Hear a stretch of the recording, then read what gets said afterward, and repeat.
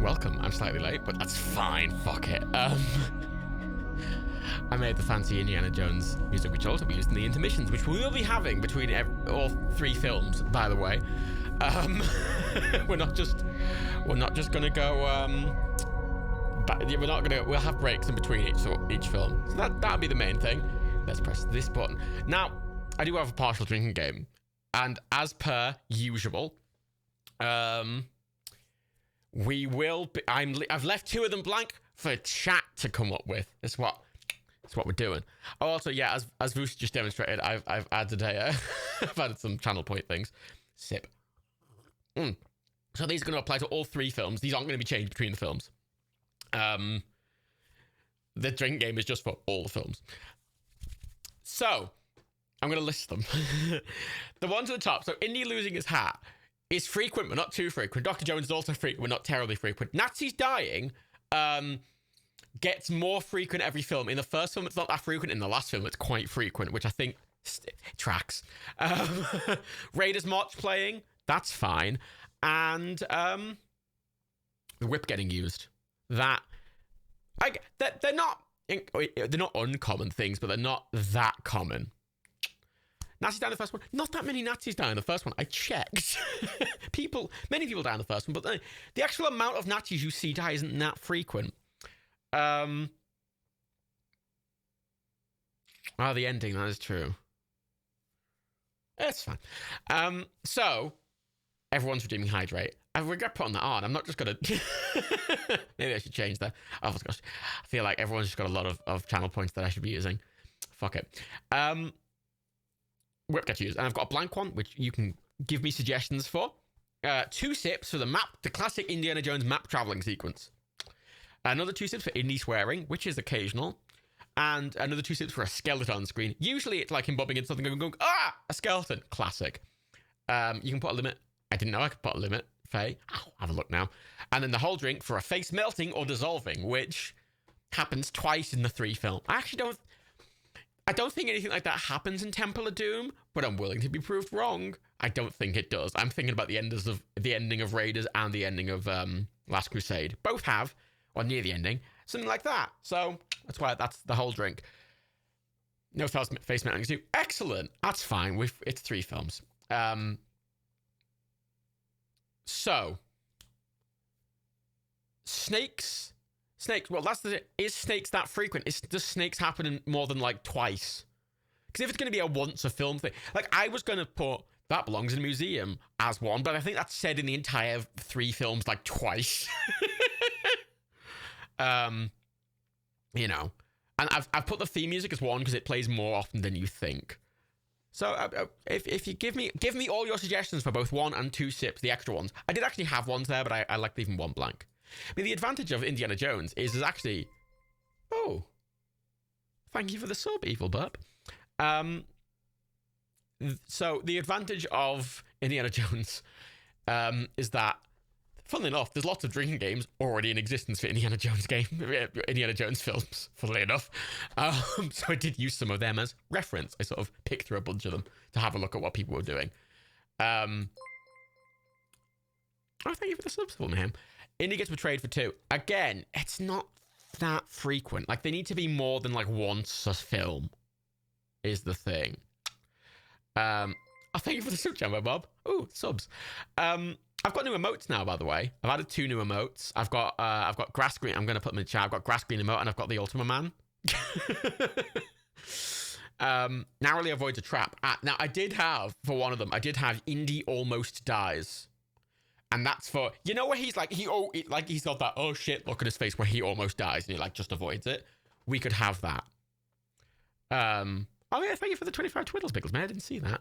Having a miserable week. Thanks for the excuse to watch my favorite film series. I'm glad this is a good film series. Now, I did debate doing Crystal Skull. Oh, thank you for the software, the desktop. There's a hype train. I did debate Crystal Skull, and I'm not against doing Crystal Skull. The problem with Crystal Skull is that to watch for the 4 movies in a row takes too long, and also I don't want to end on the bad one. But maybe if I'm pissed enough at 2 a.m., whoever's still around, we can watch Crystal Skull and hate ourselves. Thank you for the resub, Oliver. How long will this actually be? Each movie's 2 hours. So this will finish at 2 a.m. ish. Probably just before. Thank you for the resub, Panda. So, we'll see. We could, I don't know. See, the problem is the Indiana Jones movies go off at Amazon tomorrow. Lots of people are subbing. I appreciate this. Thank you. Thank you, First Panda. I misspelled skeleton. You know, I started doing these in Notepad, so it'd give me a spell check, but Notepad doesn't give you a spell check for some fucking reason, because of course it doesn't, because it's Microsoft, and they're like, Notepad, we have to have these reliable, we have to have it like it was made in the 1920s, when computers didn't actually exist. You're the sub, Mr. Verlaine. Lots of people subbing today, I appreciate that, thank you. Oh, fucking hell. I'm thinking of the 100 Twiddles, Gryffindor chests. I also prefer to pretend Crystal Skull doesn't exist, but I do like watching kind of shit movies on these streams. So, you know, this is gonna finish at 1 a.m. No, 2 a.m. is with breaks built in. 2 a.m. is with breaks and sort of running over things running over. So that 2 a.m. ish. I say that each film is literally about exactly 2 hours, and I'm aiming for like a 15-minute break in between each one. On average. On average. Right, so. Will they not be unavailable at 12? When I say they go off tomorrow, I mean tomorrow. They don't go off at midnight today. They go off at midnight tomorrow. They go off midnight Sunday. So, yeah, they're fine tonight. So, yeah, snakes. I like the almost dying one for two. For one drink. I'll put almost dying. And I think we'll count that as they come up. You know, it's the classic thing, him being about to be murdered and just scraping by. Classic. We could do Winnie throwing a punch, but that might be a bit too much. And then for two drinks, snakes I think is a fun one. Or Wilhelm. Or disguise. Actually, fuck, let's do a poll. Let's do Wilhelm. Disguise. I like disguise. Or snakes. Or let's woman shouting at indie. That does happen surprisingly reasonable amounts. Oh yeah, woman. And let's do those. Let's do those four. Oh. Oh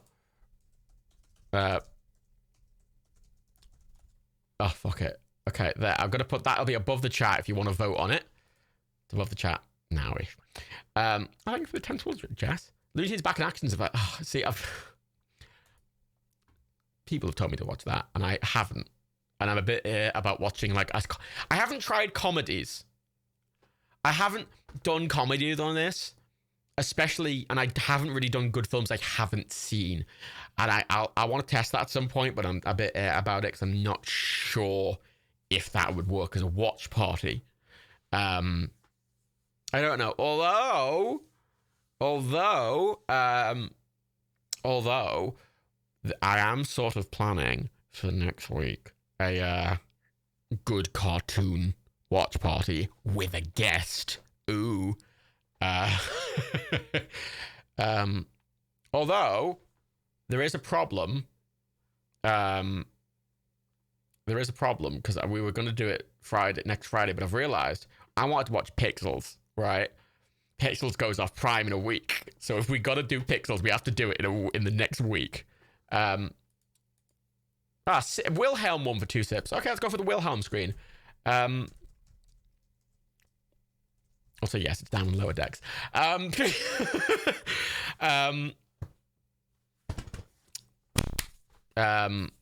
I don't know if he'd be willing to work. I don't know. That's the thing. But I want to do Pixels. I'd like to do Pixels next Friday. And if I could do lower decks potentially another day, because it's unlikely to really have a drinking game. A, because this is a TV show, and B, because Dad's there and doesn't drink. So we might just do that another day as a casual thing. And we might do lower. I don't know. We'll see. I'll plan for that. And Pixels is... I have, by the way, 2 things for those here that I'm adding just before we start. We'll start exactly past. So I have got on my movie now, not my movie, my Letterboxd. I think the reason for what I'm in James's. Level 3 hype train. I literally have no idea what hype train does. On my Letterboxd account, I have got 2 lists now on there I've got a list of films I'd like to do, like Watch Party Candidates, and I also have a list called Watch Party Candidates - Trash.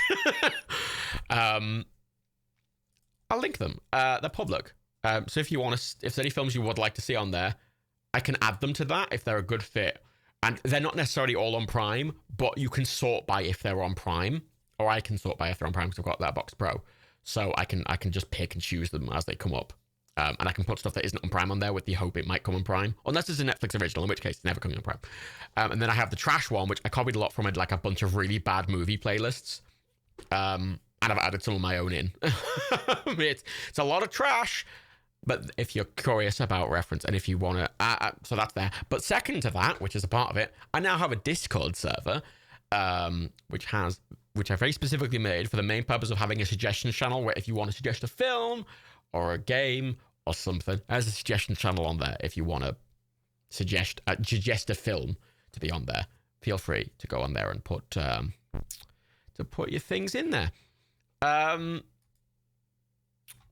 that's the update.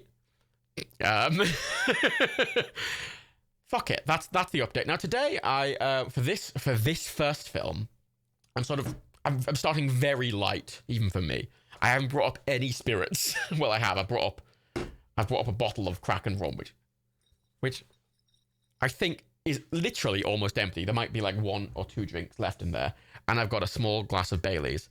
Because my intention is, I'm going to order food just before Raiders ends for it to arrive in the 15-minute break.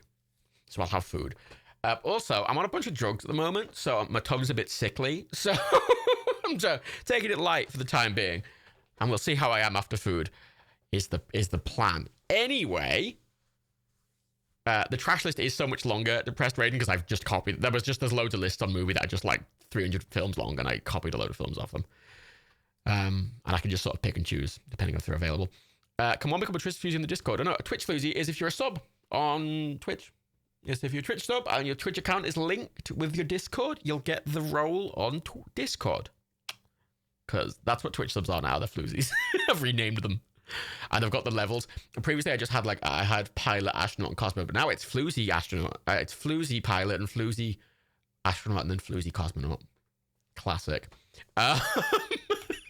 And also, channel points, and I called Matt coins per Derpy and Lolpanther's suggestion. Classic Matt reference. Classic reference to a Nerdcubed server's April Fool's Day joke from 5 years ago. And I'll oh yeah, TM. The TM's important. I added the TM. I've got to trade. It's an important note. And I'm also gonna quickly right now, with a minute left until we start, gonna set it so only a limited. I don't know how these channel points work to be perfectly honest. Oh yeah, cooldown, redemption cooldown. Oh, max total redemptions per viewer per stream. Oh, neat. Yeah. Maybe I'm also gonna make them a bit higher. Yeah, hours. Save. Fuck it.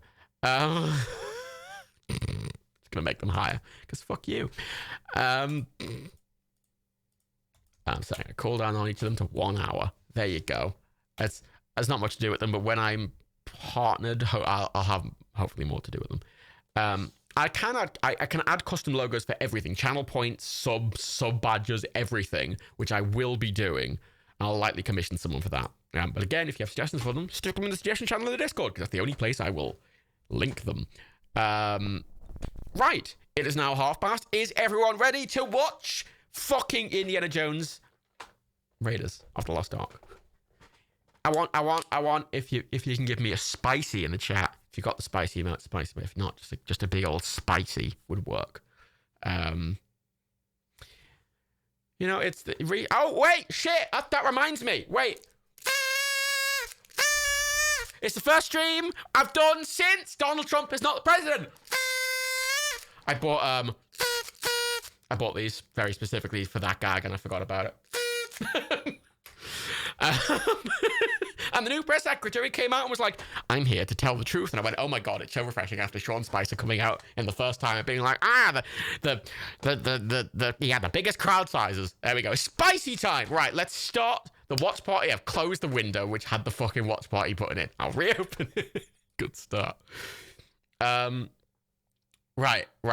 I'm going to start the watch party. If you don't have it available on Prime in your region, or you just don't have Prime, I will be giving timestamps regularly throughout all the films. Also on request, if you're watching elsewhere, whether it be Netflix, or you've got my DVD, or you're watching a bought version, or you're watching a not bought version, which I don't recommend, but I know many people do that, so I will be giving timestamps if you're not watching on Prime. Raiders of the Lost Ark, 1981, 1 hour 55 minutes, select title. Go. I said go. It's starting. Hey, there it is. Also, while this is going, I want to just, hang on. There, where is it? There. I had to buy a bag of those, like, party blower things. You can't just buy one, obviously.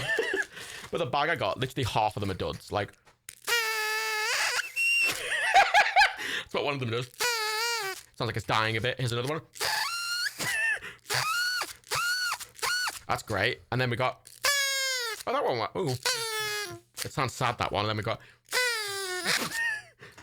My favourite thing. I've got loads of them. It's got a big bag full.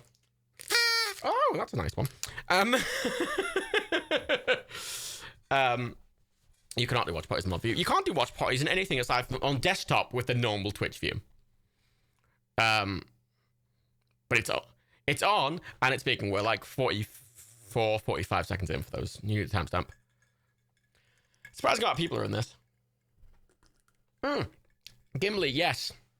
John Rhys Davis, isn't it? Is Gimli? Is that right? Oh, please let that be right, or am I completely fucking... I don't care about Lord of the Rings. I don't like Lord of the Rings.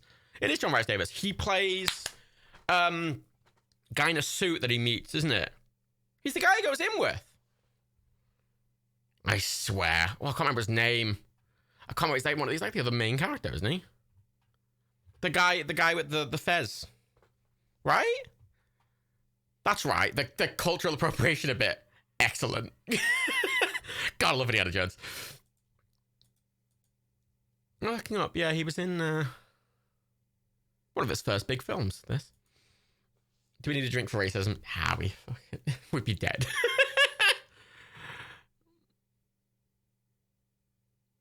I mean, look, this is my favorite kind of film. It's these, like, old 80s, 90s films. With just Harrison Ford films. I'm really annoyed the Jack Ryan films on Prime, and the second they're on Prime, we're watching almost all of them. There he is! There's the boy! He's got an arrow! He's feeling it. He's like, oh shit, my fingers are slimy. We're 2 minutes and 15 seconds in. 16 seconds, 17 seconds, 18 seconds, 19 seconds, 20 seconds in. Evil Burp, you haven't seen the first one? You've seen Temple of Doom, but not Raiders. I mean, I only think 2 of them of you. I mean, Temple of Doom's kind of not great. But Raiders is excellent. I mean, Last Crusade is the best one. And I will die on that hill. Suspect an arrow is poisonous. Touch it. Yeah, I mean, could be venomous, not poisonous. Temple of Doom is arguably worse than Crystal Skull, says Faye. Oh, that's a take. Oh, that is quite the take, actually. Jink's not watching any of them. I've realised this. A lot of, whip! Yeah! Drink, sip for whip being used. And there's my boy! I don't have a specific drink. I mean, I have the satisfactory coffee emote, which isn't that good of a sip emote, like, for this context. So when I get partner and I have more slots, I'm probably going to get a dedicated, like, drink, sippy, sip, alcoholic one. Yeah, young Harrison Ford is just offensively handsome, isn't he? The timestamp, Joshua, is 3 minutes, 46 seconds, 47, 48, 49, 50 seconds. Should have had a sit for black brown face. Look, we gotta stop we gotta draw a line somewhere.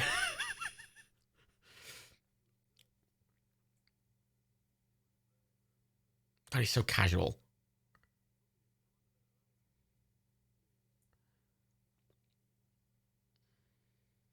One of my favorite things about these old films as well is the really obvious ADR occasionally.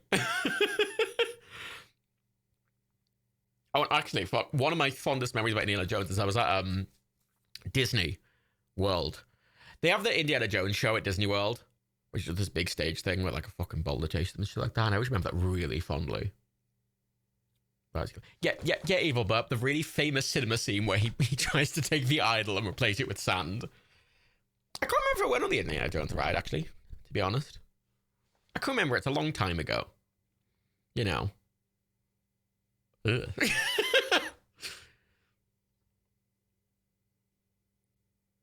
Ugh.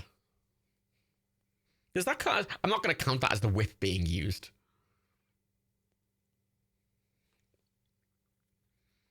How did so many get on them so quickly?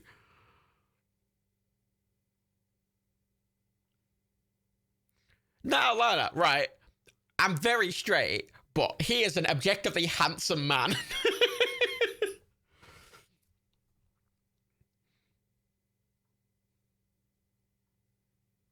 Like, not being comfortable in your sexuality is Skeleton!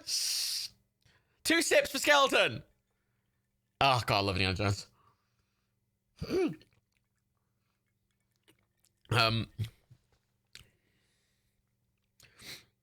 I always think it's that really toxic masculinity thing about, like, not wanting to acknowledge any other man can be, like, a handsome person.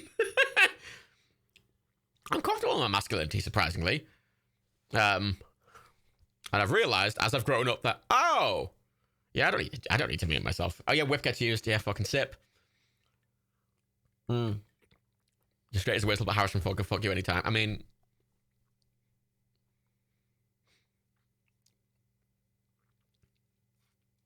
I wouldn't go for it, but equally I wouldn't object.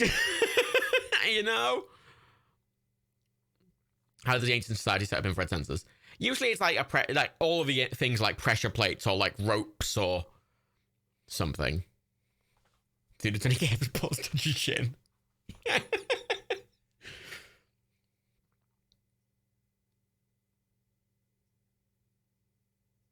See, look, pressure plate.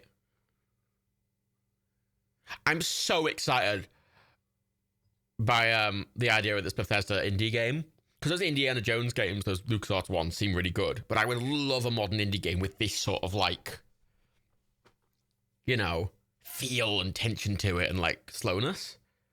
Like, I loved that Star Wars game, the EA single-player one. And that felt like a really good Star Wars game that actually got the tone right, and it felt good.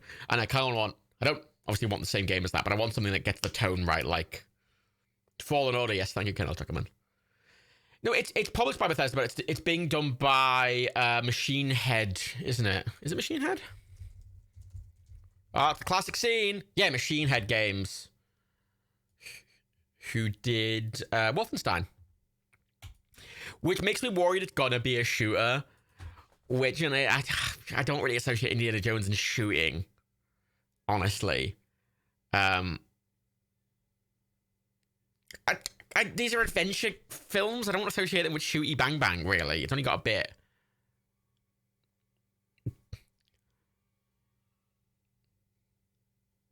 Excellent. Look at that smile.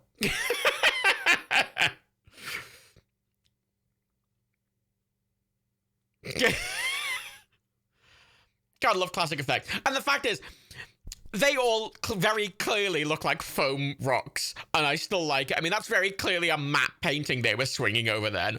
But whip, used whip, gets used, sip.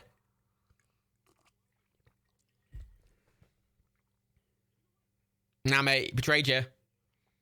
I mean, we totally could have had a betrayed sip thing, but... First games you played was the Lego Indiana Jones ones. I remember playing that. I remember liking that. I don't know, like, I just... They are good at making natty shooters. It's just, like, none of what I think is good about Indiana Jones is shooting things. It's always this, like, slight clumsiness of Harrison Ford, but he's still very competent. Just, he's kind of got a... Like, look at that! Oh, orca clumsiness. I'm gonna go... Is that an Indy almost dying? Because I'm gonna go for a sip for Indy almost dying. Yeah. And that's a dead person, not a skeleton, so we're not gonna count that.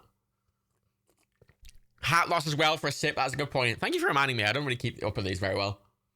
No,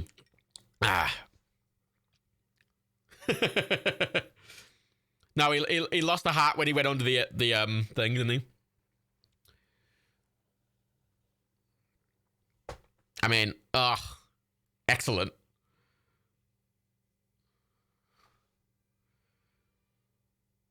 Jump the chasm. Look, I make the goddamn rules for the drinking game, and goddamn it, I get to say what is and isn't a skeleton. Fuck you. Wanker!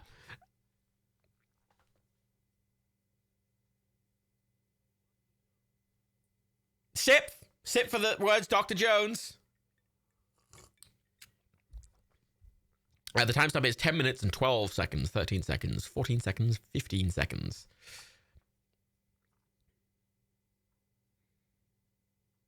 I'm drinking Bailey's, just a bit of Bailey's, and then I'm going to make a rum and coke after it. I'm really excited. I'm going to get pizza tonight.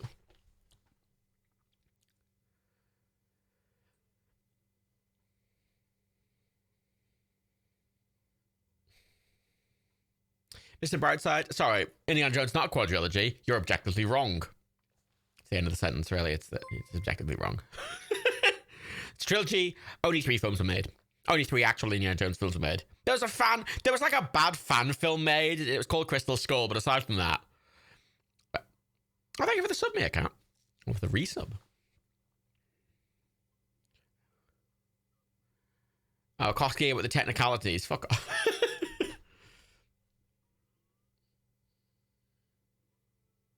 Oh, the plane! The plane! I'm not optimistic for Indiana Jones 5. Like, what Indiana Jones is to me can't be made nowadays, is the thing. Like, for these films to work, I think they require, like, this ridiculous level of, like... You know, they can't really do CG. The stuff's fairly small scale. And, like, the second they add CG into it, it makes it too big. Which, obviously, was the problem with fucking Crystal Skull, where they had the fridge nuke thing and the whole swinging through the trees with the monkey thing, and it was just... Yeah! I mean, look at that! It's just him swinging on a rope covered in leaves. But that's great. Look at his hat. Oh, his silly little wet hat. Looks like a twat now, doesn't he? Oh, Indiana Jones theme playing! Sip for the Raiders March, it's called. Oh, God, I love it so much. Look at that plane! Ugh. That's a sexy plane. Look at that radial engine. Ah, snake!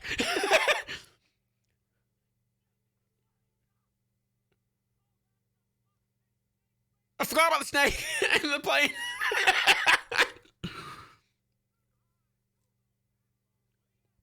Oh, we're getting having the snake drinking game now.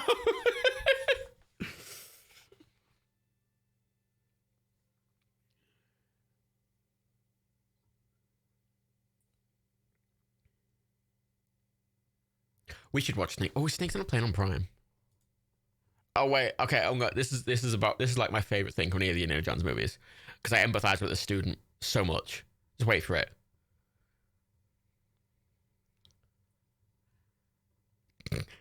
I empathize with all these women.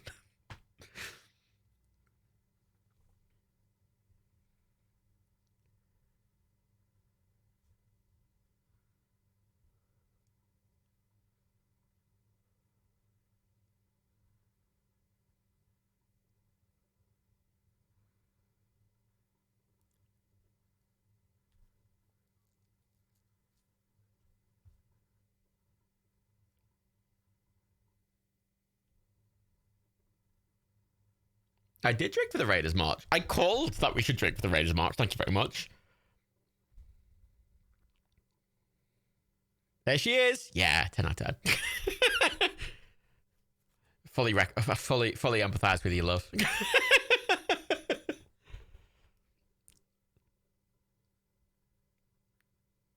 Okay.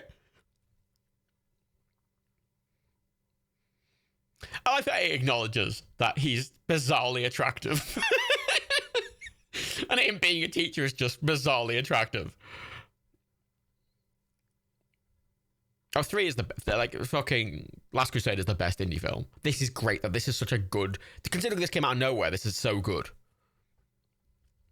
Yeah, fucking. We got John Williams' amazing fucking things. Ugh.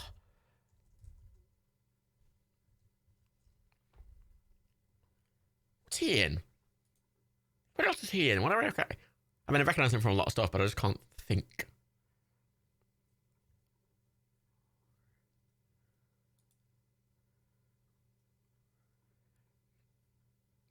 I like the way he says old boy as well.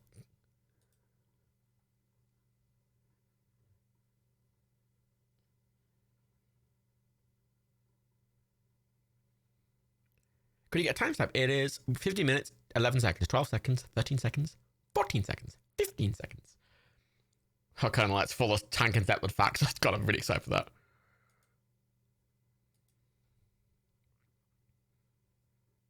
Dr. Jones, sip.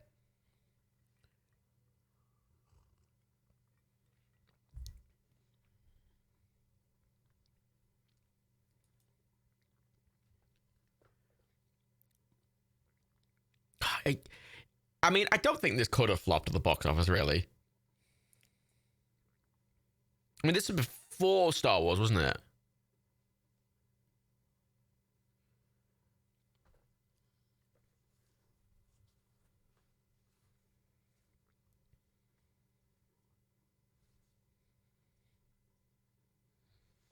So let's, hang on.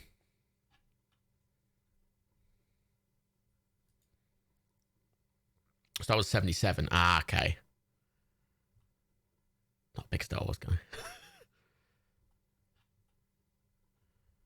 I'm just talking about things Spielberg directed.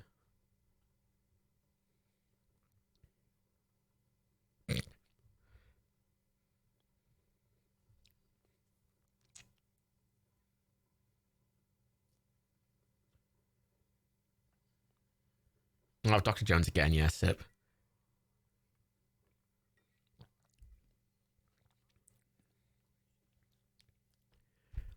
I genuinely love as well the time period this is in. I want more films from this time period.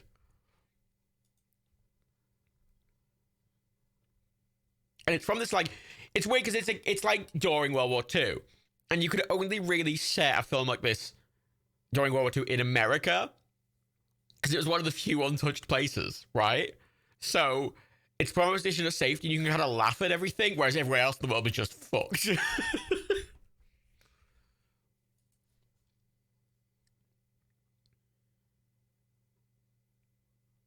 1937 it's set, as Lazarus says. I think that's about right. Well, during the Nazis... during the Nazis...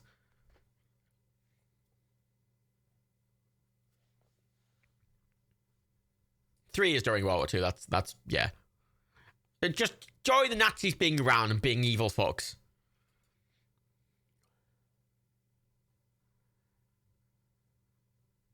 It was very posh. Very, very much.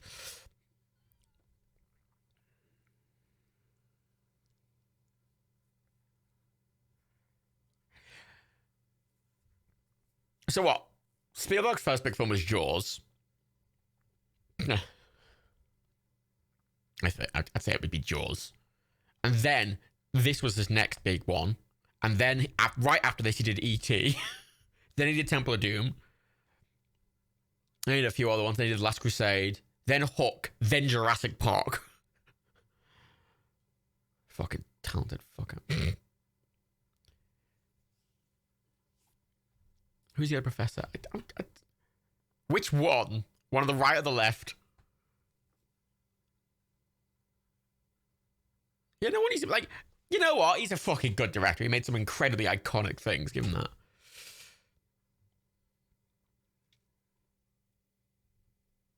And then Lucas was sat there just, being George Lucas for some reason.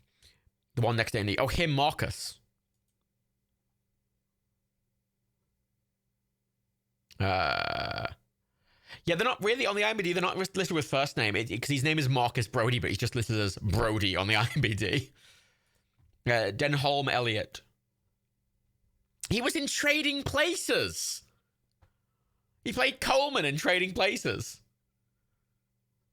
Fuck, what? Trading Places is great fun. And I always think about how fun it is, and then every time I watch it, I forget about, like, the bit at the end where, like, Dan Aykroyd just goes in full blackface, and I'm like, oh my god, stop.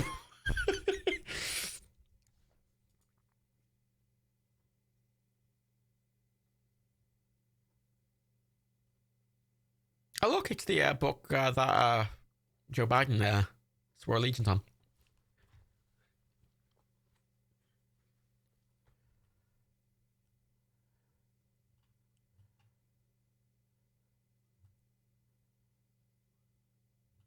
He was on a bunch of British TV. Guy who played Marcus. He was on a bunch of ITV stuff.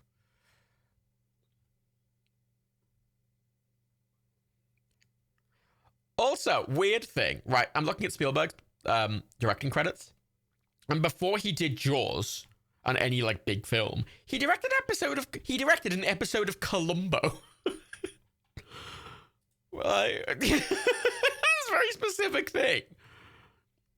He did, like, a few short films, a couple of TV episodes, and one of them was Columbo. He just did a single Columbo episode. Murder by the Book in 1971.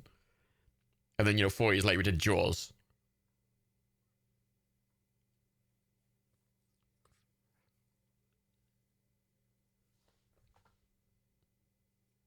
I do like Columbo. I remember liking Columbo quite a lot.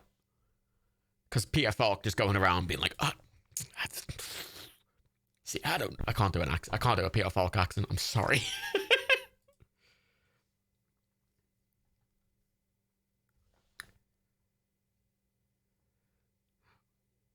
My mum watched Columbo all the time, so full of that's where I got into it, because my mum watched Columbo all the time, so it was always on. Along with Friends.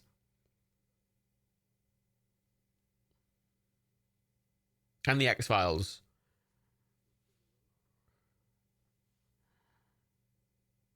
We had a full drink when the guy disappears in the car and is placed by a coat with the hat on. No, God. Oh, yeah, I like Murder, She Wrote as well. I like Columbo, just Peter Falk just being like, duh. Look at Marcus. Fucking fancy British cunt. I don't fucking score.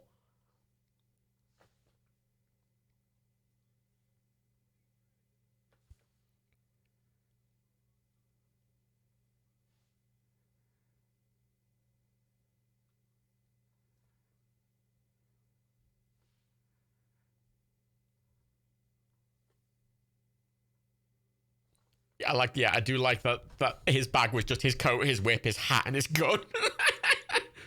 And look at that! Look at that flying boat! Give me a flying boat! God damn! Map traveling's not happened yet, Jinx. He's only getting on the plane right now. God, I love flying boats. I fucking love flying boats. God. It's not a seaplane, the Ninja Monkey. It's specifically a flying boat. That's the proper terminology for it. It's a flying boat. A seaplane would be the plane at the start that he was on, the one with the two, like, things. That's a seaplane. That's a plane with just floats on. That's a seaplane. This, what he's in now, is a flying boat. Like, it's because it floats on its hull, not on skids. So it's got a boat. It's made like a boat with wings. I get boat, sip for the boat, and the Indiana Jones theme. So that is 2 sips. No, 3 sips. No, the Ninja Monkey, that is serious. You see how it's whole? There's different terminologies. A flying boat specifically has a specific hull, whereas a flying boat is one with skids, and that floats. They're different terminologies they used. Well, we still get like seaplanes now, but there's no like modern flying boats really. They sort of went out of fashion in the 40s, 50s because of all the airports that got built during World War II. Because flying boats were originally used because there wasn't many big airports around. And World War II happened, and we just built airports fucking everywhere. And then suddenly like, oh, we don't need fucking flying boats anymore. We just use normal planes. I drank for the map scene, Anna. I'm going to ramble about planes if I'm given the chance, damn it. Also, yeah, it's a goddamn excellent shot. That is also the end of the night.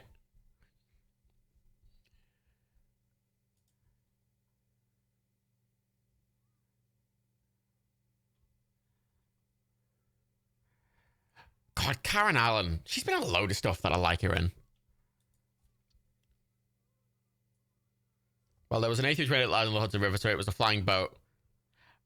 No, that wouldn't be a flying boat. No skiffs. It's also not a flying boat. It's just a normal plane. What's the timestamp? We're at 24 minutes and 50 seconds. 51, 52. The man... Yay! The reason subtitles often say speaks foreign language is because often, especially in these older films, sometimes I don't know for a fact, but a lot of the time they're genuinely just speaking absolute gibberish that sounds vaguely foreign. They're not actually speaking a real language. That could be true or false for this film, but it was a common thing in a lot of... Oh, look at that silhouette. Oh, such a good introduction. What else has Karen Allen been in? She's been in a lot of stuff.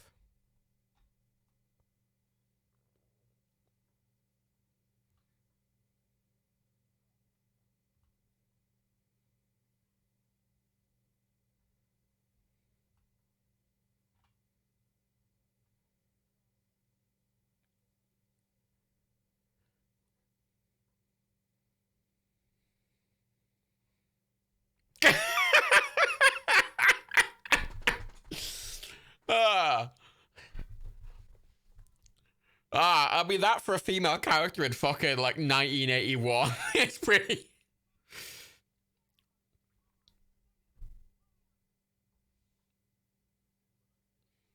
Excellent.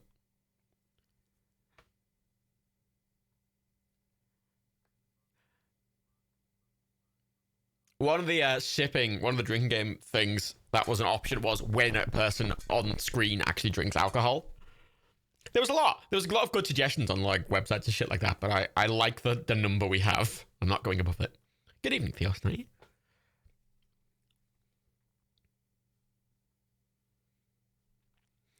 Koski, Spielberg and Lucas wanted to try and make Indy edgier, so it's implied he slept with her when she was underage. Ah, that's fun. Classic Spielberg. No, that's classic Lucas.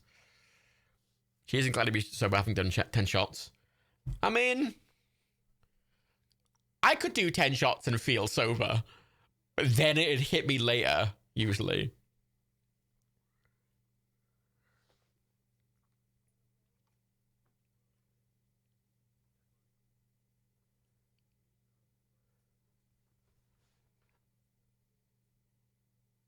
How much was $3,000 in fucking 38?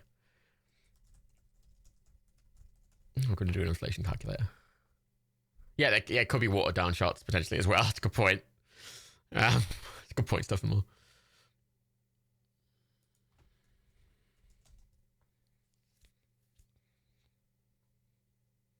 Also, yeah, you can even when you're drunk, I feel like you can act with a certain level of soberness. It was $3,000 in 1938. Let's go with calculate. Wow, 3,000. That would be $55,000 today. That is a fuck ton of money.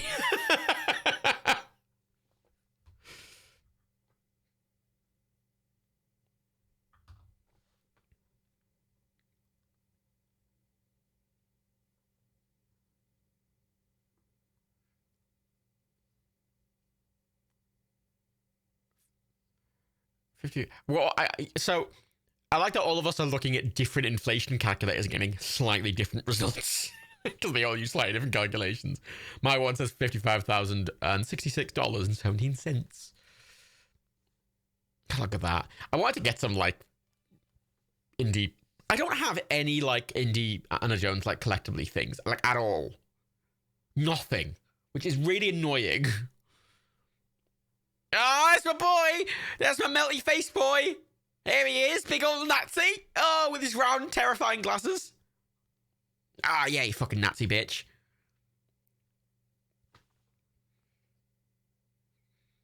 God, fucking, the best way to do a Nazi. God, it just looks fucking so actual evil.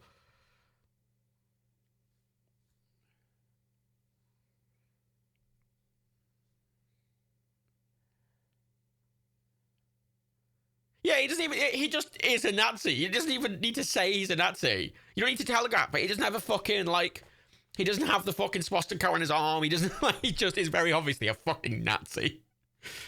And they can just show pure evil in a German accent and go, yeah, it's a Nazi.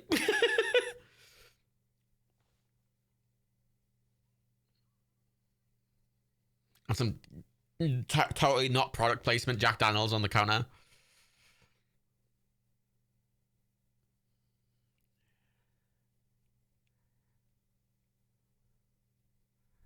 I mean, fine ass leather coat, right? Tie.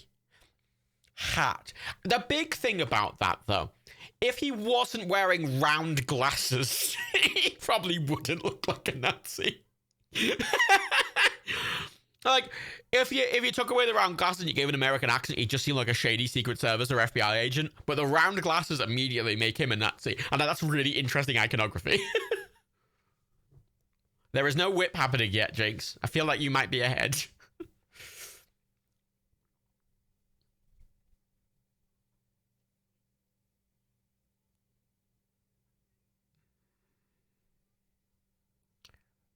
Oh, get used to that face looking really sweaty and slightly melting. Just you wait. Whip! There it is! Sip!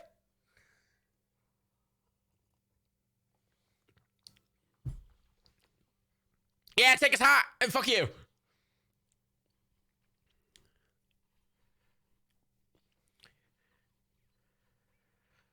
Ugh. See, honest to God, this is one of the few, like, shooting scenes I even associate with Indiana Jones. It's not a common thing. That's not how fire works. Shh, it's a fucking 80s movie. It's allowed. Look at him! Look at him! Yeah! You wear that fire suit, buddy! Oh, God. This film is, like, sometimes weirdly gory as well, which I fucking adore. Like, it's an adventure film, and it's silly, but it's gory, but it's not explicitly like it's not like Deadpool levels of comedy. I miss this kind of style. You don't really get this style now. How is this rated PG? Great question.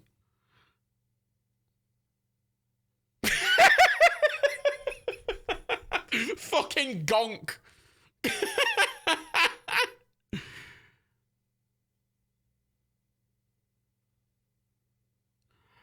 Oh, fucking love 80s films, man. Oh, that was Johnny Walker whiskey. That was the whiskey I had in my cupboard until I finished it off in the last watch party. I've ran out of rum, whiskey, and fucking vodka. I have to buy more. It's fucking whole thing. Yeah, bitch!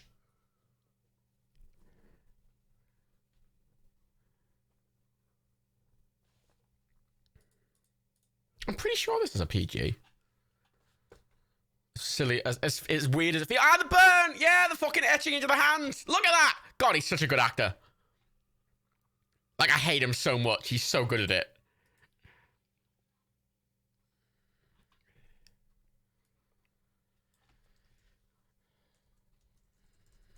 It's not PG, says Koski. What is it?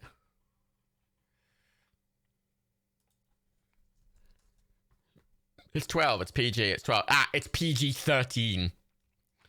It's PG-13. So, for context here, for the Americans, in America, a PG-13 would be a 12 in the UK.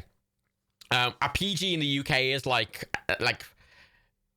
this. So in the UK, our ratings go UPG 12, 12A. an 8 and is there a 15? What was an 18? So PG is just parental guidance. So you can bring kids to a PG. It's kind of suggested like 5 to 10 or whatever. And then 12A is obviously the same as sort of a PG-13, where you can be 12, but if you can be under 12 and still go with an adult. Indiana Jones map scene. Map. 2 sips. And also the music. 3 sips. 12A is only for cinema use. That is correct. And it's 12 on DVDs. So yeah, PG. In the US, a PG would be considered a 12 here. Whereas in the UK, a PG is like younger. Like what? In the US, it's like E for everyone, isn't it? And then there's... Actually, how is it? Hang on.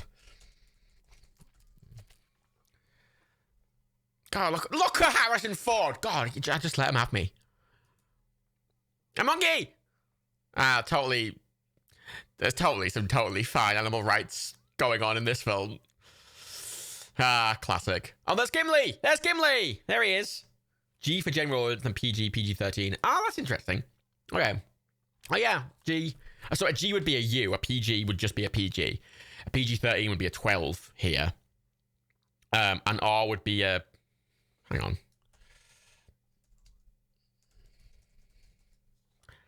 I'm having a bit of a brain fart, and I'm trying to remember if there's a 15 or not. I don't think there is. Yeah, there's a 15. So yeah, in the UK, it's U, PG, 12, 15, 18, and R18. And R18 is for actual porn. Whereas in the US, it's G for U, PG for PG, PG-13, which is basically a 12 here. Then there's R, which apparently under 17 requires accompanying parent or guardian, which would be an 18 here.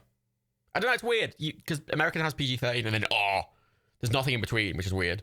And also, you can go with an adult, whereas in the US, under 18s are not allowed in an 18-rated film at all. And then there's NC-17, which is adult only, which I suppose would be a British 18. Yeah, I guess that would be the closest comparison. NC-17 would be like a British 18, and an R would be like a British 15. Raiders is PG, and Temple and Crusader 12. Wow, fucking hell. This is a PG. I mean, fuck yeah. There's a 15 in the UK. Yeah, I've never really seen 15 very much in the UK.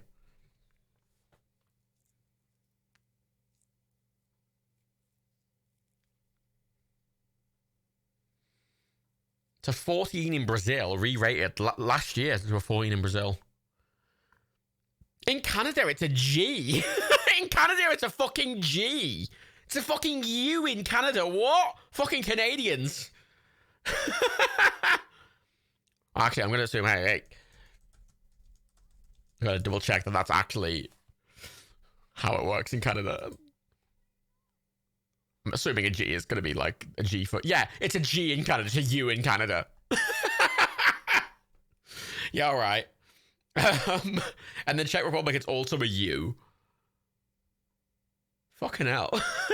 Yeah, all right. Fucking Canada being liberal as shit, aren't they? Fuck me.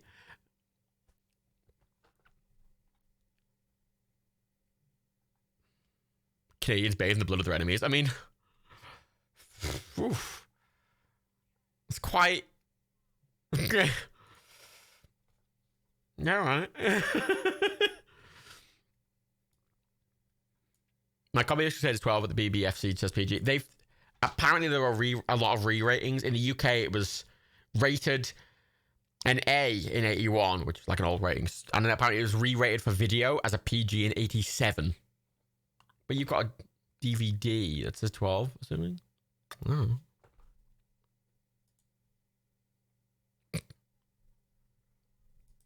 I mean, I like Harrison Ford. Because Harrison Ford and Patrick Stewart are like two of my favourite actors. And fun enough, they both have the same birthday as me, which I quite enjoy.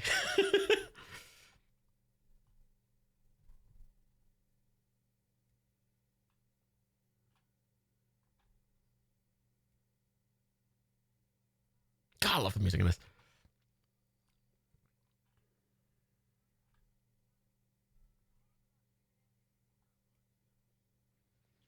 It must have been so weird for Harrison Ford, because literally, throughout the entire 80s, he did Star Wars, indie, Star Wars, indie, Blade Runner, Star Wars, indie. Like, Indie again, then Patriot Games, then The Fugitive, then Clear and Present Danger, like, then Air Force One, and then K-19 2000. Like, he just had this fucking run of fucking classic fucking amazing movies. Oh, The Whip, yeah, sit for The Whip. Ah, stab, nice. Oh, we're getting the really classic scene coming up. Yeah, there's The Whip, there it is.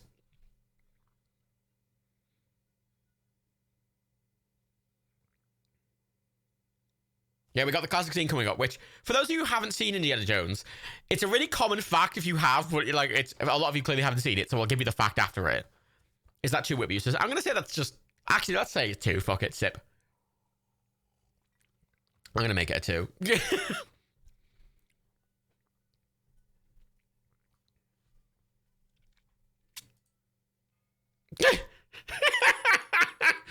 That's so good.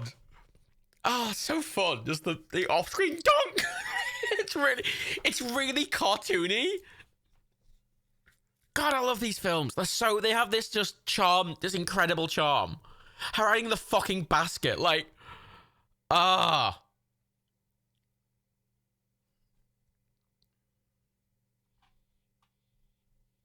And the monkey's like, she's in here. She's in here.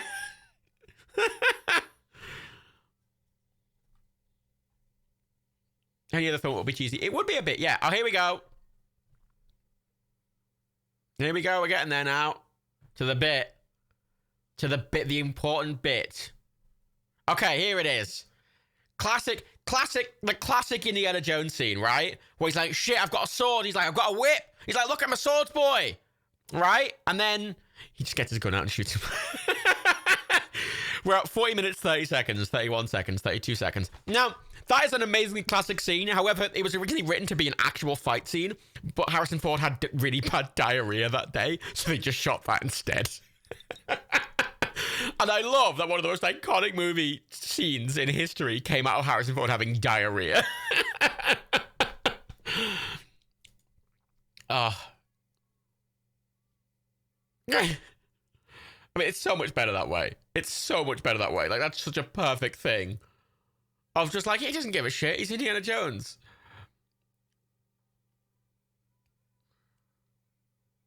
Yeah, you fucking open those fucking... Oh, so good.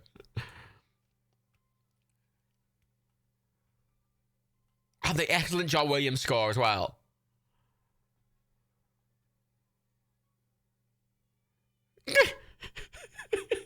No one gives a fuck as well.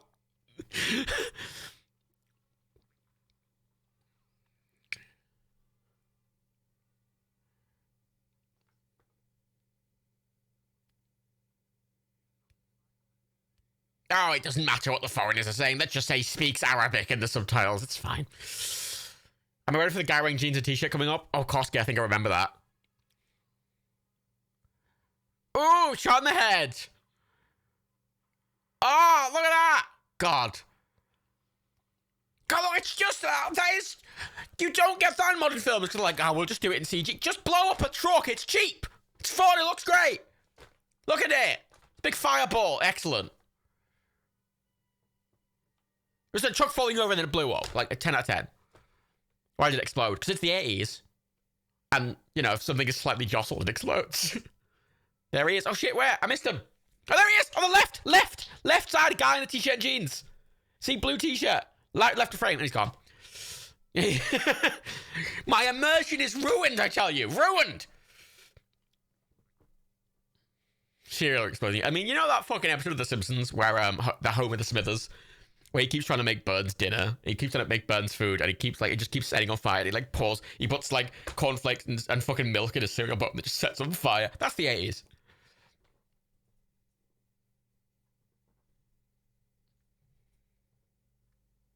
Excellent. Who was that? I don't know. I imagine it was just a guy who walked into shot. I imagine that.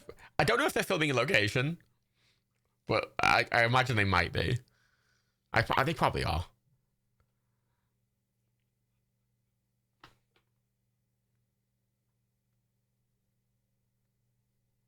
I think it was shot in Tunisia. That's not about right. Hipster chicken. Dr. Jones, sip. I finished my Baileys.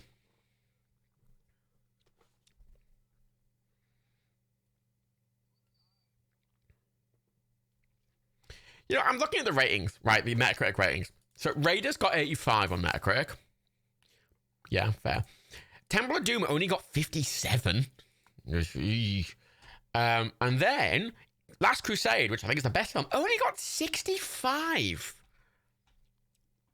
The New Yorker only rated it a 5 out of 10. New Yorker, you have no taste. 5 out of 10? Fucking Pauline.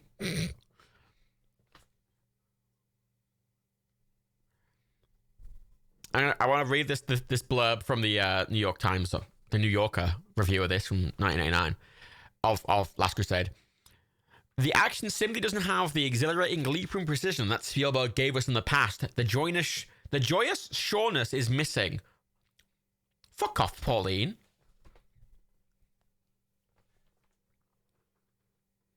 Temple of Doom was your favorite as a kid, says Best Rating. Well, you were a child, so you're allowed to make that mistake as a child. You're not allowed to make that mistake as an adult.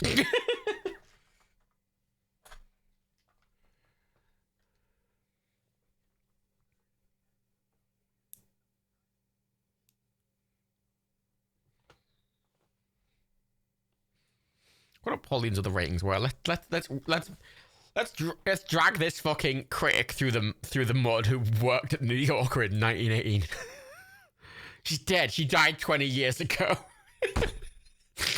Let's drag this dead reviewer through the mud.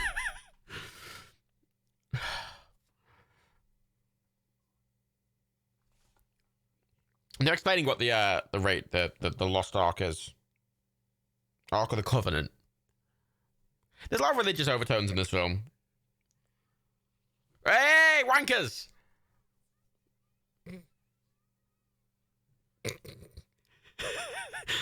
Yeah, I really like kids touching me, says Harrison Ford. That smile was a bit inappropriate. I'm going to be honest, Indy. Bit creepy.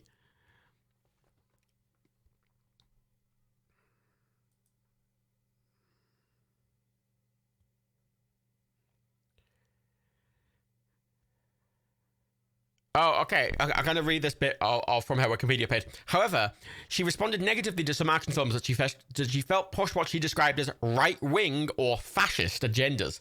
Which, you know, sure.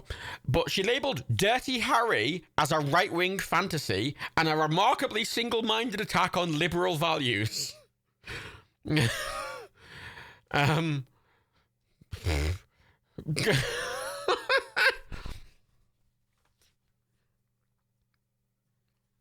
And there were a lot of things that she was accused of homophobia in some of her reviews. And then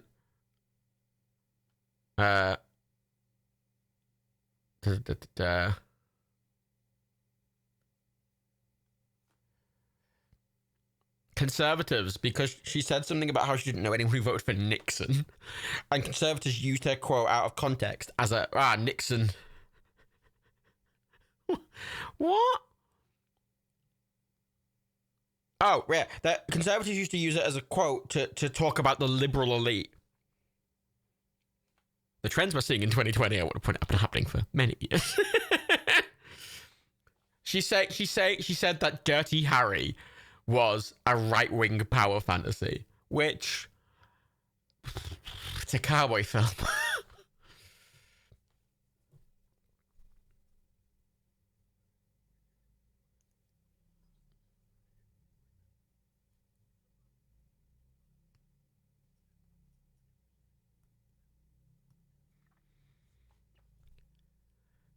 Oh, don't say Crystal and Indiana Jones movie. That gives me just fucking bad memories, man.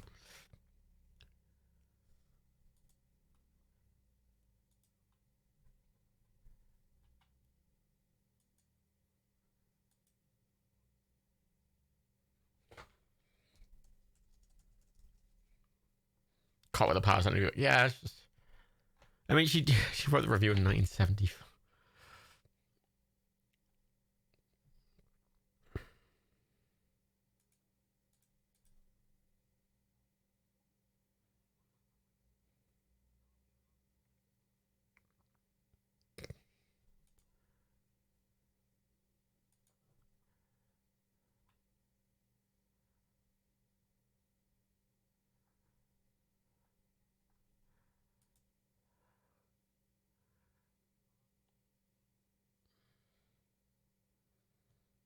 Oh. Oh, the suspicious wind.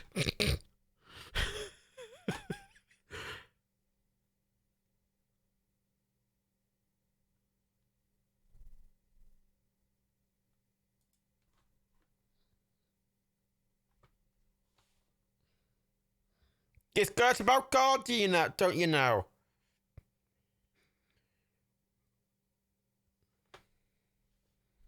Oh shit! Oh, he caught the prune. I feel like some of you are quite ahead. The monkey died! Oh no, the monkey! I mean, that is Indy almost dying. Sit for Indy almost dying. I feel like some of you are definitely ahead. Or you're watching a slightly different cut. We're at 49 minutes and 38, 39, 40 seconds. 49 minutes, 40 seconds. It was a Nazi monkey, it's okay. Does that count as a Nazi dying? Should we sit for the Nazi monkey dying? Or like... Let's sit for that.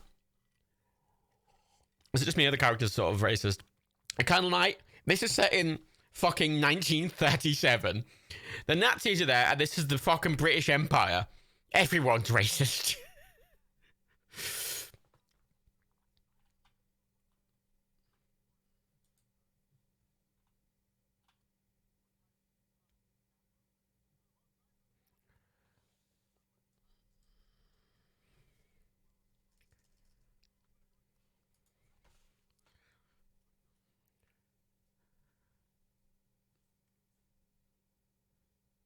Oh, it's the classic bit. There's a lot of classic bits. I'm going to say that a lot. I mean, it's Indiana Jones. There's a fuck ton of classic bits, funnily enough.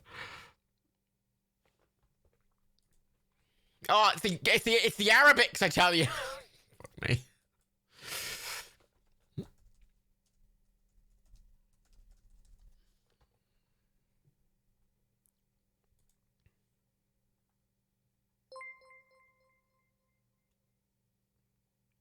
Well, thank you for the resub, Hughes. No, the whole movie is a classic. So I'm reading about. I'm still reading up about this reviewer because apparently I'm trying to figure out if she hated or liked Pulp Fiction. Really slightly distracted, I'll be honest.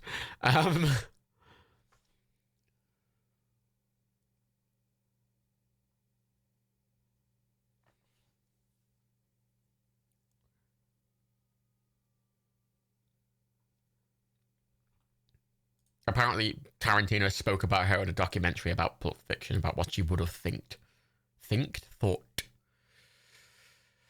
Yeah, she seemed pretty anti-violence. I mean,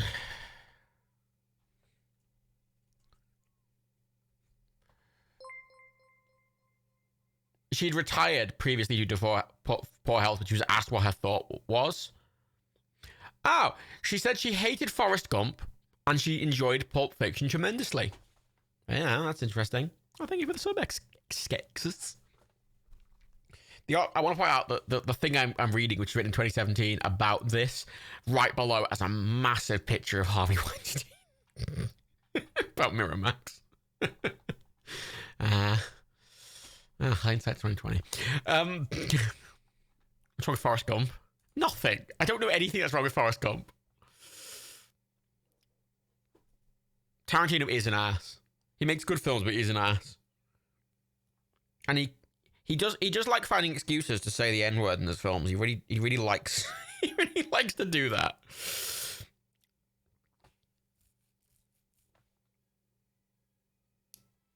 Oh shit, it's a thing. You know, I want an Indiana Jones game. I want to be a bit more like a Lara Croft game rather than like a fucking shooter. But I want elements of shooting, but I want it to be puzzles, I want a puzzle game.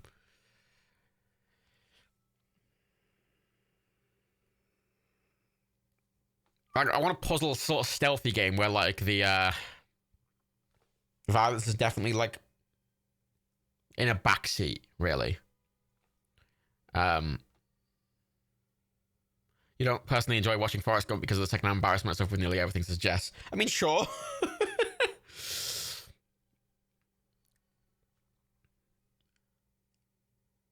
The thing is, like, Tomb Raider, I shouldn't be in it because Tomb Raider's got a bit too much climbing and shit where he doesn't really do that. It's more exploring. and like traps and stuff. I don't know. An indie game could do something really cool and unique if they wanted it to.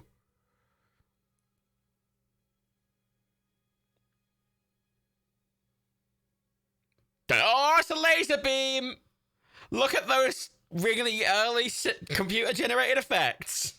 Well, it's probably not computer. It's not computer-generated. It would have been probably just they would have just drawn on the thing. Oh, John Williams is so good. I know, right?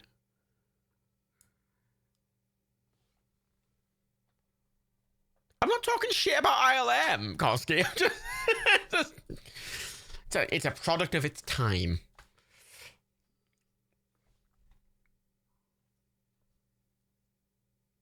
There's a lot of Tomb Raider games. Broken Marshall.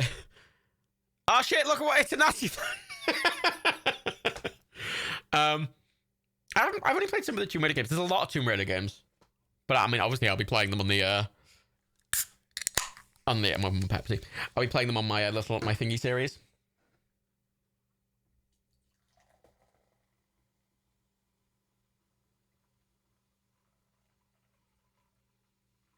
He's distracting them as he. Oh shit! It's the Nazis. I like the little casual turns. Oh shit! It's Karen.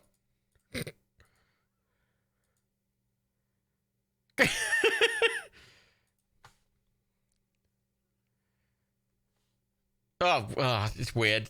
It's a bit forceful. That's a little forceful, Indy, I'll be honest. It's a bit much.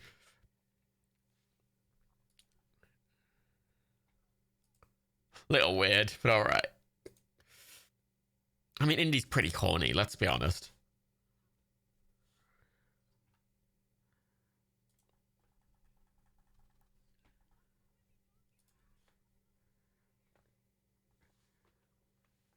He's got a point, but at the same time, don't... Okay, sure. I regret not having woman shout to Indy as a drinky thing. Maybe I should change that, because I feel like that happens a lot in these films.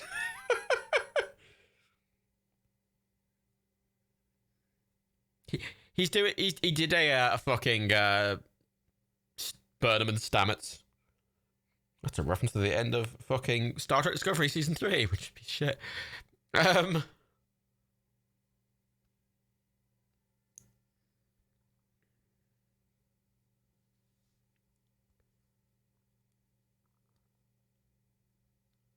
We could swap out Wilhelm or Indy swearing for woman chapter Indy, I think.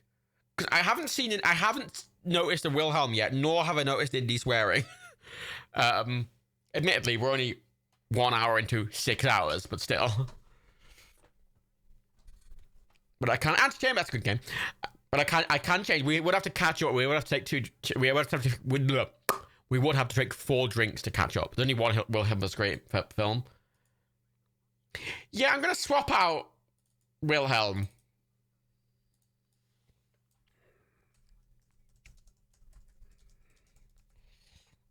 There we go. Woman shouts at Indy. 4 drinks? Drink 4 drinks, everyone. Or don't. Shit, look, he's got a Nazi pin on now.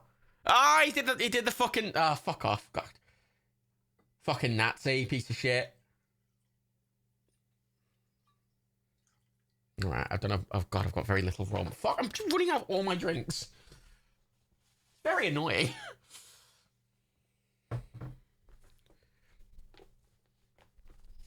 Ah, the fucking metric system. I mean, you joke, Koski, but they failed to land a fucking Mars, something on Mars ages ago. Because there was a miscommunication between metric and imperial. Was it Mars or was it a meteor? Probably other. Can't remember the specifics of it. I got a fizz drink if you get 4 drinks to brain freeze. I mean, it's up to you. As I say with these drinking games, it's all up to you. Play along however you want, drink responsibly, etc., etc. It was Mars. Okay, it was Mars. I'm right. I know my space things-ish. Imperial's definitely always the problem, yeah.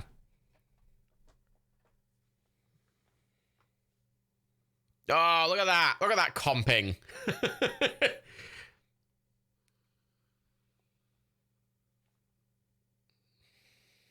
I love old school comping. It doesn't... It always has a really specific look to it. I always actually enjoy how it looks. It's really stylistic looking. That's not great. I mean, it's 1981, one of many Jameses. I give him a break. It's fine. I still think it looks good. It's got a style to it, which I think feels nice. It doesn't look bad.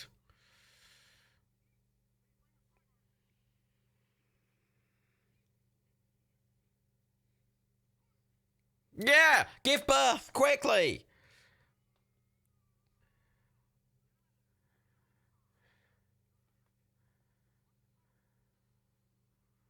It's a fucking... It's a fucking Star Wars. It's airtight wire the snakes. There's lots of questions. First of all, it is airtight wire the snakes. Second of all, it's airtight. He found a way out. He found a way out. It's just a hole in it. Yeah, I think that the comping has aged better than like early CG.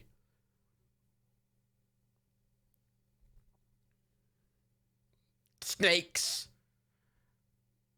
I hate snakes. So many snakes. Again, though, the reason I am fine, it's fucking fuck it. It's a fun adventure film. It's not meant to be that fucking serious. Oh, those little snacky snacks. I imagine a lot of them are real and a lot of them are just like fake snakes, like with real snakes put over them. Wait, look at his face. There it is. Classic line. 10 out of 10. Ah, classic. Glad we got there's 3 Eli emotes. You feel like dropping a flame torch on the real snake is a little cruel. It was the 80s. It was the early 80s, and not filming in the US. They're filming in Morocco, so I imagine they took more liberties with animal welfare.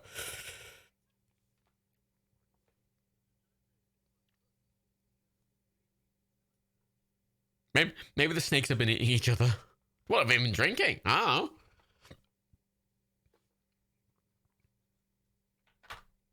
Bread!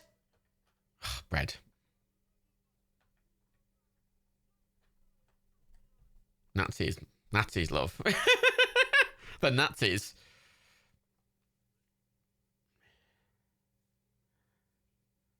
that a potato?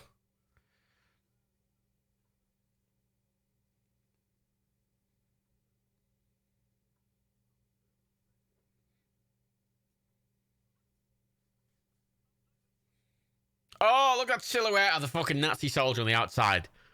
Oh, that's a really nice detail.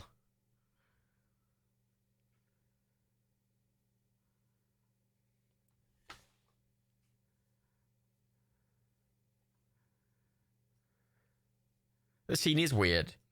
Oh, it's clearly meant to be.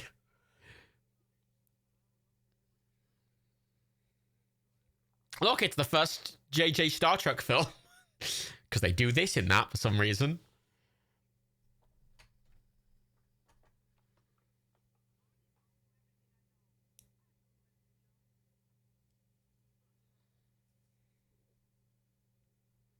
Why it's in the movie? Because the 80s. If any of your questions, the answer is it's the 80s. It's the very early 80s. So, that's your answer. It's a product of its time. Why? Don't question. It's just questions. With your questions. Just have fun.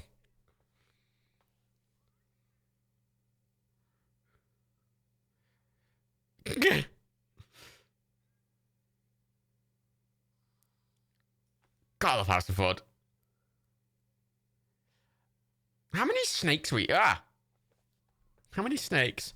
How many snakes were... Oh, God. I'm going to Google it. Curious. Ooh, a BuzzFeed article. Well...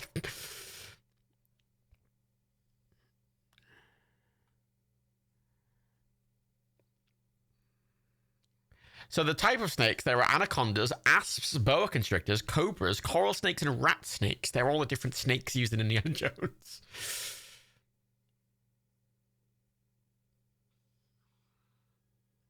Hiss. Hiss, I tell you.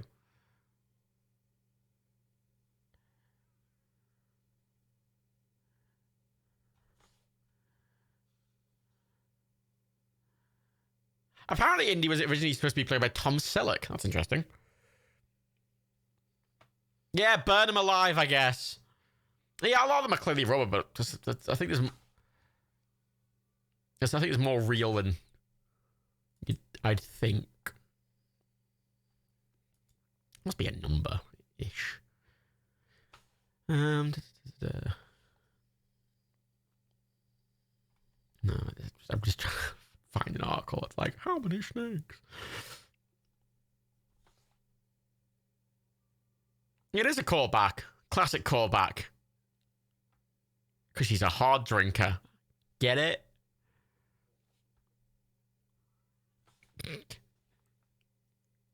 She's a trained drinker.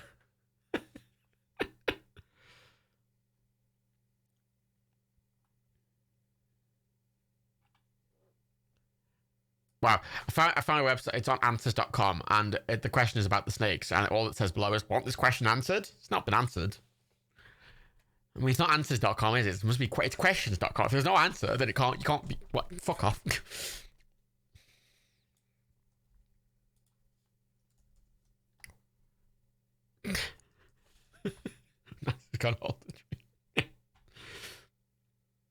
Wow.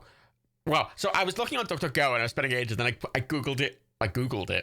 And Google gave me a snippet with the words 2,000 snakes. So DuckDuckGo does have its limitations. Apparently, they had 2,000 snakes on set. According to this.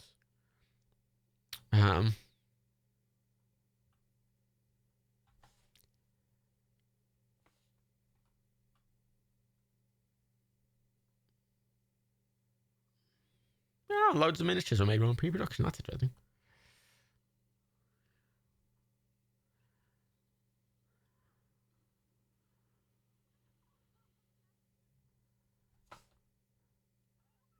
Huh. Apparently, when the tarantulas were happening earlier, they were all female tarantulas and they weren't moving. So they put a male tarantula on the back and then all the fucking tarantulas freaked the fuck out, and that's how they got the shot. Interesting.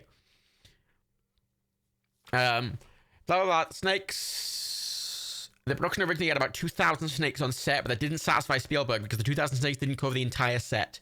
Spielberg then estimated they would need at least 7,000 more snakes to make it believable. They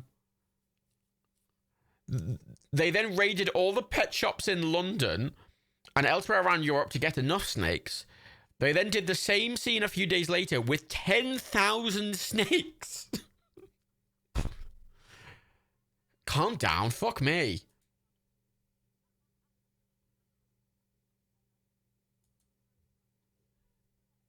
I don't think that's wine. I think that's like vodka or something. That's a spirit. Shit's the Nazi man! Yeah, I want to know what happened to the fucking snakes as well. While filming the snake scene in the Well Souls, the python bit the assistant director's hand and wouldn't let go.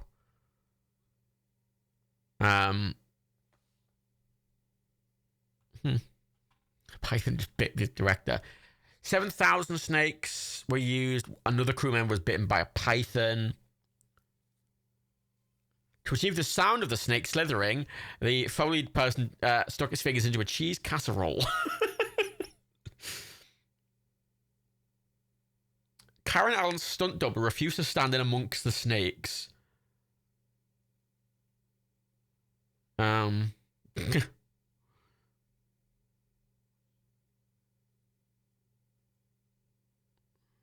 Apparently Harrison Ford's not at all afraid of snakes, which makes sense.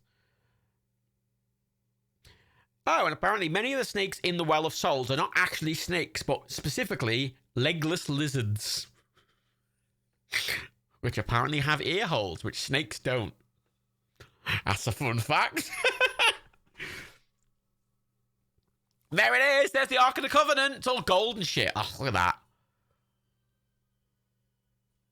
with a convenient big light underneath it.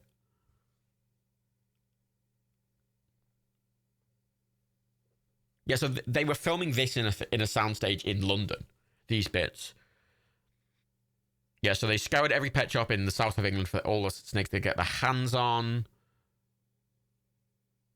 Yeah, and then they got hoses cut into length. So they got a load of hoses to pad out the snakes.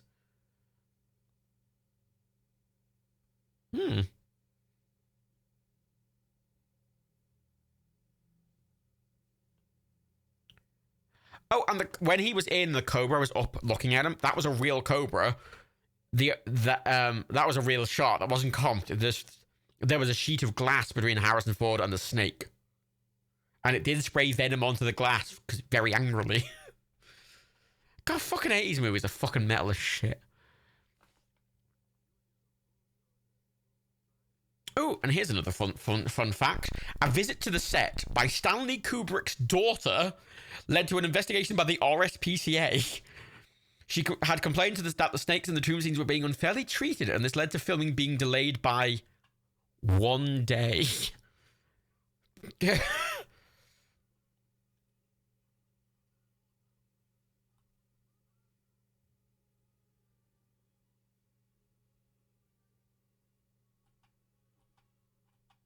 Great.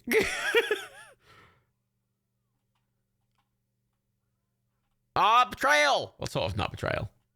He's just being kind of fucked by the Nazi man. Yeah, I know, a whole day, right?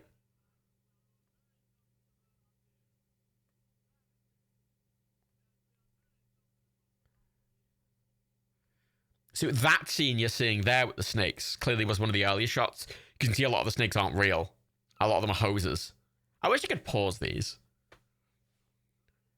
It has been a while since last drink. We got Dr. Jones, sip. You can kind of tell, yeah, like in the background there.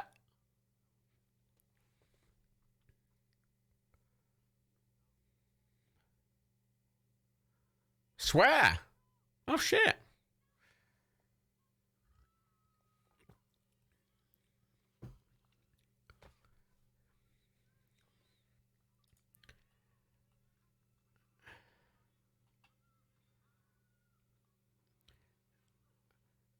I'm trying to read the fact about her. So,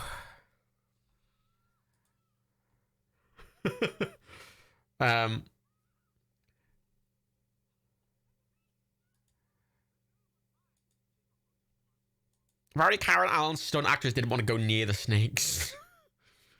Yeah, that was the glass in the shot. Yeah, you can tell if you know.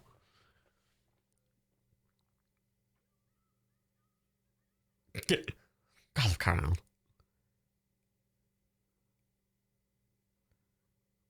Oh, fucking the Nazis laughing. God, he must be fucking Geez, like, look at all of them in, like, fucking one layer. And that fucking Nazi's wearing, like, 3 layers and a big leather coat. He must be fucking sweating his dick off.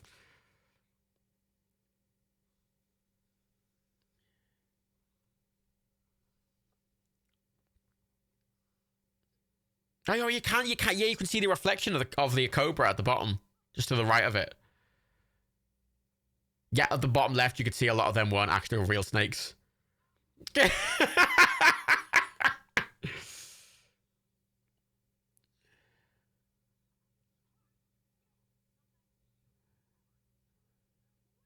is, a lot of film effects generally are way simpler than they seem in the first place. You know.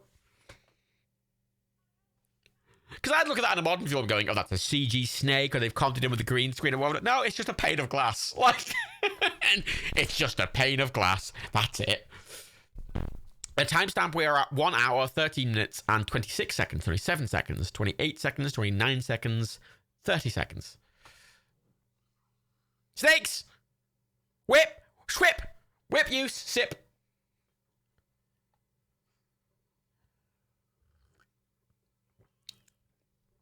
Are we counting that as a woman shouting in her knee? I'm gonna say I'm counting that. 2 sips.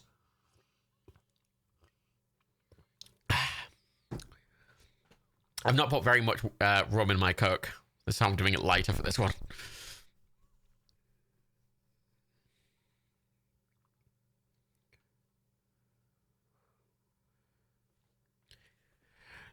It sounds like the snakes are definitely water hose and egg places. Apparently, the slithering sounds are cheese casseroles, and the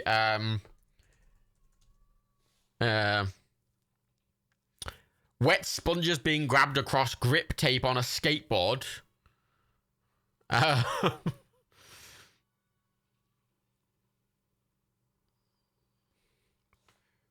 Right, indie theme music. One sip.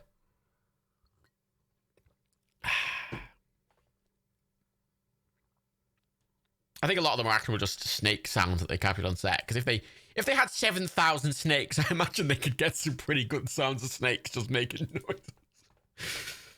7,000 snakes.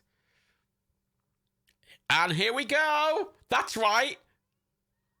2 more sips, baby. Don't freak me the fuck out when I was a child. 4 sips. 6 sips! Oh, fuck, oh no! I forgot about how many skeletons were in the scene! Oh, fuck! Oh, shit! I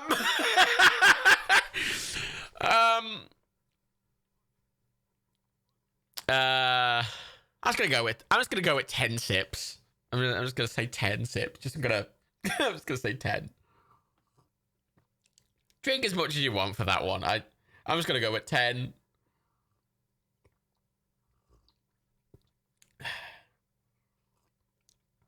Oh, the classic bit with the fucking Nazi plane.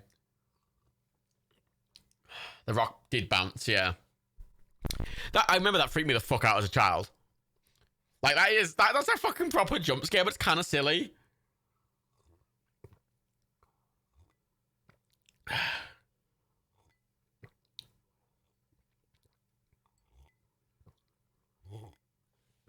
I think I took more than 10 sips, but that's fine.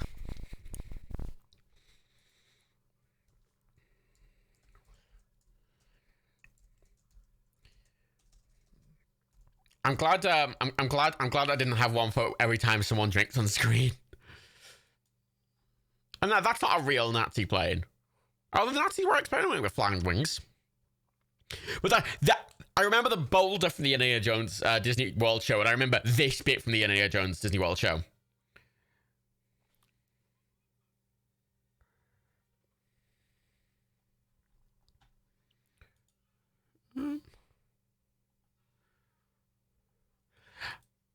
I'm reading more about the plane. Apparently, it is based on concept designs of actual Nazi planes, but it was never actually built. And it was built by Vickers. Huh.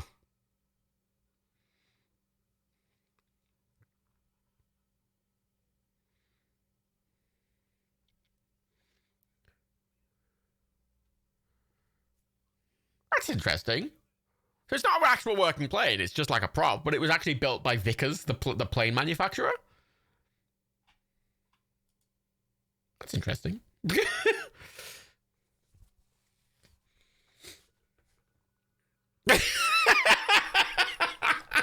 just fucking kicks her in the fucking nuts. Because he's not a fighter. He's just a dude.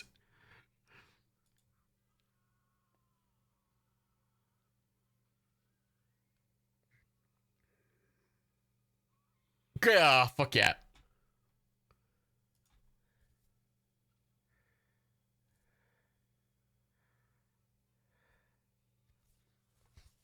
Well, you know what I mean? I like the reason I like Harrison Ford in a lot of these films is because he's always playing a character that's not like that competent.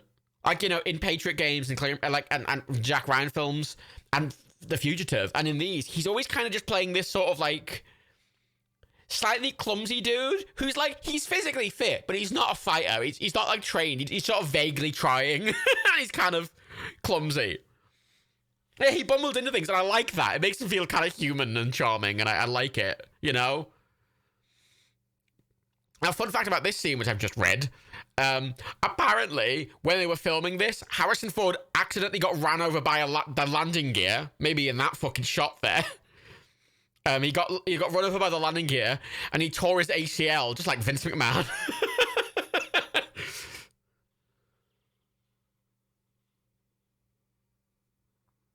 Yeah, that would fucking hurt.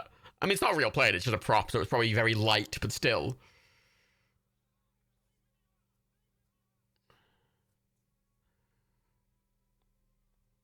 Apparently they just left the remains of the plane in Tunisia, though, for like years, and people just came and took props from it until it was bulldozed in the 90s. Was that a dead Nazi? Yeah, shit for dead Nazi. So that really disappointedly. Oh, gosh.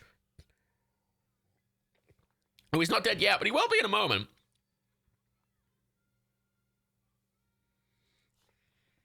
Theme! Sip for theme!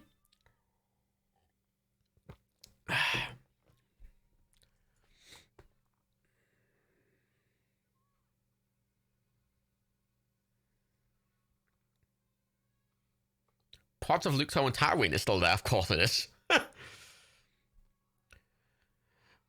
I already drank for one of the deaths, but there's definitely going to be a death here. He just aggressively punches him like, I can't stop him. And then he's like, oh, fuck. Oh, no. And he's like, ha, ha, ha, ha. I'm a sneaky German. And then he's like, uh-oh. Excellent. Sip. I like how those guns aren't even firing blanks or anything. They're just like... They're basically just little pop guns that just fire a little bit of smoke. Love blood splatter. Yeah, this one's weird. It's got blood splatters. It's got fucking, like, massive explosions. It's got loads of actual dead people. It had a guy at the start impaled by, like, 7 spikes. It's got 1 billion fucking dead bodies. I've seen, like, 3 guys get shot in the head, and it has a guy's face melting and dissolving at the end. Like... It's pretty ridiculous. I don't know how it's... Yeah! Fuck yeah! Allah, yeah, fuck you! Oh, God, I love the 80s. Oh, dead Nazi that was under the plane. That's another good point. There were 3 of them, weren't there? Sip.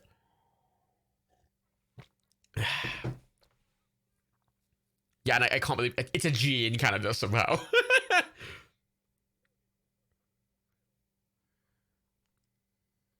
I'm just hiding in a tent nearby.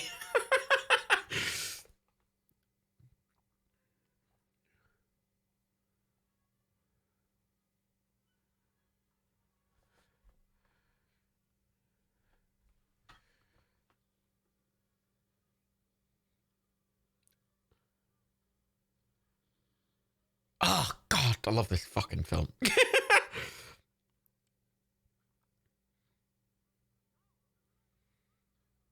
we drink with the fly in the mouth bit? I mean, if you want. Look at his Nazi goggles. And then, again, really obvious ADR. Because he sounds like he's, like, eating the microphone. That's something that's I found really distracting about some older films, is, like, just the really obvious ADR.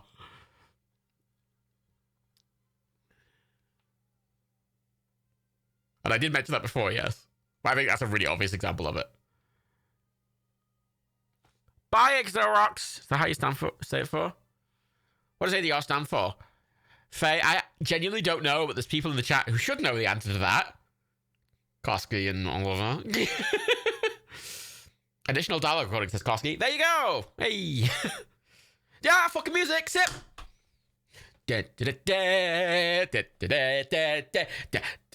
Oh! Ah.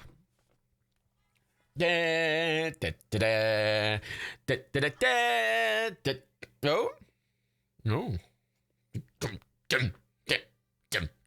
Yeah, it's when they it's when they dub over on set later. Usually because the audio on set was bad.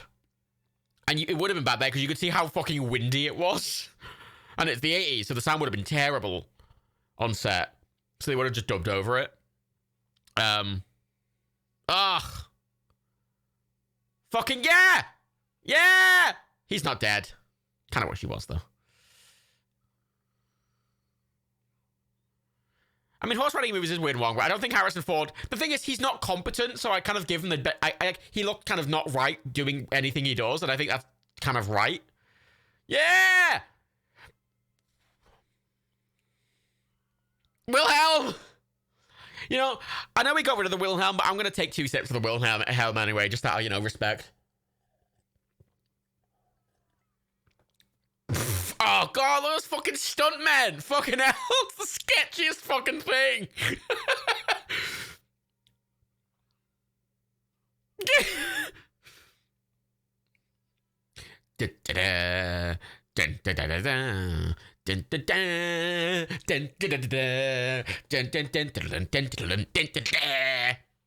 Oh! A lot of this is so sketchy, oh my God.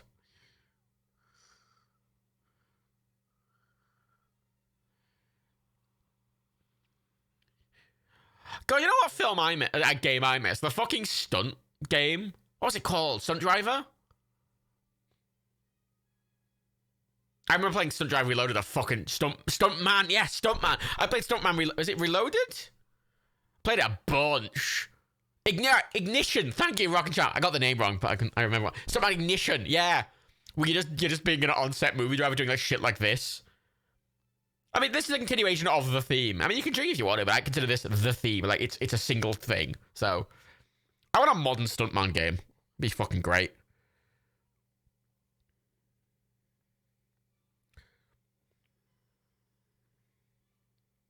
I'm excitedly putting food in my my basket to order as we get closer to the end. Whoa! I mean, that's definitely dead, and that's definitely a comp. Let's see, I'm going to 2 dead Nazis there. 2 sips. I don't think that was bad comping. It was just like product of the time comping. They definitely did not survive the fall, Hughes. Fucks off. See, they're alive. A little roll in some sand. You forgot your mixer says evil, but oh my God. I'm out of whiskey. Like, I'm out of the main, like, foundational drinks. I love those really sketchy, just like, stuntmen just falling off things thing. Shit, man! He got shot. There's blood on the screen. I love it. The screen and the door opening and everything. Oh, God, that's so sketchy. Oh, that's so sketchy for a stuntman. Oh, my God. Oof.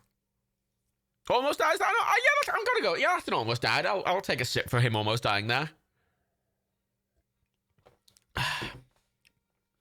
I don't know. These drinking games, I very much sort of half structured it in that a lot of these things become more frequent as the movies go on. So, in Last Crusade, we'll be drinking quite a lot. They are driving quite slowly, but it's still fucking sketchy as shit. Yeah, punch him! Take that! Wait, I know it's indie. Ah! Look at that fucking sugar glass smash. Okay. Ah, those unreliable Mercedes logos. I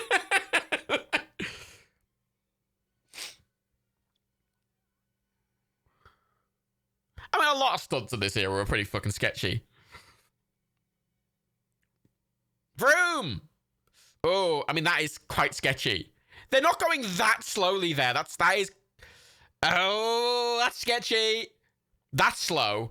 That looks slow-ish, but that's not... It's not that slow, but that's so sketchy. Even at fucking really slow speeds, that's really sketchy. Ah! Sketchy! Sketchy, I tell you! I know your dad had an old work that got stolen multiple times. God, you know on modern, oh God, I can't remember what brand it is. It's the one with the winged woman at the front. On modern ones of them, is it Bentleys? I'll say it's Bentleys. When you try and grab them, it fucking descends into the bonnet. Rolls Royce, yeah, thank you. They automatically retract if they're touched, so people can't steal them. It's mental. It's this really intricate thing of they just go into the fucking thing and they get covered by dead Nazi. It's ridiculous. I like it. I have a look on YouTube for it. It's a weird little thing where you just touch something, go, they just go into the bonnet and you can't get them. It's going by a little door. Music again. I'm gonna say this is the second time the music. It's what retracts the car? The little HUD ornament, Spirit of Ecstasy, yeah.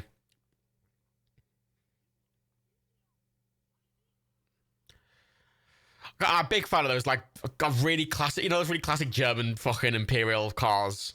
The really high-end Nazi, those big fucking, they always look like a fucking evil cunt, right?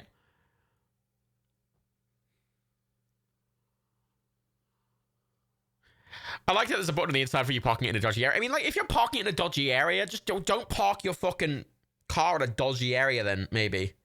Wait, what am I looking at, Koski? Wait, what am I looking at? He's just a coat. Why, I didn't see it! No! I didn't see the hat! Man! Oh, fuck, I missed it. I was looking at my phone. I'm ordering pizza. No, I'm a fool! I'm a fool, I tell you!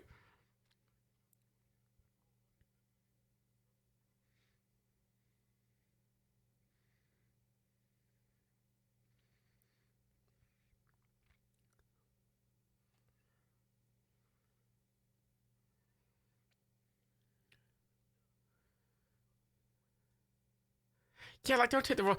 I always enjoy seeing these, like, supercars that are like, so when you're parking on the side of the road in, like, fucking a really dodgy area, your car will be safe. It's like, don't park your £3,000, £300,000 car in, like, a dodgy area, maybe.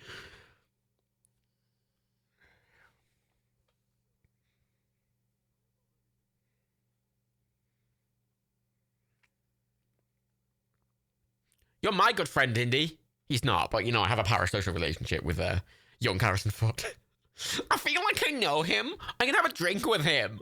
He's so dreamy.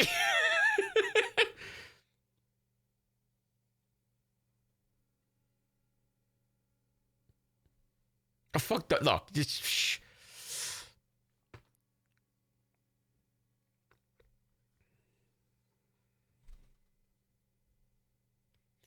I got... Fuck me. Yeah,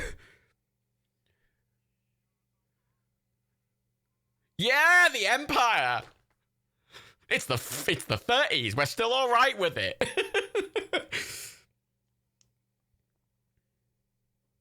Oh my god, salt and pepper tofu fries. Excuse me, salt and pepper tofu fries. Yes, thank you.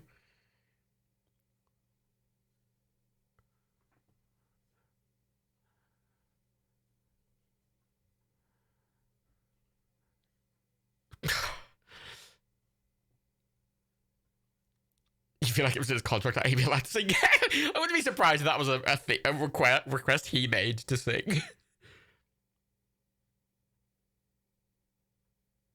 Nope.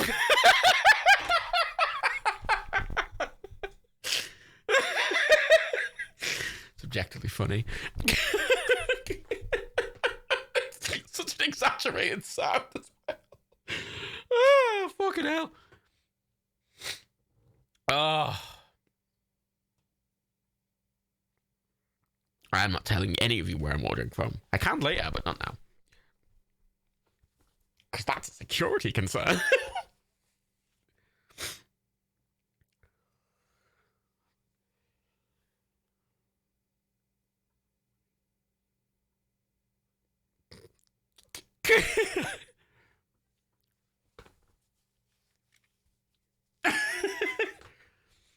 It's Harrison Ford passive aggressive fucking like foreplay. God, it's such a fucking God. It's kind of cringy, but also look at him.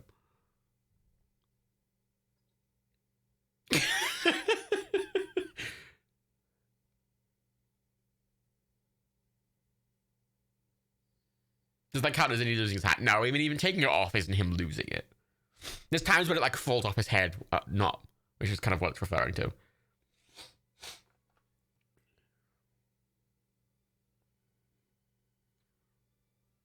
Sex.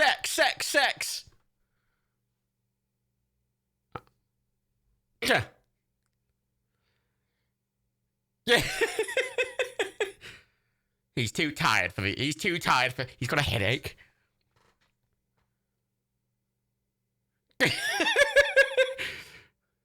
I mean, that's happened to me before. I'm not going to fault him for it.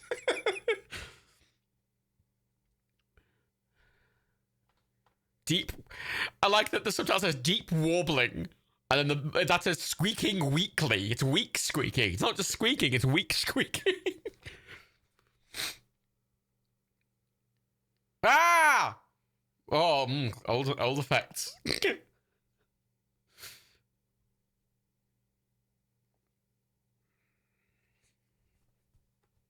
This place I'm getting from does vegan pizzas, but I've like, I'm always suspicious because like 90%. Oh, she's naked, so they've totally fucked. But like 90% of the vegan pizzas I've ever had are terrible, and I'm always trepidatious about ordering them. Oh shit! It's a U-boat. Fun fact: they're called U-boats because they're not explicitly submarines.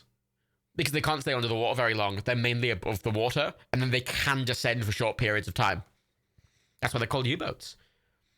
Not submarines. Fun fact.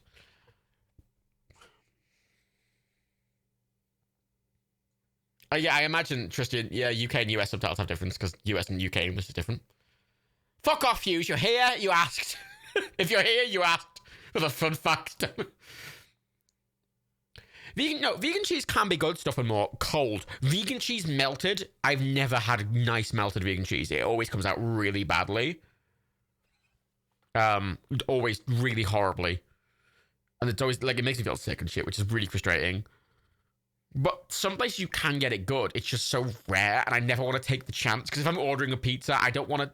I'm not taking the punt, because I don't want to get a pizza and go, oh, this is horrible, I'm not going to eat it. I want to eat food. I'm not taking the punt, you know?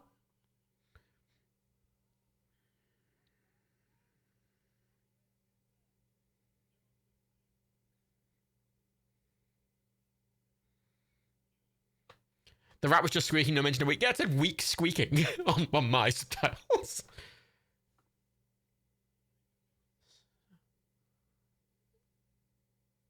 Pervy. I mean, like, it's purposely pervy to try and throw him off, but you know. And I want to say that's distant squeaking. That's very aggressive squeaking. Squeak!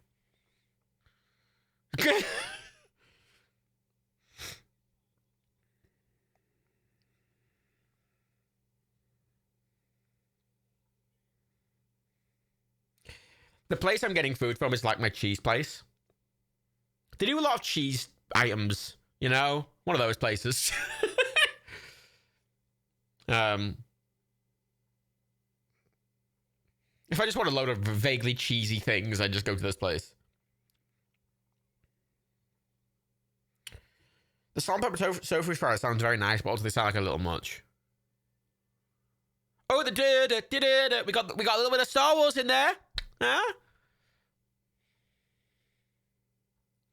Oh, that's the theme, yeah. Sip.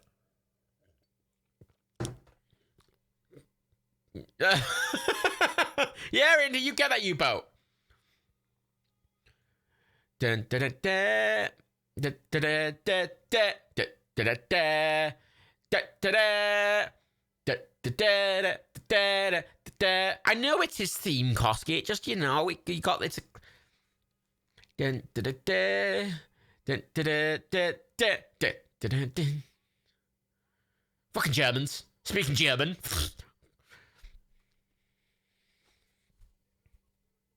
Ah! Map traveling sequence. 2 sips.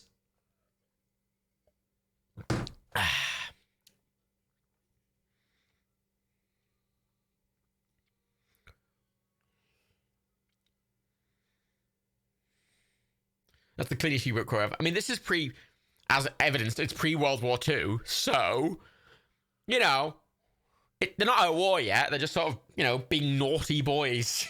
It's the most... That's a bit too light, I'd say. That's a naughty boy. Being a little evil. Let's just say that.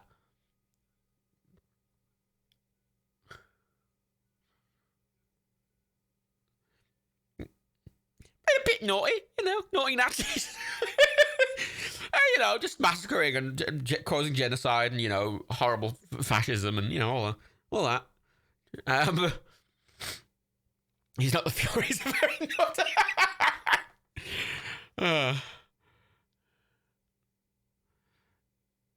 I mean, it's very, it's very Charlie Chaplin. Very. As an addict in a couple of countries in their youth. Here's a question. How do you say, any of you, do you say youth or youth? Because a lot of people say youth.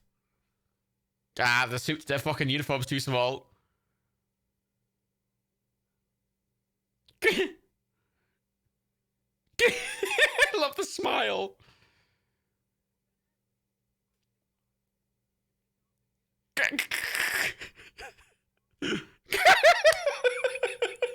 Oh, that fucking catch of the hat. Oh, it's so good.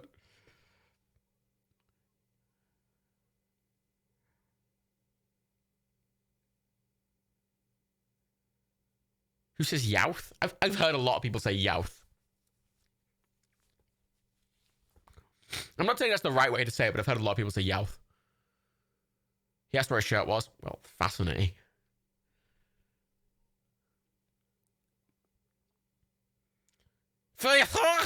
I get it because they're Nazis.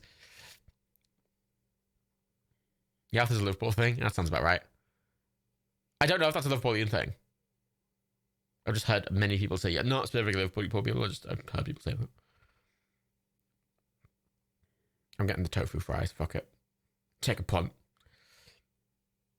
Why does he look sexy in a Nazi uniform? Because look at him. Also, let's be honest, right? Like,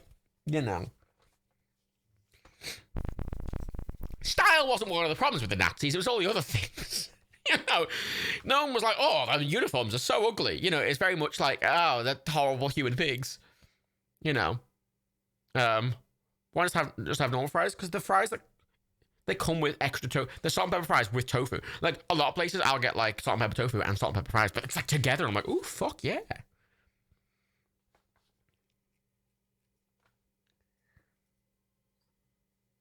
Fuck yeah. They did have a well designer make the uniform, but they did get Hugo Boss to design the uniforms. Yeah, yeah, of course you're hot, mate. You're wearing a big, thick leather jacket like a massive twat. Like,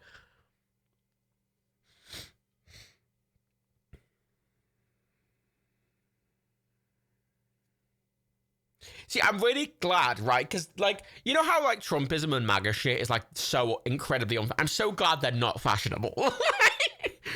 They are so unfashionable and tacky, and I'm really glad, because it means there's absolutely no redeeming quality. Not that there's redeeming qualities about Nazis, obviously, but, fire!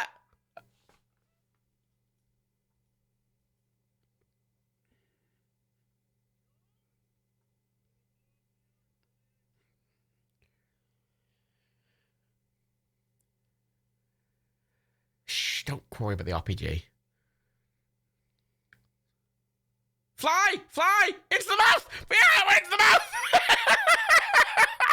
Use Mike Pence, I tell you!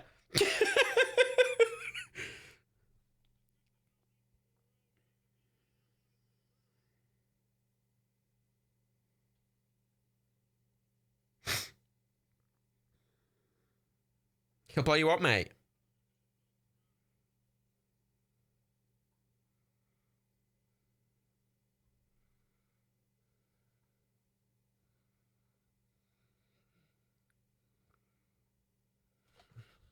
Oh, it's a rock! It's a rock, I say!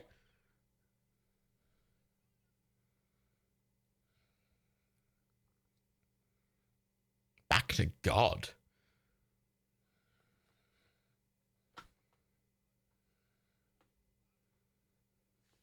What about out? There is only 12 minutes left of the film. And what amazes me about that is the first episode of WandaVision had 12 minutes of credits. the last 50 minutes of WandaVision are just credits. And it's only got, God, the credits are going to be fast in this fucking film, aren't they? I suppose they had the pre-credits. I'm ordering my food. Yeah, there's 12 minutes left in the runtime. Well, 11 minutes and 26 seconds. 8 minutes. So, I mean, credits long enough, but they did have pre-credits in these days, so. All the episodes of WandaVision do have really long credits, but episode 1, particularly, has like 15 minutes. The other episodes are like 8 minutes, which is still pretty long for a TV show, but fucking the first episode was like 50 minutes. WandaVision's really good. I do recommend WandaVision. So there's a problem, I will say, in that the whole drink is about to come up, and I have no drink left, so I'm just going to pour myself some rum just in advance. Oh, that's all my rum. Oh, God, I've run out of all my drinks. I'm gonna have to spend like fucking 70 quid rebuying fucking alcohol because of these fucking things. I'm out of Pepsi. I've just got a big shot of rum. That'll do.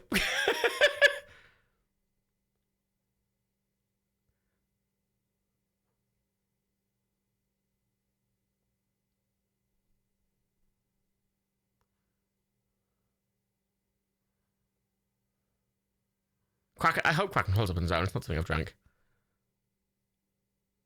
Yeah, Disney Plus, a lot of the credits are like, you know when you get like a quick start guide for a product and it's like 30 pages long, but only 2 of those pages are in English? It's that kind of thing. I mean, either way, you're going to be downing your drink, Broken Martian, so it doesn't really matter. Just be ready to down your drink. It's full of sand, I tell you! Sand! Look at the Nazi laugh! That really looks like Hank Azaria, and it's not Hank Azaria, but it really looks like Hank Azaria.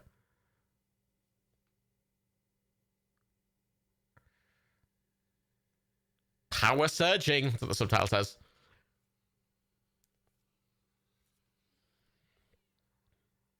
God hates the Nazis, he does. Canonically. That's the Indiana Jones canon, is that God hates Nazis.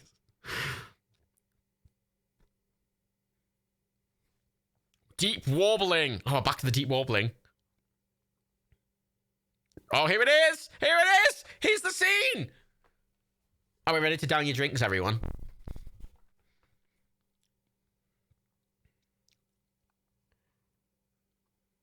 Disembodied voices hissing, says the subtitle.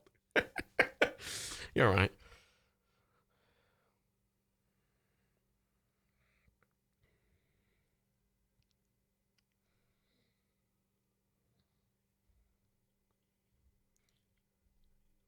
They're like weeping angels. Okay, here we go. Here's some awkward CG, but we're downing our drinks either way, so maybe wait to the end. I'll tell you when to down your drink. Just wait.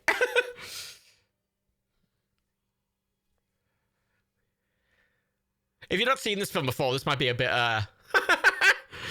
this might be a bit of a, especially if you're a Canadian watching it when you're 3, with your G rating. Look! Oh, they look really good. For the time, they look really good. Even now, they look really good. Woo! Spooky ghost!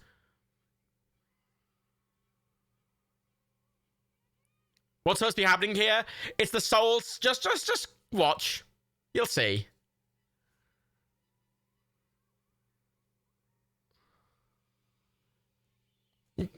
I'll tell you when to drink. Just wait. Just wait. This looks really good, yeah. Here we go! Here we go! Here we go! Here we fucking go! Yeah, baby! It's so fucking gory! Fuck me, his head exploded! Oh my god, it's so extra. Down your drinks, everyone! Oh, fuck! Oh. That was like 3 shots worth of Kraken I just downed. Fucking hell. Ah. Yeah, it's a PG. Remember, in Canada, it's a U. In Canada, it's for all audiences.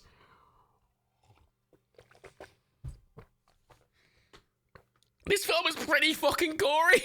And I fucking love it. PG for pretty gory. That is... Hughes has it right there. I mean, it is a classic. It's not... Oh, that's wrong. I'm only 1 movie in, Con. I'm already a third of the way through. And the drinks get more intense throughout every film. I think I've structured the drinking pretty well. This is one of the first films that caused the creation of the PG-13 rating in the US. That makes sense. This film does feel like a PG/12. Like, I remember watching this as a kid, and all those bits really scared me. Like, not just that, but all the bits with the fucking skulls and the screaming and the dead people and the... It's a lot, this film. It's excellent. Are we doing the fourth movie too? No. Stuff and more. I mean, if it gets to 2 a.m., I'm pissed, and everyone else is pissed, and we're like, fuck it, we maybe, but yeah, no, probably not. Yeah, I'm glad for all of your acceptance of the lack of the fourth movie.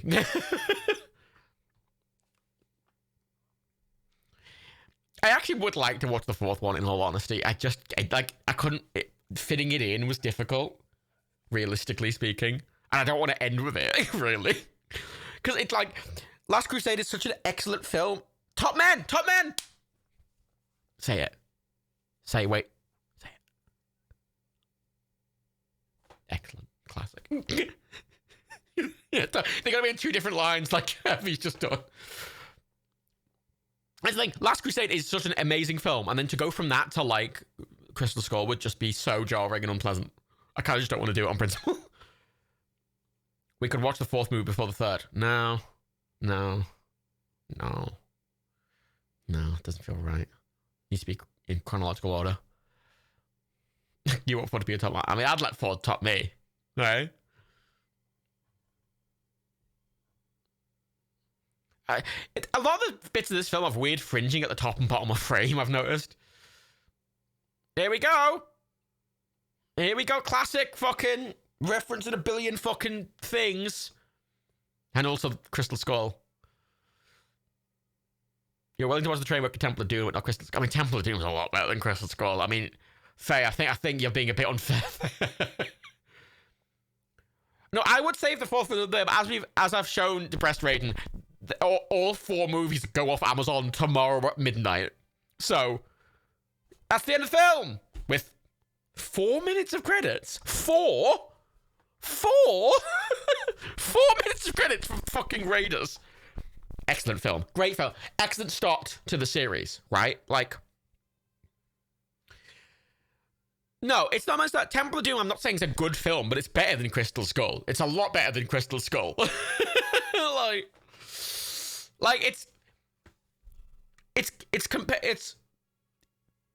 a lot better than Crystal Skull. Crystal Skull is god awful. Temple of Doom is like just not very good. What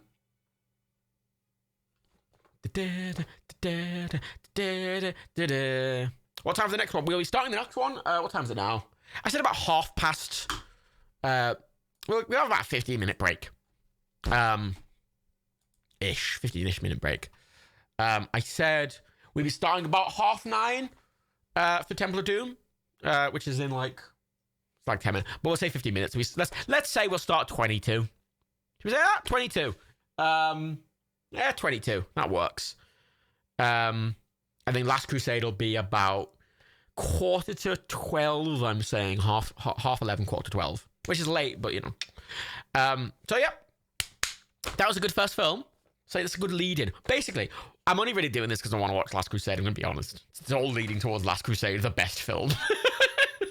But we're going to do Temple of Doom next, which is the worst film out of the three of them. But it's got a lot of good bits to drink to. And we kind of have to watch all three of them.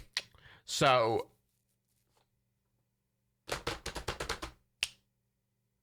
yeah, it is 9:25 for me. So, have about a 15-minute break. I'll be back at 22. Go get some drinks, go get some food. And, yeah, drink. Get some food. I'm back in a bit. If you're only here for this movie, thank you for coming. If you come for rest, I'll see you in a little bit. I'll see you all in a little bit. Have a little break. Well, the break button works. Okay, I've set up a really cool thing now, so if I press this button. Ba-ba-ba. Oh, shit, yeah. Oh, Mark, he does all the animations. It's so good. Oh, fuck yeah. Thank you, Indiana Jones. I love you.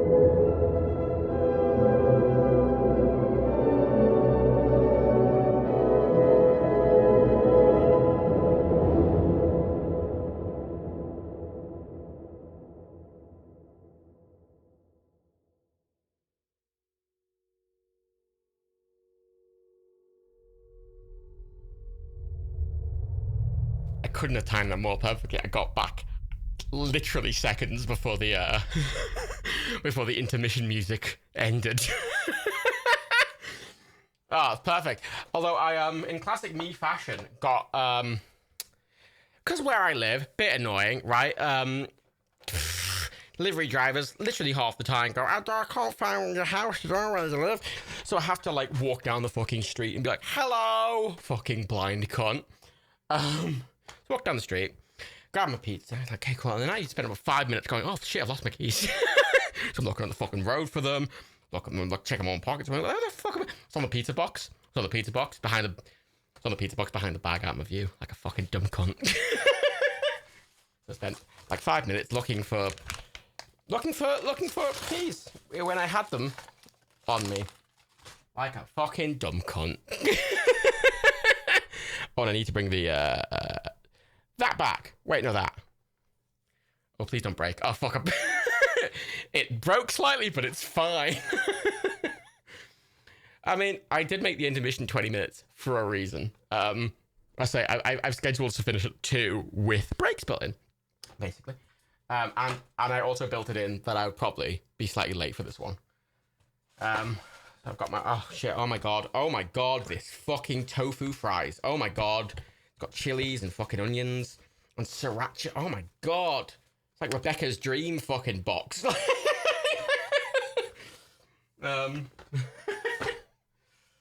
Spicy foods and fries and tofu. It's like all the, like Rebecca's favorite junk food box. Hello everyone. So I'm slightly, Rebecca does like spicy foods. Rebecca can't like, oh my god. I just put salt. I got a mixture of like spicy fries and normal fries. I just put salt in the fries. We definitely already had salt in them. Holy fuck. Oh my god, they're so salty. Oh fuck. That's one for later. Oh, pizza though. Oh fuck yeah. Fucking nice stone baked motherfucker. Bit cold. That's fine. Right. Sorry. Preparing. I'm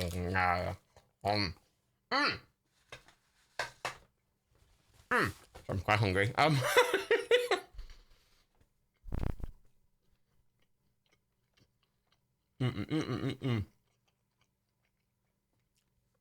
Sean Spicy Foods, that is correct. I'm not practicing for the salty flavour of fucking young Harrison. What's dead? Fuck off, Oliver. His cum would be sweet as fucking nectar. Thank you very much. Ooh. If I had time, I would put this pizza in the oven for a few minutes, but I don't. So, fuck me, I guess. I could and just, like, duck out for, like, a minute during Temple of Doom. Oh, thank you for the sub, Mr. JWP. JWP, so...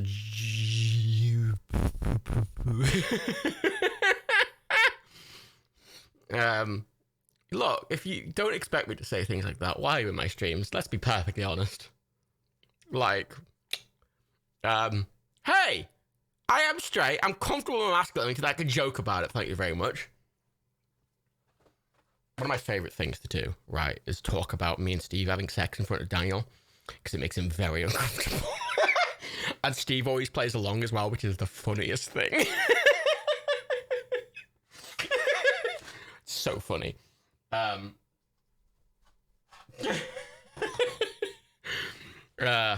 Excellent. Poor Dan. I mean, there's very few things I can do that make Daniel uncomfortable. Genuinely uncomfortable. But that's one of them. And I found it's very funny.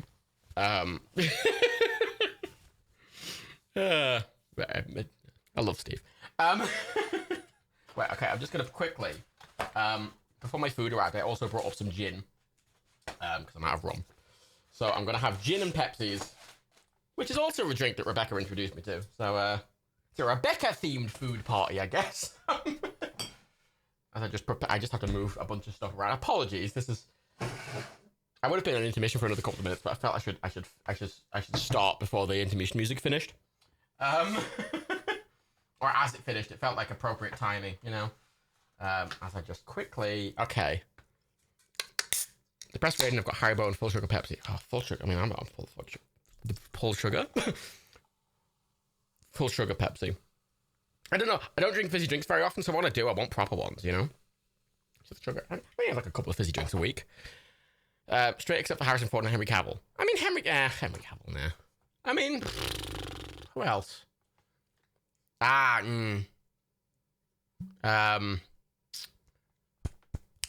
What's his face? Captain Jack. What's his name? Fuck. At one point, I would like to read you part. I'm actually going to read you part of the script for. Well, if you're Nerky patron, you may have already seen it, but I'm going to read you part of the script. Actually, it's not in the script. He ad-libbed it. Dad at the end of the show video tomorrow ad-libs a bunch of like Doctor Who show ideas, and one is just called Captain Jack fucks things. Where it's just Captain Jack going around and trying to fuck things, and then he realizes it's just Torchwood and laughs for like 5 minutes.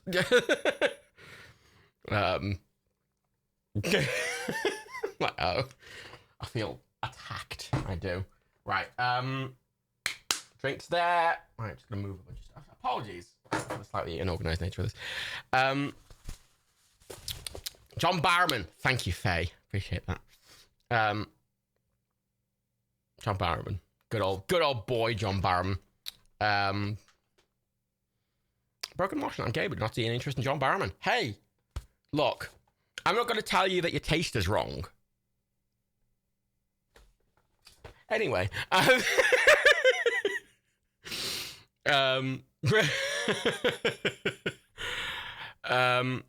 saw something for the. I saw something right during the intermission as well because I came up because I brought some gin up quickly. I saw people talking about tofu and silken tofu. Tofu's the tits. Just to be clear, tofu is fucking amazing, right? If you're in the UK, get Tofu Company tofu. It's the fucking best tofu. You fucking get that shit. You toss it in some fucking corn flour. You give it a fucking fry it or par fry it. Toss it with like salt and pepper seasoning, like Chinese salt and pepper seasoning, so like GM, NSG, and like fucking salt and a lot of herbs. Beautiful. Or you get it from Chinese. I mean, you have tofu. I get from Chinese takeouts a lot. It's like sweet and sour and tofu or like teriyaki tofu. It's amazing because it's really crispy when it's done well. But also the silken tofu, which is like really soft tofu, and that's to have in like you'd have that in like a broth in like a like ramen or something, or what's it called? It's a Japanese sort of brothy, soupy thing. More of a broth. You have like vegetables and stuff in. Someone's gonna correct me. Please correct me, someone. um, you have a corn but not tofu, says Ewan. Corn. I mean, corn's just chicken. Miso. Thank you, Jinx. And Sebi. Slightly late there. That's close enough. I highly recommend tofu. I think it is a beautiful when it's done right. I mean, if you're in the US, I don't know what to recommend, but like in the UK, tofu company tofu and get it fried. Or even if you get Chinese, get salt and pepper tofu from a Chinese. Great, just crispy and delicious. If you like I had the problem for a while where I quite liked halloumi, you know, the cheese, and it's for years I struggled to find like a good, like not substitute for meat in a sense, but like. You know where someone would have chicken in something? You know how, like, if you're a meat eater, chicken's a very versatile meat that you just have in a lot of things. And I spent a while trying to figure out what that could be for a vegetarian. And halloumi was the good option. But the problem with halloumi is a single pack of halloumi is 1,000 calories. It is like, halloumi is lovely, but also it is goddamn the most fattening thing in the world. Like, the same volume of chicken would be worth like a fucking fifth of, like, chicken is notoriously healthy and halloumi is the exact opposite. And I spent a while looking, and good tofu is a good substitute.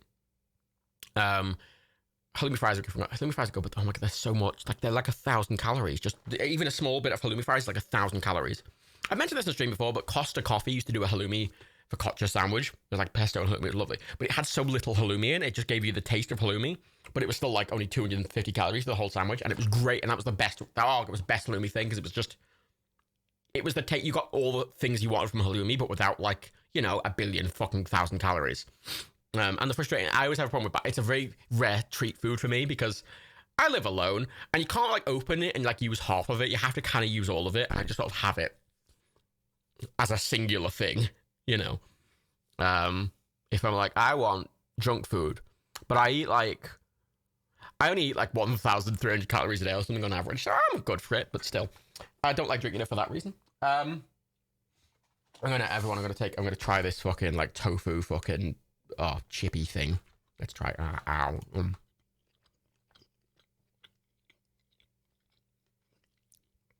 The tofu is quite soft, but with the fries, ooh, the sriracha, ooh, that's good. These fries, this place I go to, they do really good fries. Oh.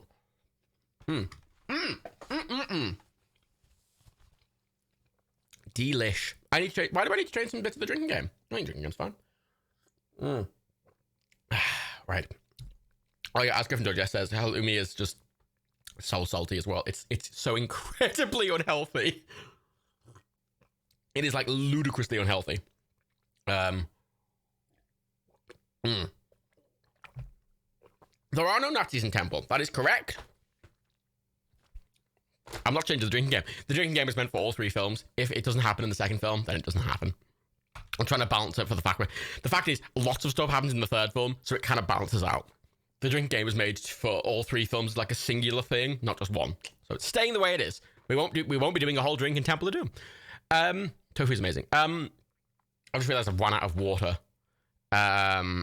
So I highly recommend tofu, especially from a Chinese takeout or something in the UK. I say if you get it, cut it up into cubes. Get like a nice firm tofu, cut it up into cubes, coat it in corn flour, and then just like lightly fry it, and it comes out. I'm going back in literally 2 seconds. I'm going to go get some water very quickly. I'm not going to go to the intermission screen because, apologies. Sorry, I was rushing slightly at the end there, and I was like, oh, spicy, and I went to drink some more. I'm like, oh no. I'll be back in like 2 seconds. Thanks.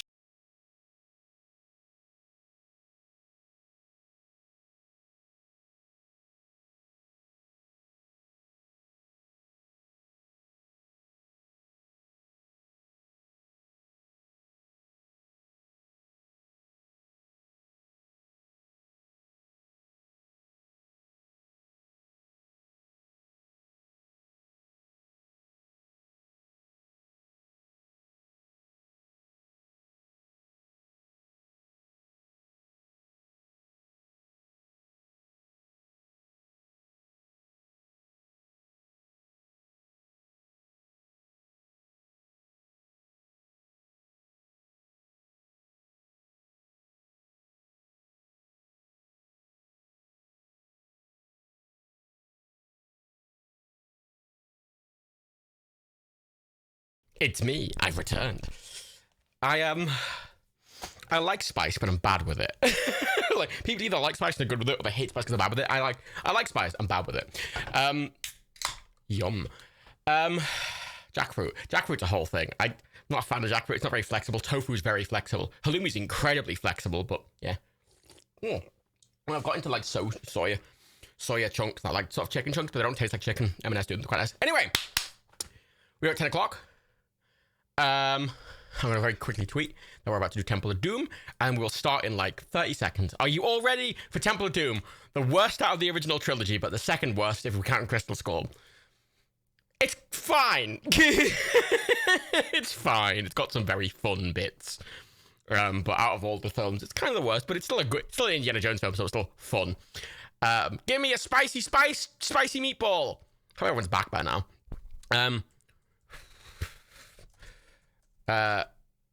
It's like it's a bit of it's sort of like it's a whole thing. Is it a prequel? I think it is, isn't it? I can't remember.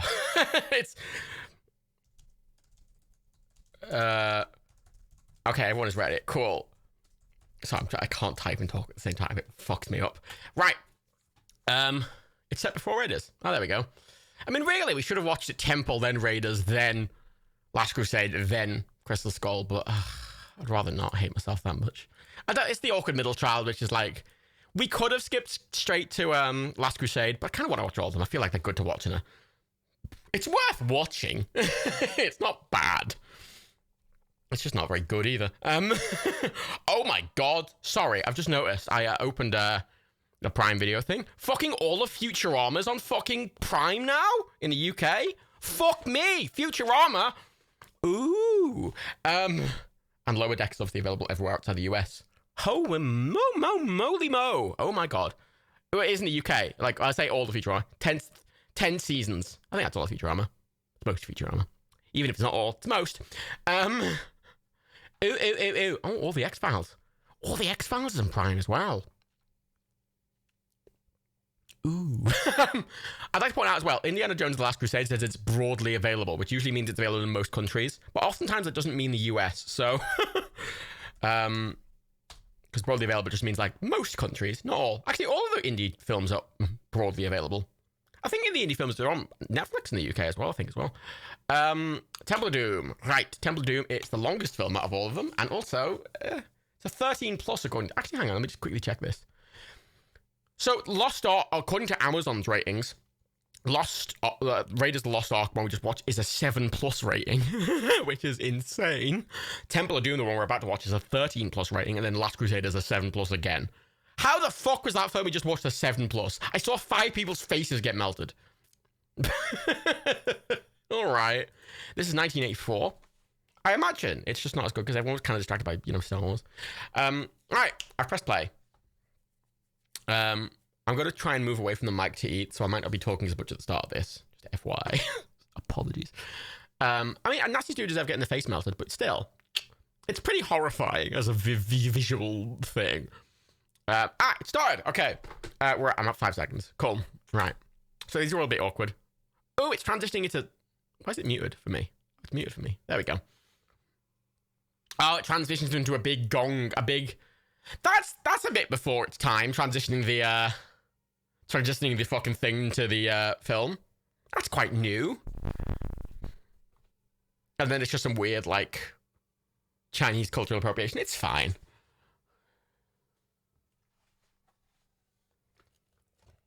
Look at that! She was cut out and everything.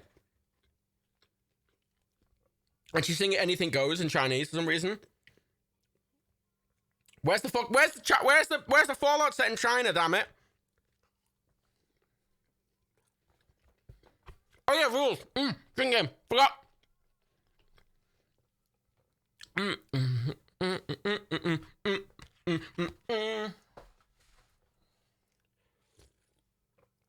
Chateau. I can't remember the words. Watch you sing it in Chinese. It's confusing the fuck out of me. Anything goes. Gotta put the anything goes in English though, so the viewers know it's anything goes.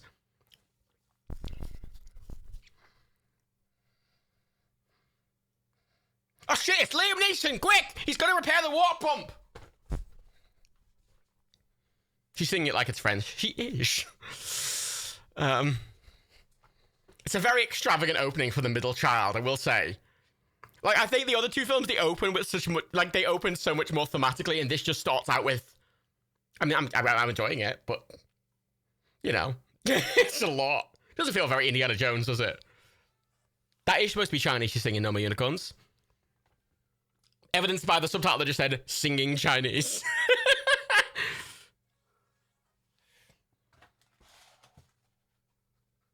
Like the bell in.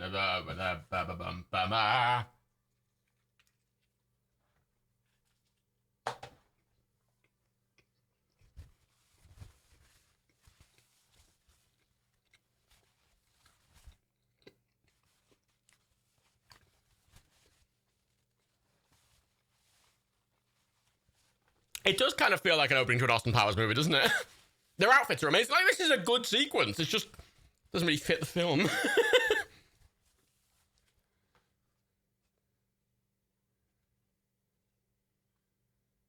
Yeah, all right.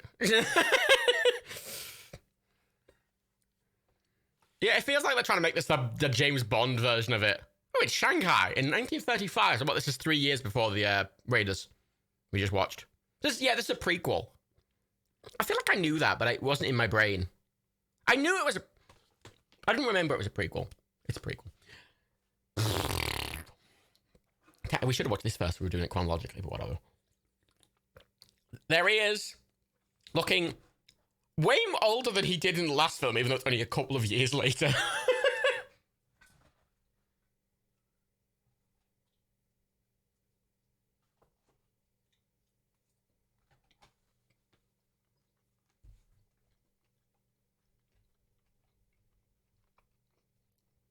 If I remember correctly, this film is like much less stakes than the other two as well. Like the last two films were drink. Oh yeah, Dr. Jones drink. I'm glad you remind me of the drinking games because I will forget.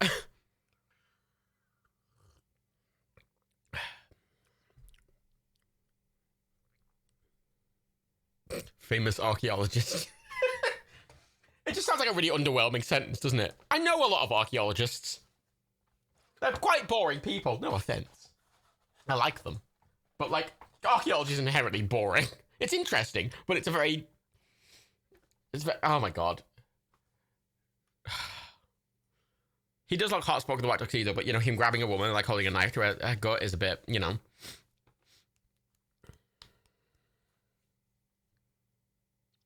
No, real archaeologists are a bit boring. Like, it's a bit of a boring, like, field. Like, it's mainly just digging through dirt. And you find interesting things, but, like, it's... Day to day, it's not that interesting. Whereas films make it out to be really, like, oh, you're breaking into temples. Like, no, you're probably just sat in a fucking field somewhere, just awkwardly digging for pots. Which is why almost all the people I know who went to uni for archaeology don't do archaeology after they left uni. But it's a very valuable field, and I'm glad archaeologists exist because they find out some really amazing things. But, you know. I like the twisty thing, though. I like that. Yeah, there's no Nazis in this one, because it's fucking a bit earlier. Well, I mean, still Nazis in real life at this point in time, but, you know. What cocktail is that?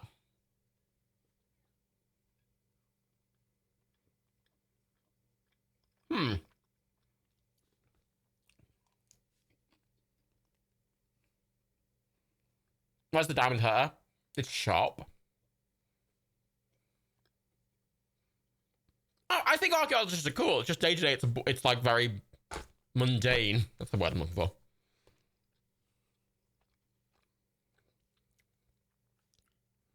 Yeah, right. I'm redoing parts of my house, and I want to get a nice dining table. I want a little spinny thing on it in the middle. Oh, timestamp. We are at. I forgot about that. Sorry. We're at 6 minutes, 10 seconds, 11 seconds, 12 seconds, 13 seconds, 14 seconds, 6 minutes, 15 seconds. There you go. And most films aren't like in movies. Except Astrobiologists, which are the best. Although they're not really in movies, though.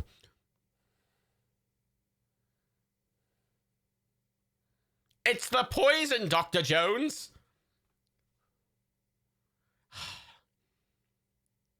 The poison you just drank. Well, I have... This is a Limmy Show sketch.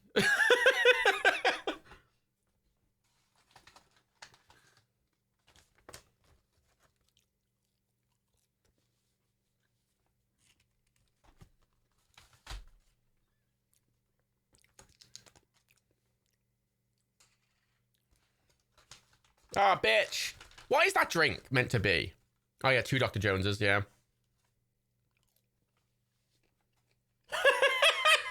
Yeah, way to fucking state the obvious, love.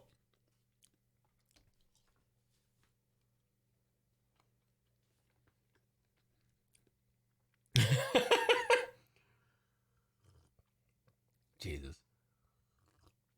This movie's a bit silly, I will say. It's kind of stupid.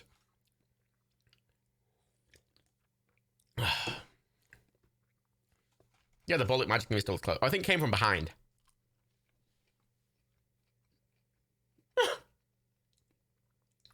I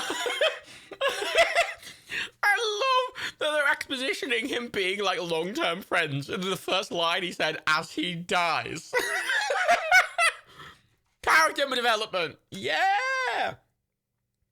No, Indiana Jones is meant to be silly, but this is a bit much, I think.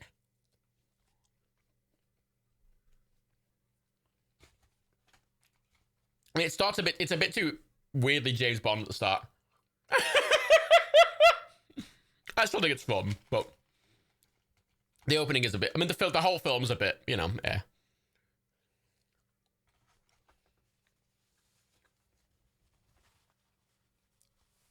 It feels more like a video game version of Indiana Jones than an actual movie.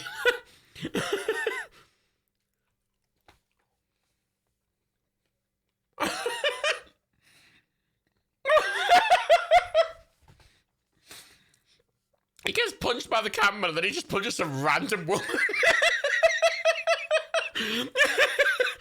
Yeah, it's a weirdly outplaced film, but I find it funny. Like, right to the fucking band.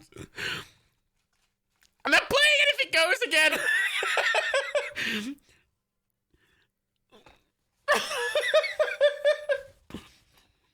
It is a bit Austin Powers, isn't it? Wilhelm. I mean, we can drink for Wilhelm out of, like, you know, respect if you want. And the band's still fucking playing. Like, Indiana Jones has been thrown in, and all the dancers still dancing. There's a fucking shootout going on. And they're all still going about their business like no one's grabbing them. Everyone's screaming. That shot where he threw the symbol, there was no fucking band there. The band disappeared in a frame. Oh. You know, they're gone now. They're just gone all of a sudden.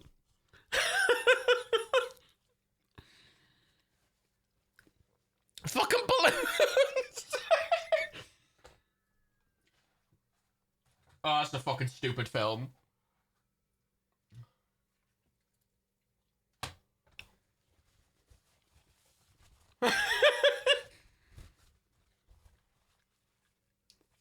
Shit, it's the Paramount gong. No, don't shoot the Paramount gong. That's licensed. I mean, this is incredibly ridiculous. Like, I feel like they did this film and they went, oh, that's not what Indiana Jones is supposed to be, and then they learned for the next. A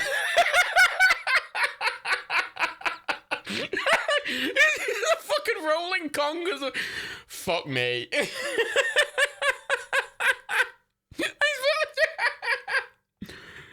Oh, fucking ridiculous.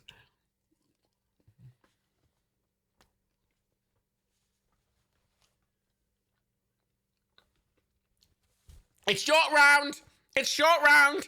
The totally not racist little Asian boy. Oh, God, it's a shit film. It's kind of funny. Whereas Crystal Skull's just sad.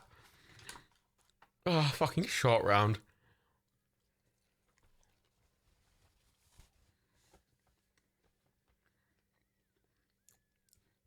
Well, this is the thing, right? There's a lot of shit films, but, like, I have fun watching this, as kind of shady as it is, whereas I don't have fun watching Crystal Skull. Oh, fucking hell. How is he driving the car? His legs are too small. There's also like, fire coming out the back. I mean, it's a fun film. It's stupid. And I kind of don't like it as an Indiana Jones film, but I have fun watching it, you know. I'd enjoy this more if it wasn't an Indiana Jones film. Although, equally, I probably wouldn't have watched it if it wasn't an Indiana Jones film.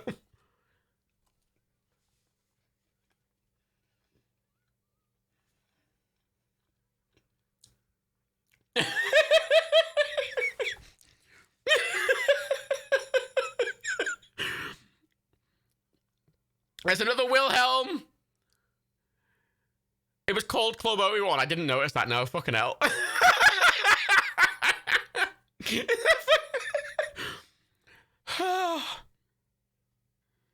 Fucking ridiculous.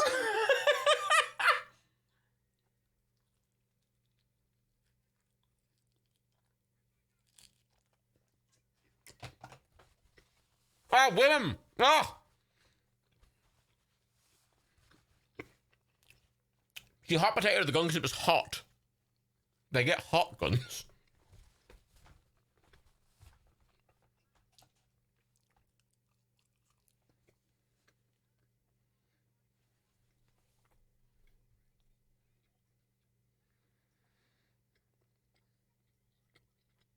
Yeah, it's a drink for a woman shouting at Indy, so 2 drinks for that. And a drink for Dr. Jones. 2, 3 drinks. That was sips. Oh, now they're not going to shoot him.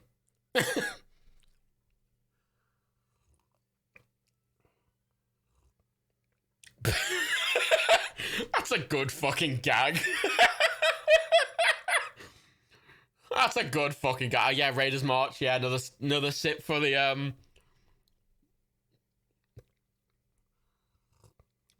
another sip for Dr. Jones. Yeah. I told you the drinking gets more aggressive per film. That's why I'm not changing the fucking drinking game.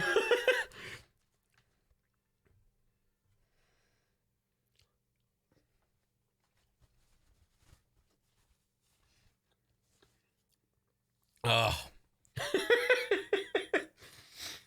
That's the thing. I don't like this movie. Like, it's not a good film, but it's a fun film.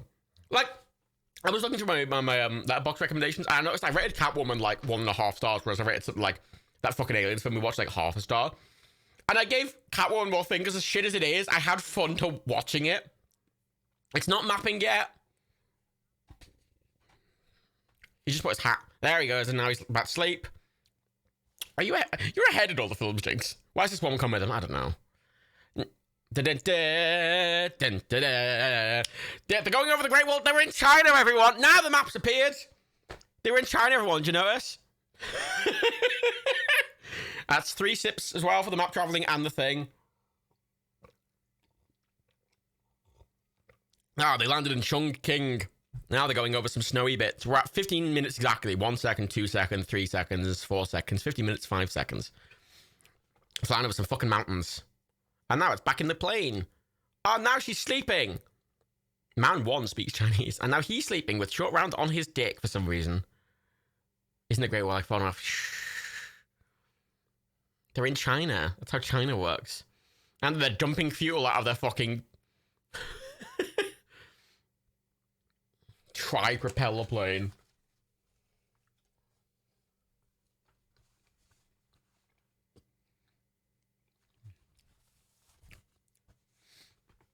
I want to point out, instead of killing them or capturing them, they're just jumping out of the plane.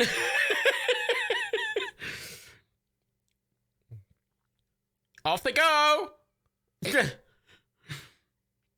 Yeah, I don't know why. Look, it's a stupid film. Don't question it. I like that she checked the cabin as well first.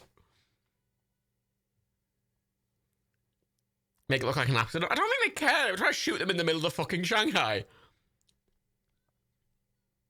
Ah, sip for Dr. Jones. Oh, God. That's that 3 Dr. Joneses? That's 3 Dr. Joneses.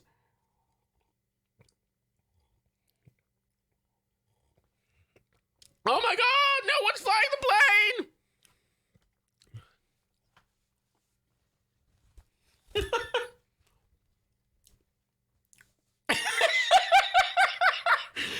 love that fucking line. Just the confidence of him going, no, do you? Oh, I love Harrison Ford. Young Harrison Ford. That's the classic engines failing noise. Woo, woo, woo, woo, woo.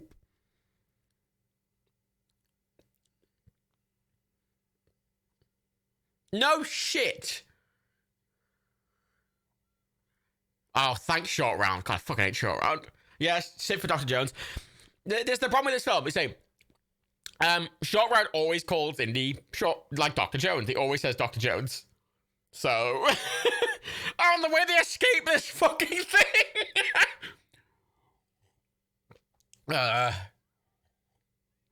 There's a lot of things to sip to in this. This is why I don't mind that there's no whole drink. Wait for it. Wait for it. Wait for it. Jesus Christ. They're dead. Sorry, they're dead. They're dead. They're dead. They're absolutely dead. Indiana Jones theme. Raiders March. That's fucking stupid. And that was the really awkward green screen comping.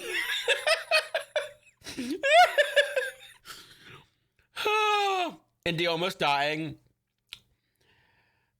I mean, I'm just gonna take a couple of sips just to cover everything.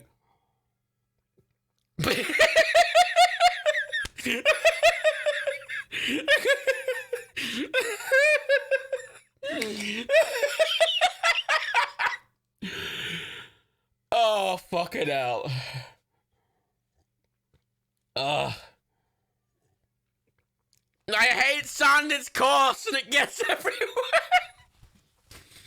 Indy, woman shouting at Indy, sip. Oh, fucking hell. It's the most ridiculous fucking thing. I mean, we all fucking mock the fucking fridge nuke scene, but is it any worse than that? At least that's very funny, though. This is the thing. The nuke fridge scene I don't laugh at. That is very funny. It's objectively a funny scene.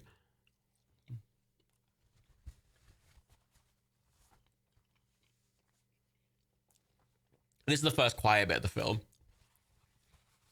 The fridge is worse because, again, I'll kind of excuse something if it's kind of funny.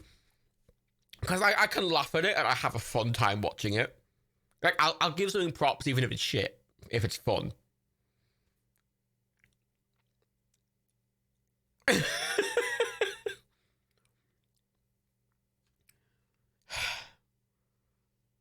Oh, it's the mysterious Indians. Jesus Christ.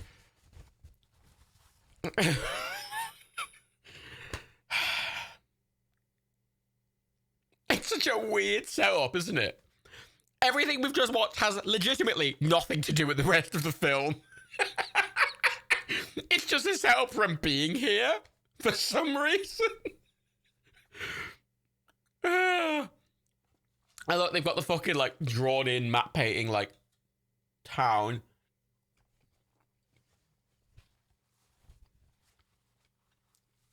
How have they still got a bag with them? She's got a fucking handbag with her. And her hair's still permed. Oh, that's objectively a funny thing. Like, oh, that is just her dress. Wait, hang on, where did she get the clothes from then? It's me and Zane just came back from work. How much did I miss? Oh my god, you've missed the entire film. You've missed 20 minutes of absolute insanity. I don't know how Eddie's got his hat. This pizza's very pale. It feels undercooked. It's still good, though.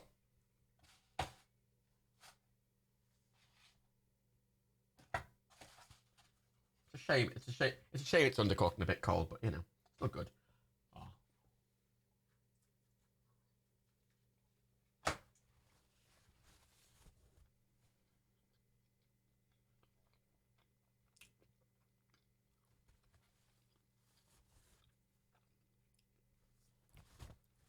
Speaking foreign language is the subtitle. Ugh. They eat insects like savages. Like...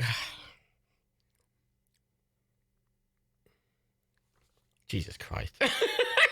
When do these films leave prime? Tomorrow at midnight.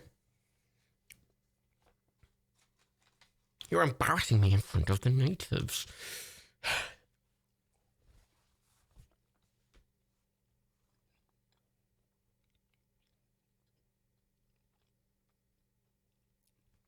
Come on, the guy in the last film ate a fly. I didn't even notice.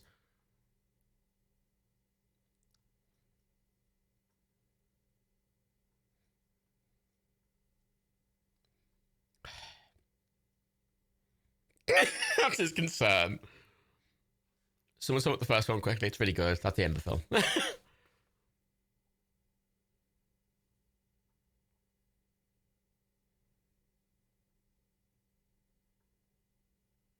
How the fuck do you know what's on the way to Delhi? You don't even know where you fucking are, Indy. You fucking slid down a mountain on a fucking raft. Faye has summed up the last movie quite well.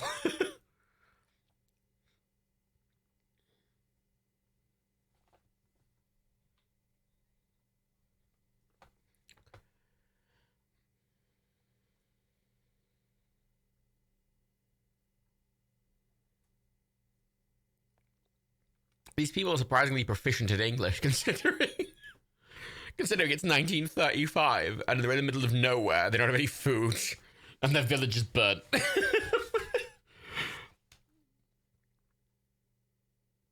Is it rude to offer food back to a starving person? I don't know, man.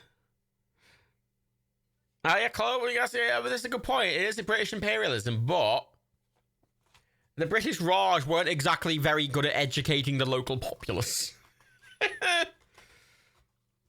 In cities-ish, but like not random fuckers in the middle of nowhere. The British Raj didn't give a fuck.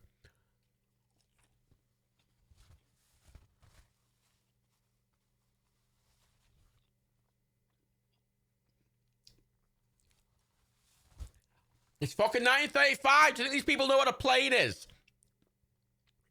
Considering this trilogy are the founder of youth and God killing Nazis, and I don't find that ridiculous. I know Axel, it's really weird, isn't it? I mean, it's not impossible that people in this village couldn't speak English. Like, maybe he's the only person that can speak English. Fair enough.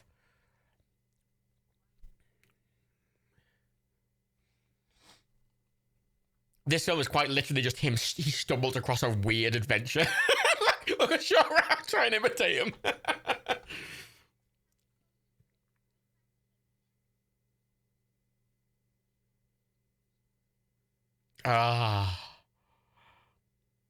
Dr. Jones, yeah, sip. Basically, anytime Short Round talk, he'll say Dr. Jones. Short Round is definitely something. I'll give him that.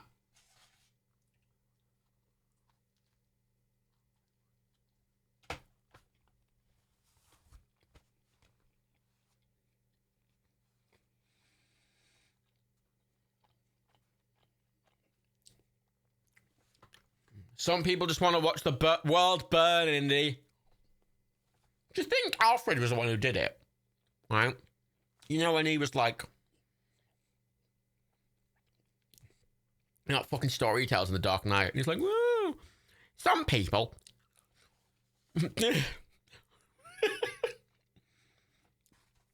Back when I was in the army...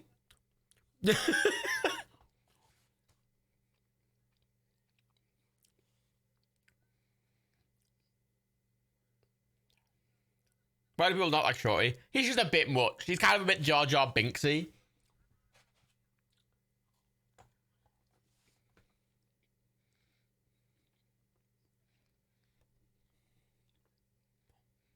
It's weird that they were speaking English to him if he can speak their local language, not why they weren't just speaking.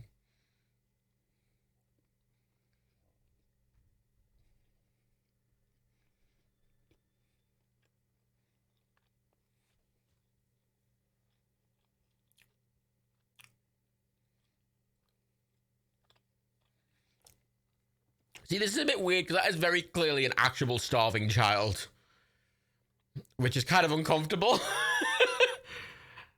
Like, what do you do? Like, oh, I'll feed you if you're acting in my film. Like, I need you to look starved from a film. Like, what? Oh, we need a casting call for an actual starving child. Like what?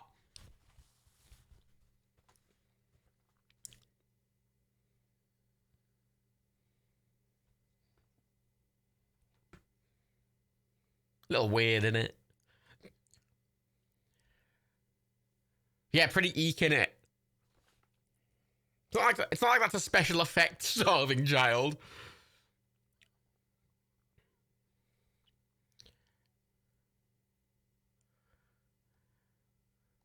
Yeah, it is a little. Let's look up some facts about this film, shall we? I don't know much about Temple of Doom because it's the one I least care about.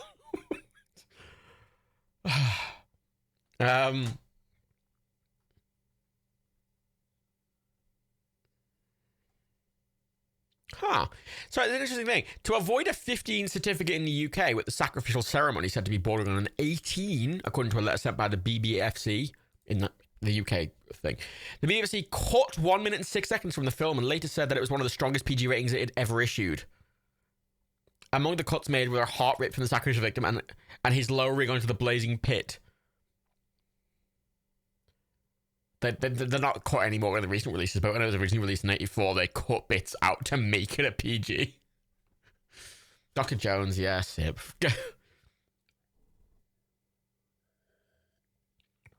And it's still a 12, I want to point out now. Oh, official sites. There's official sites for it. It's got an official MySpace. Indiana Jones. The brand has an official MySpace page. Still. All right. And look, now there are elephants. I don't know why she's here. And again, these elephants, as is always the case with any elephants in captivity that are doing this kind of work, are horribly mistreated. How fun! Wee!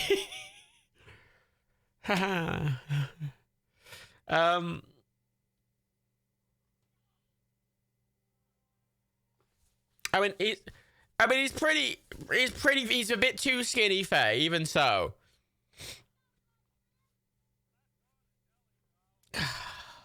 Keep calling him doll as well. She's just this weird comic relief, and I don't get it.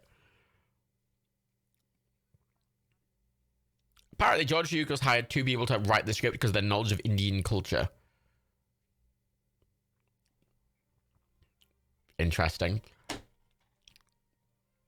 I want facts, damn it. Jones is basically abducted. Yes, she was just singing at a bar. She just somehow got caught up in this ridiculous thing. Where's she getting all these clean, very white clothes from?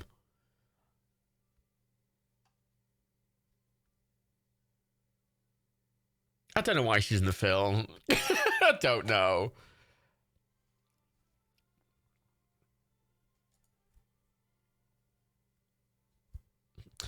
Okay, I'm gonna read the plot keywords. The plot keywords from this film are India, boy-elephant relationship, screaming woman screaming, and lifting a male into the air. Fuck me.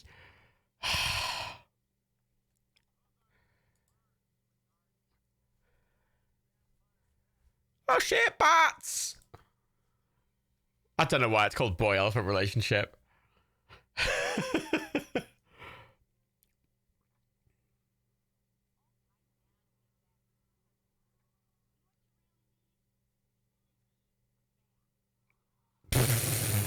Yeah, tell her, fucking elephant. Get fucked. You fucking tell that woman.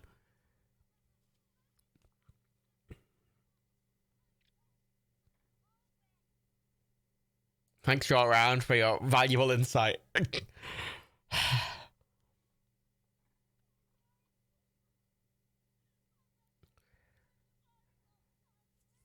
Why are you here?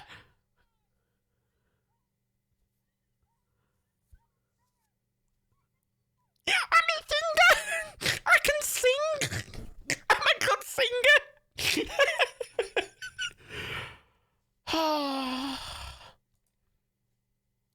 I do forget how bad the film is, but I do still find it very funny.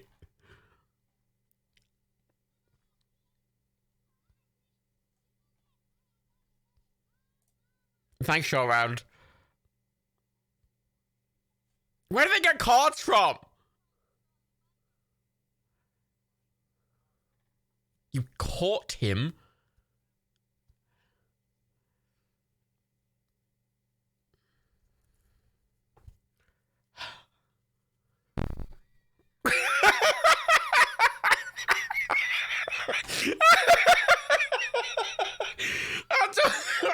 Fucking no idea, mate. I'll be honest, not a fucking clue. It's so fucking stupid. Oh, fuck me. This is why I think the trivia is Screaming Woman, because nothing's even happening and she's just screaming. Sit for Dr. Jones. She's not screaming and it's a fucking owl. What's the joke here? I don't know. The movie.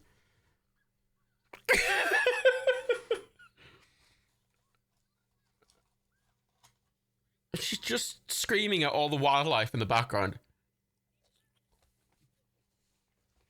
An owl? I'd fucking love to see an owl.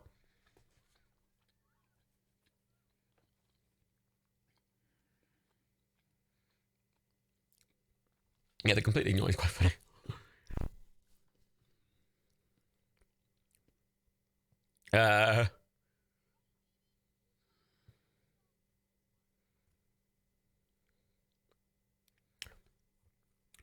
Sorry, there's a fact here which sounds, well, it sounds so ridiculous to be to the point it almost seems like it's untrue, but it does actually happen. There's a whipping scene in the film where he's chained to a large stone. However, the crew played Dr. Jones, yes, Sip. The crew played a practical joke on him. And when he was chained to the large stone, Barbara Streisand appeared, dressed in a leather dominatrix outfit, and she proceeded to whip him, saying, "That's for Hanover Street, the worst movie I ever saw." That sounds completely untrue, but apparently it is true. Apparently she continued whipping him for Star Wars Episode 4. Carrie Fisher then threw herself in front of Ford to protect him.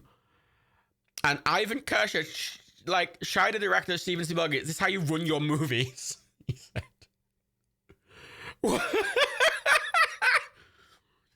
Oh, sounds so... Oh, poor Snake. Oh, so ridiculous. Oh, here's a fun fact, right? You know the guy who was speaking in English in the village, the Indian guy? The actor can't speak English.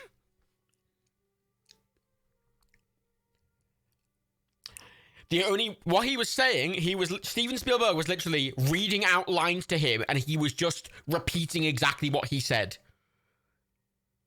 He didn't learn English. He was literally repeating what Steven Spielberg said. And whenever he paused in his dialogue, he wasn't pausing for dramatic effect. He was pausing because he was waiting for Steven Spielberg to read out the next line to him. Oh my God.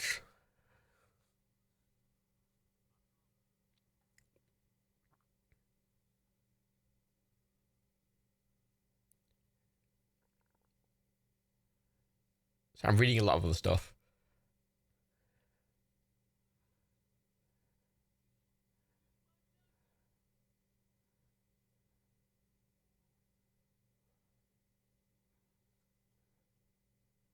Oh, it's skeleton, Sip.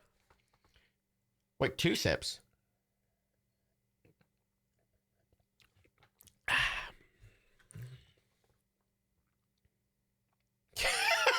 Just got a text from a mate saying, and I quote, "Just watched Indiana Jones and the Kingdom of the Crystal Skull again." That's appropriate timing.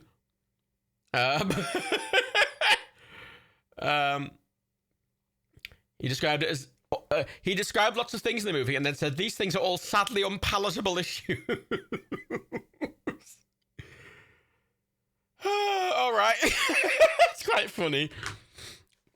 He has no idea I'm doing this, which is...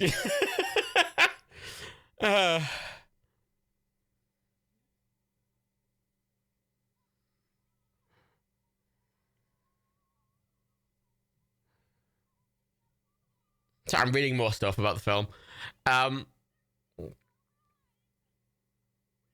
Shut up. Jesus. Apparently the reason he wanted to make it a prequel was explicitly because he didn't want the Nazis to be the villains again, which, why not? They're Nazis. They're like the easiest villains.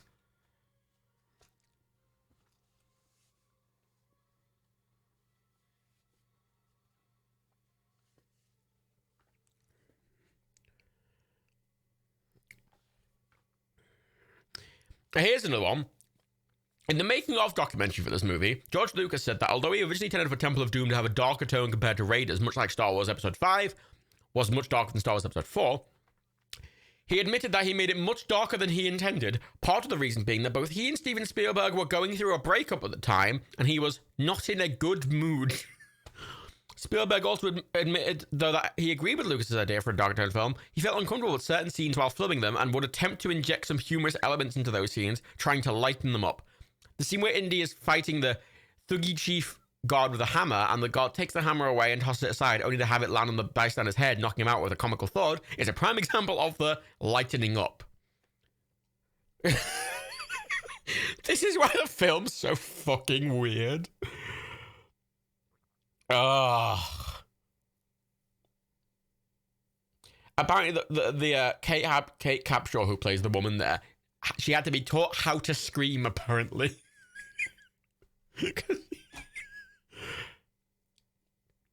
Oh, Jesus Christ.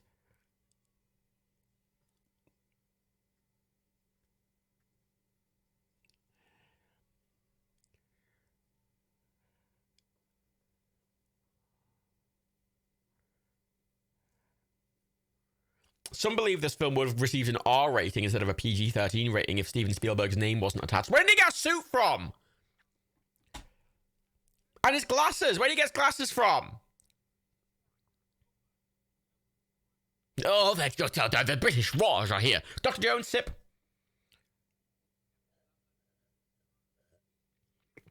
Ah, the British Raj, don't you know?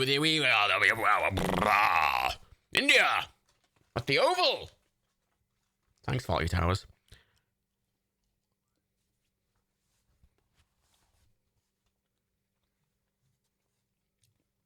Imperialism.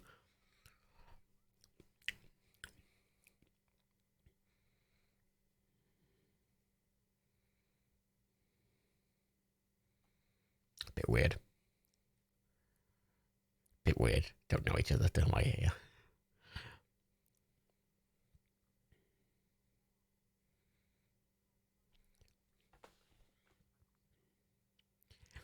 Okay. Lawrence Kasdan, who was the screenwriter for Raiders of the Lost Ark, was asked to write the script for this, Temple of Doom. And he said, and I quote, "I don't want to be associated with Temple of Doom. I just thought it was horrible. It's so mean. There's nothing pleasant about it. I think Temple of Doom represents a chaotic period in both Lucas and Spielberg's lives, and the movie is very ugly and mean-spirited." Fuck me.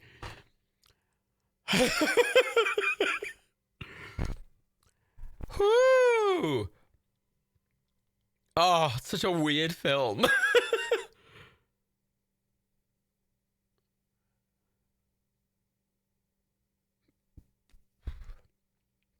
It seems like nothing about this film anyone liked. Everyone was in a bad mood while making it. And nobody likes it, and it's just it just come through, doesn't it?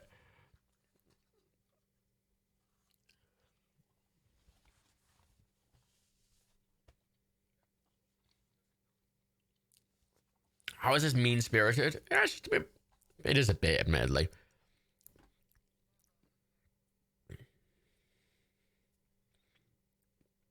According to some sources, Harrison Ford was not entirely comfortable with the film's story and not entirely happy with how the film turned out. No shit. Oh, during season 3 of Mythbusters, the team tested the plausibility of surviving a fall from an airplane in a life raft as depicted in the movie. After 3 drops with a test dummy in a raft, they determined that it was not possible to survive as shown in the film. No shit! Ugh. Oh.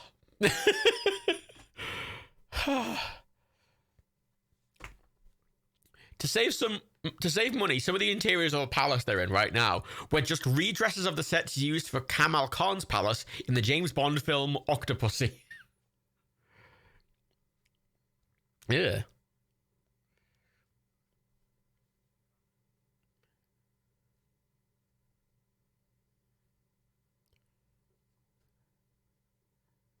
The movie is widely known to have been the impetus for the MPAA to create its PG-13 movie rating. Spielberg has been quoted as saying that he is proud to have contributed to the creation of PG-13 rating as a result of the rating controversy this movie created.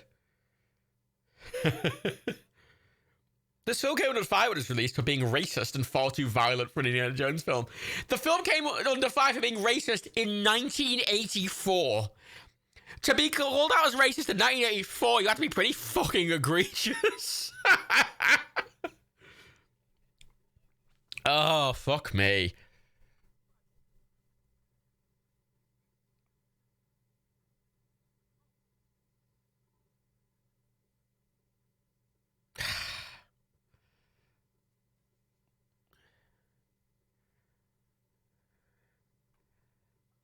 Ugh.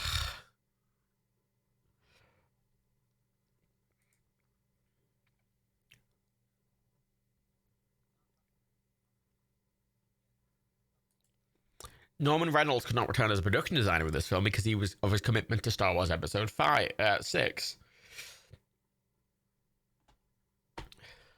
And again, story writer Lucas explained in a later interview that one of the reasons the movie is darker and more violent is because he was going through a divorce at the time and was in a really bad mood. And Spielberg was also had broken up with his girlfriend. He was also in a bad mood. I just love that everything about this is just like everyone's in a bad mood and they don't like making it. Apparently the monkey brains are like the custard.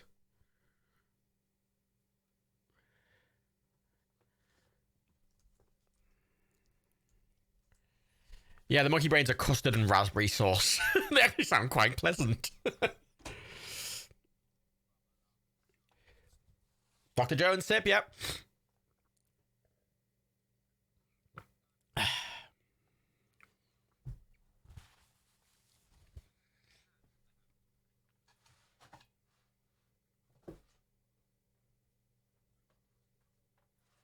Wow.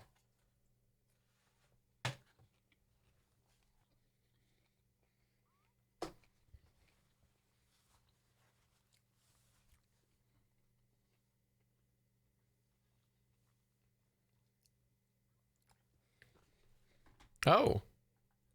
Wait, what? Sorry, I'm just reading a fact. I'm just confirming it. Oh. Wait. Hang on. So, the woman, right? The screaming one.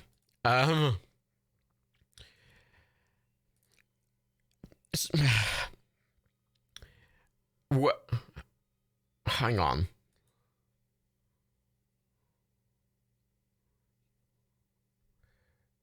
Oh, here's the monkey brains.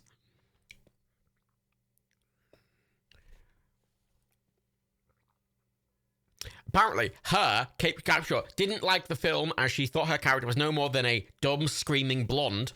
And and also, Steven Spielberg later married her and said he liked the film experience because that's where he met his future wife. Fuck me. This film is just full of fun facts, isn't it? it's so representative of like all the people making it at the time, and they all have bad things to say about it. They're still married, are they? That's interesting. It's good. Yeah, they are still married. They've been married since 1991. They've married 30 years this year. Yeah, all right. Literally, all the facts about the film are like every single main cast member or director has just terrible things to say about it, which is really funny.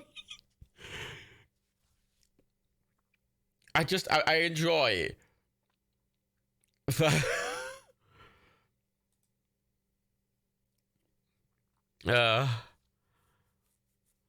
Why did they even make it in the first place? I don't know. They probably asked you about a studio. They probably contracted to.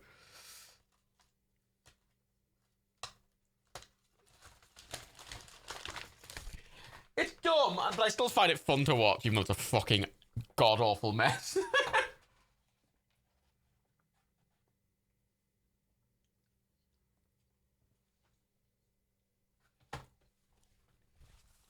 Oh my god, Indy. Jesus Christ. Could you be more of a...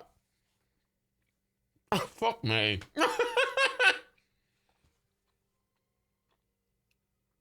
Yeah, it's a mess enough when everyone hated making it.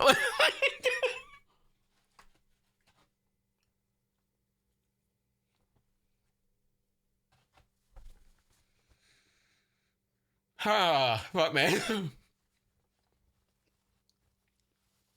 Oh, we should have just watched fucking... we should have just watched... We should have just watched The Last Crusade and fucking Raiders. Please. Well, what?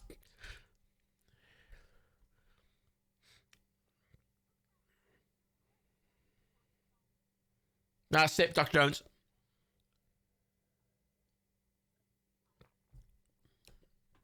The timestamp we're at is 49 minutes and 7 seconds, 8 seconds, 9 seconds, 10 seconds. Okay, bye.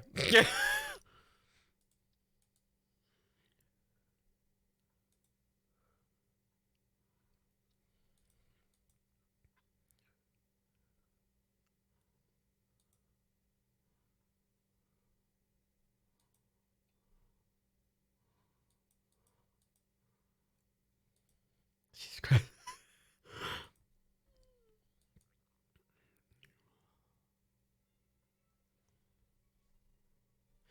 Yeah, so someone mentioned it about India. So this is the only movie in the Indiana Jones series which was banned. It's also the only Spielberg and Lucas movie to be banned. Temple of Doom was banned by the government of India after its release until very recently because of racist imagery and for endorsing an imperialistic message. The Indian government was particularly disturbed by scenes in which the people of India eat monkeys' brains and bugs as a delicacy, engage in human sacrifice, and use black magic and voodoo to worship their goddess Kali. All of it was deemed to be an offensive and inaccurate portrayal. In fact, the original script had all this happening in the Taj Mahal, which had to be changed due to objections from the Indian government. Who the fuck liked it? No one involved in this film liked it.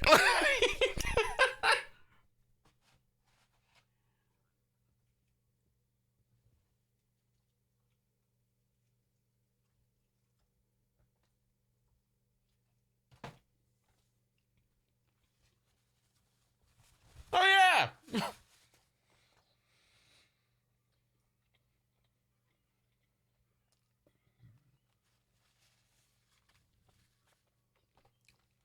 I forgot about this bit. This goes on for a while.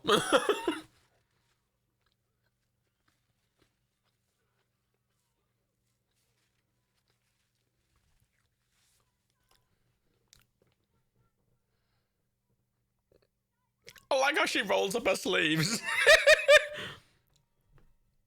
Oh, fuck me. Koski, the Indian government demanded removal of Maharaja from the script, so production moved to Sri Lanka. It sure did. Yeah, sure, Anthony just noticed. Dr. Jones, sip. And also using the whip, that's another sip. There we go. Fuck me. Fucking hell.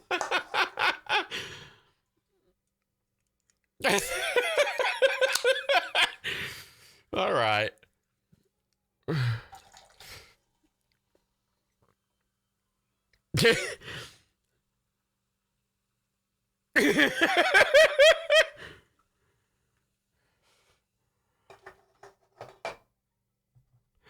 Oh, such a fucking stupid film. Oh, God almighty. I'm having fun watching it, though, I will admit.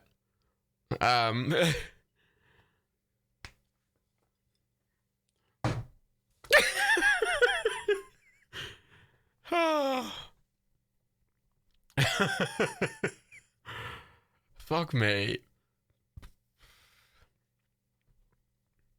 Right, I don't know. Harrison Ford didn't like it. Kate, who plays the... I can't remember. I think Willie is the name. She didn't like it.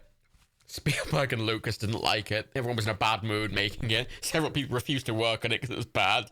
The Indian government banned it because it was racist. like it's just a ridiculous mess of a film. What did Harrison Ford say about it? I mean, there's nothing on record, but he has apparently has expressed a dislike for the film privately. Oh, like that tiny fucking flame is lighting anything up, Indy.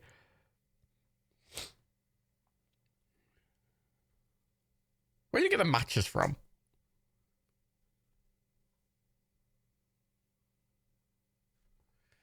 What's the point in the hatch? I don't know.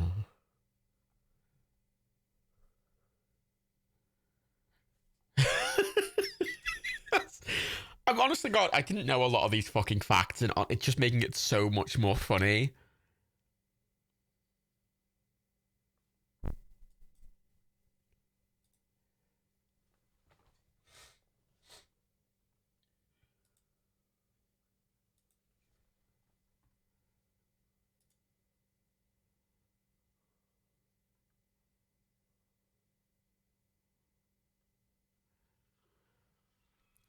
Skeletons!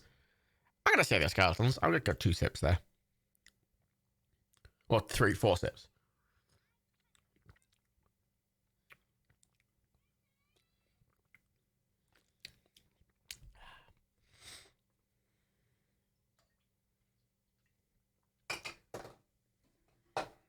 There's the, apparently, her dress when she was in the club in Shanghai, it apparently was completely made of 1920s and 30s original beads. There was only enough beads to make one dress. The opening dance number was actually the last scene of the film to be shot, but the dress did feature in some early location shots in Sri Lanka. In particular, a nighttime one with Harrison Ford and Kate Capshaw sitting by a campfire with the dress drying on a nearby tree. Unfortunately, an elephant had started to eat the entire back of the dress, which was saved just in time. Consequently, some emergency repair work had to be done with what remained of the original beads. And as to the reason for damage on the insurance forms, they had no option to be put to put dress eaten by elephant. What a mess of a film.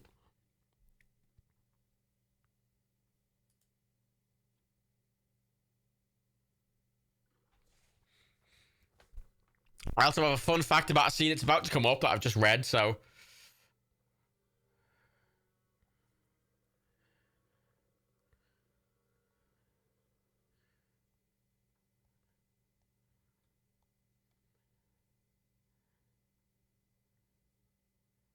Skeleton sip. 2 sips for skeleton. Told you they get more aggressive as the film would go on. I hope your teriyaki tofu was nice, Anna. I love teriyaki tofu, it's the shit. He has a weirdly large amount of matches, doesn't he? I'm enjoying the fact I didn't know all these facts before. I'm sort of reading the IMDb page, to be honest. Oh, he's leaning against the fuck. Jesus Christ, short round.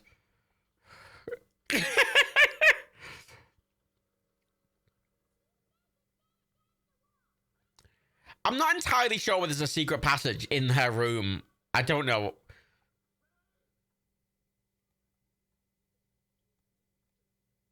I like that she can hear them as well. We already see their skeletons. I'm going to ignore them. Oh, that's a new skeleton, though. So I'm going to sit for that one.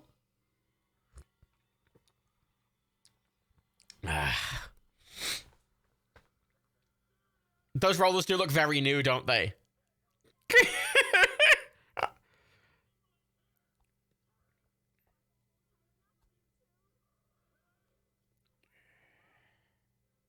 Oh, hey, I've got to talk about this bit now.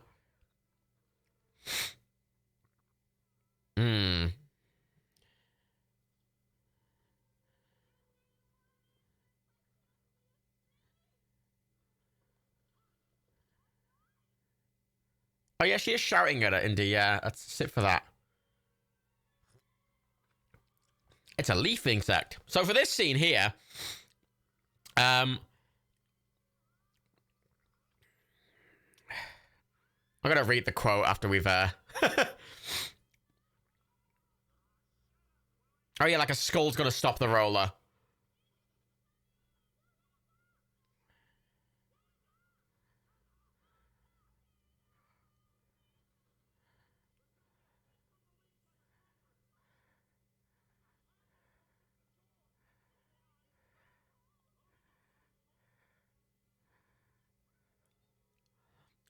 They're just a lot of apparently quite friendly leaf insects, which is quite kind of cute.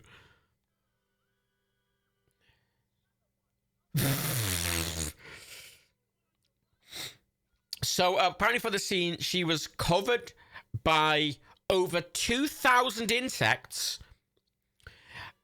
And I quote, she took sedatives prior to the scene to get over her fear and claimed they definitely worked.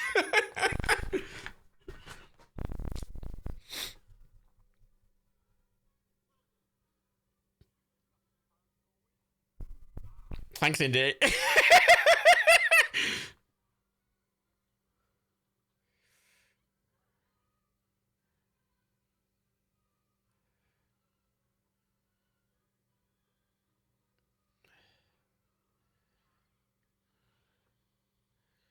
Oh, I'd be freaking the fuck out with those insects as well. Like,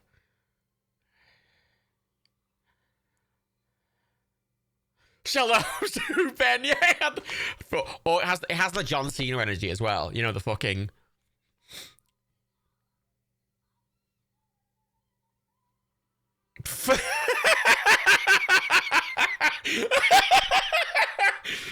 Excellent. Oh, we had Indy almost dying as well. So I missed that. I'm going to do a sip for that. Music. Another sip. Indy lost his hat. Another sip. That's 3 sips. 3 solid sips. Now they're inside of a matte painting cave. Very obviously, because the lighting on them absolutely does not match the red lighting in the cave. And they look like they have a fucking black stroke around them. You know, none of this is CG, is a point. It's a matte painting that they're comped into, which would have been done with actual film reels. He kept the hat. No, he did, but when I say lost the hat, it falls off his head. That's him losing the hat, and then he gets it back, you know? And here's the scene. Here's the scene.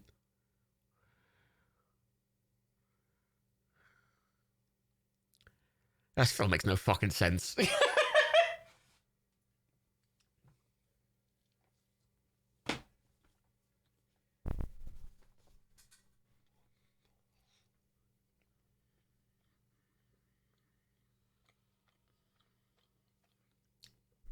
This version does include the bits that were cut from the original UK release, yeah. Because they were reinstated in like the 9s.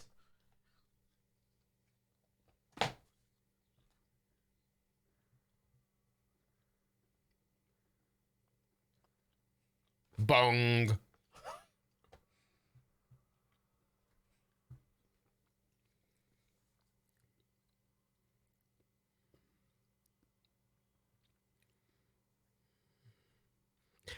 I mean, this is kind of the only bit of the film I like remember. There's bits I'm remembering now. You know, like when a bit's about to come up and you go, oh, I remember what's happening. But this is the only bit I can like remember, like, you know, if someone asking me about Temple of Doom, this is the bit I remember. Wait, this is all happening below the British Raj people? Yes, Evil Burp. There was a convenient corridor in her bedroom, which just led down here for some reason. I don't know why. No, I remember the bridge scene, but the bridge scene's right after this, so, like...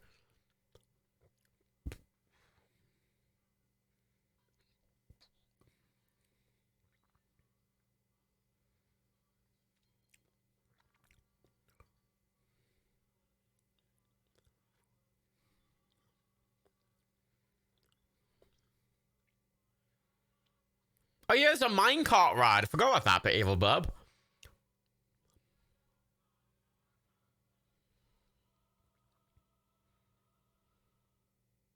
The bridge scene's way after the bridge scene's way after this. I don't remember the timescale. I remember him coming out from, like, underground, then he's on the bridge very soon after. That's how I remember it. Did they ever explain why Indy was looking for the door in her room? Probably, but I don't remember.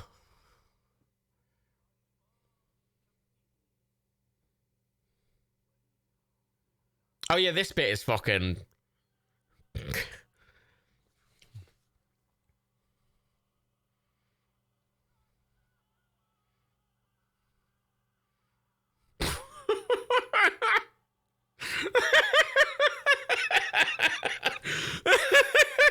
Are you still alive?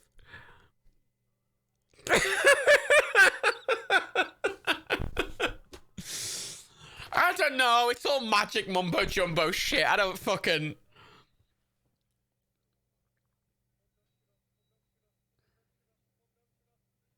Crystal Skull justifiably gets shit, but this film, I also give a lot of shit. I just have fun watching this movie, unlike Crystal Skull.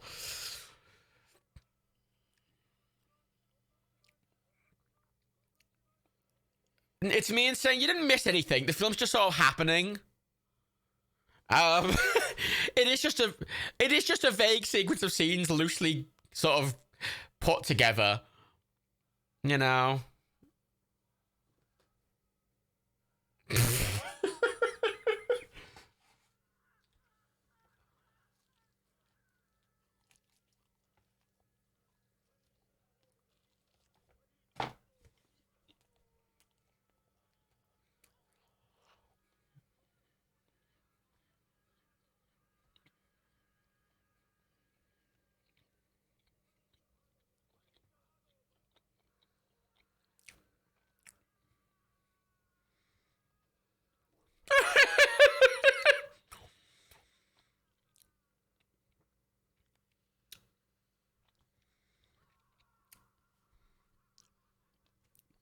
I'm not counting that as a face melting.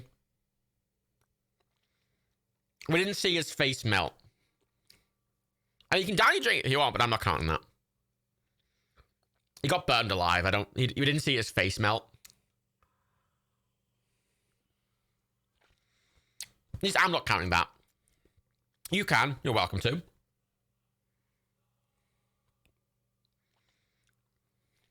Also, I've got a new drink and I don't want to down it.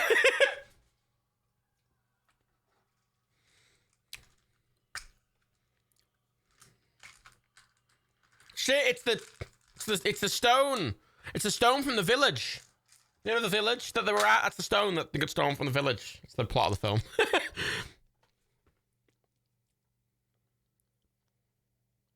I don't know. Kind of Shanghai time to this. It doesn't. the Shanghai Open has nothing to do with the rest of the film. Like, literally nothing.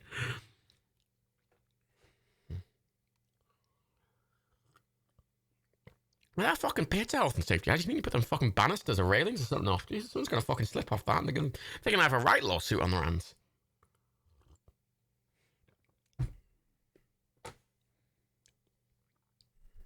Yeah, Shanghai was just an excuse to get delayed. I don't know. There could have been many ways that they could have set up the film, and they just chose this way, and I don't really know why, but they did. Mm-hmm.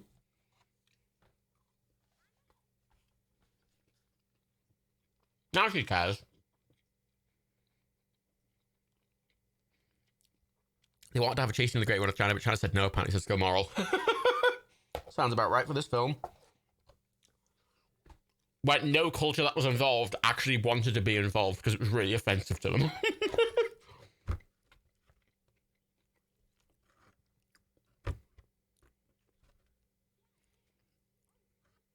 Yes. We've established this.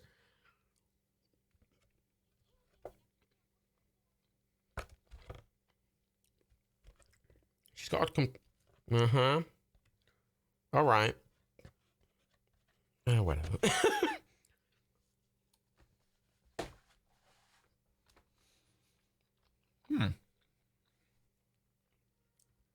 I never thought tofu could go. I never thought tofu could go so well with chips. Or fries for the Americans. Shanghai establishes Willie Indiana Jones, the full protagonist, selling artifacts and also setting off the young Indiana Jones series. I mean, yeah, Koski, but like they could have done anything else. Like it has a sort of vague point, but they could have done anything else.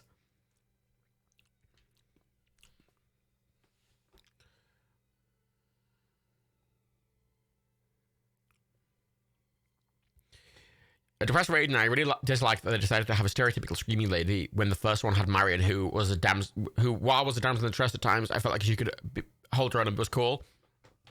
Yeah, apparently the reason they didn't do it for this one is because they wanted to have a different woman per film. I imagine they were trying to do like a Bond thing, which they didn't really need to do. Tofu itself can have a load of flavor, and these are really flavorful tofu, Joshua, but it's like texture-wise, they go together quite well.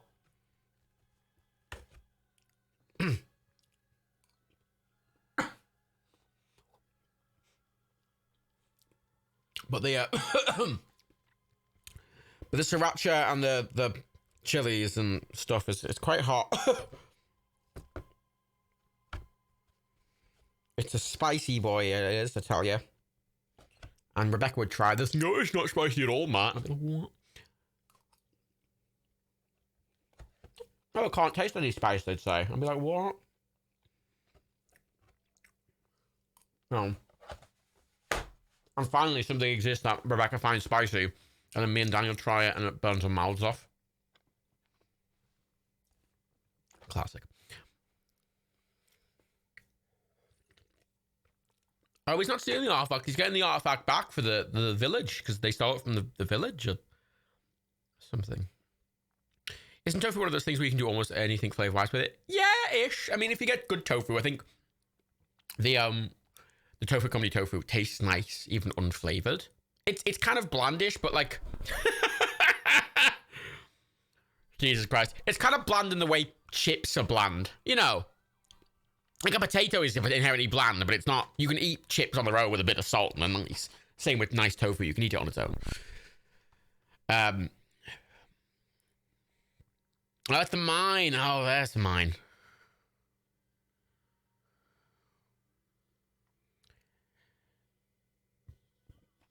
Yeah, it's the slavers in the slave mine. I don't know, man. I'm assuming this is where the kid was supposedly from.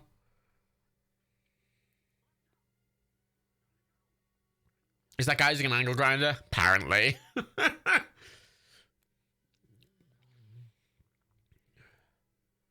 See, I like spice, Jet. I just, yeah, I'm difficult with it. My tolerance is quite low. Good shot, Indy. It doesn't help that my sinuses are never that great. My fucking spice makes my sinuses just go, ah! And I'm like, ah! What are they mining for? I don't know. Mining ores and, you know, metals and gems and stuff. I don't know. This film is definitely all over the place for us.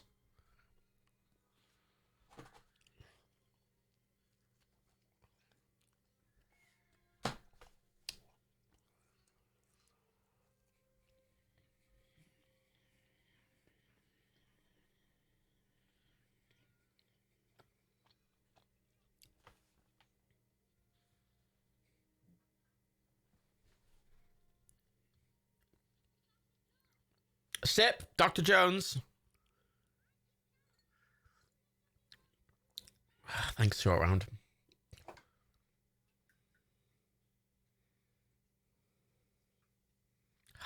Fuck me.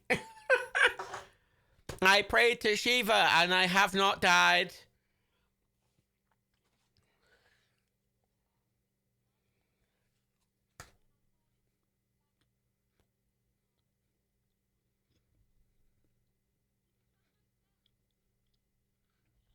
Short round's a big smelly piece of shit, Koski, and I'll die on that hill.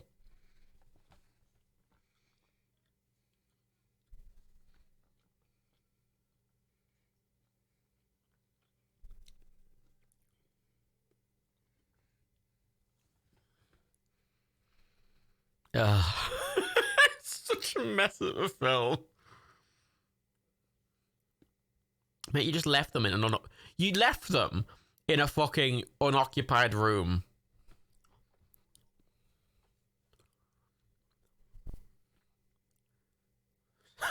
Ha! Oh, don't try and defend yourself.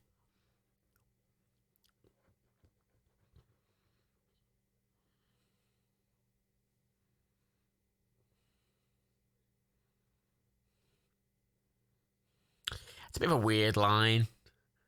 Like, the British are the villains of them, but, like, you know, it's kind of got that enemy of my enemy as my friend vibe.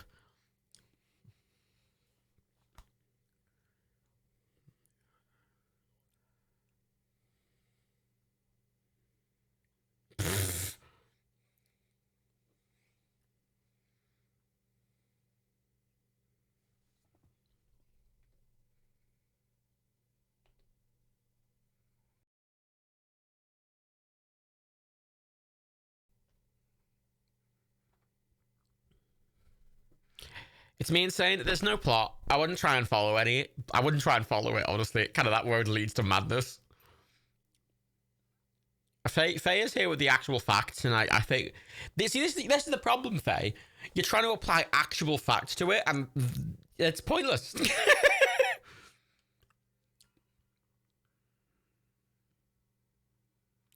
Yeah, Short Round does feel like Jar Jar, like them trying to make it more family friendly, doesn't it? But it's a 12. It's the highest rated of all the Indiana Jones films, so it feels a bit pointless.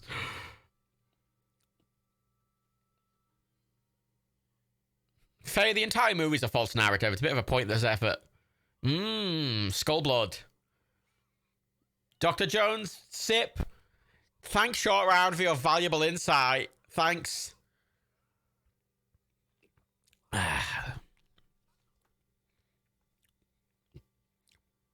Oh, it's the kid. It's the kid. It's the kid who was in the thing. That's the kid. And he's got a... Oh, I forgot about the doll. I forgot about the fucking doll.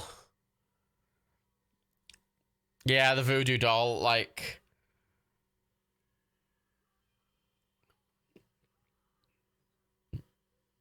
Yeah, it's a lot, innit? It is a voodoo doll of Indy, and he's being burned, and that means Indy's been like, oh no, owie, owie.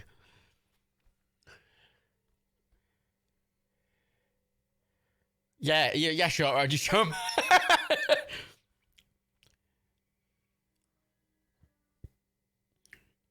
This is the scene that Barbra Streisand apparently turned up on set in a dominatrix outfit and whipped him. Which is different. It's interesting.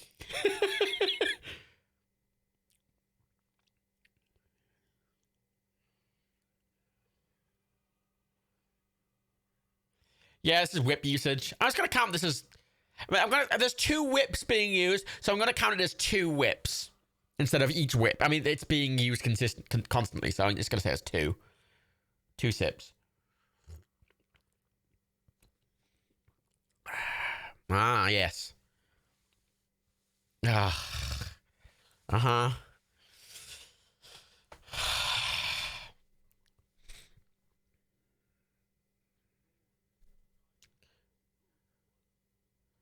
Is this an anti-imperialist movie? But it's weird, because they're clearly villains. It's like, oh, the British. Uh-huh.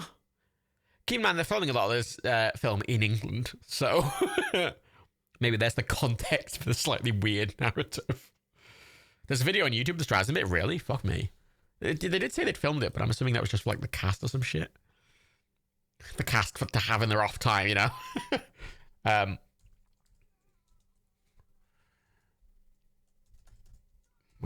Googling it. Oh. Wow, it's really bad quality. And when I say it's really bad quality, I mean it's legitimately one of the worst quality things I've ever seen in my entire... So that scene where we were watching the guy... Imagine that, but with Barbra Streisand in a BDSM outfit instead. And also imagine it at, like, 140p, and also they're only existing 3 colors somehow. And it's blurry also. Actually, can I capture that and put it on the stream? Hang on. Hang on, let me... I'm going to put it on the stream for a moment.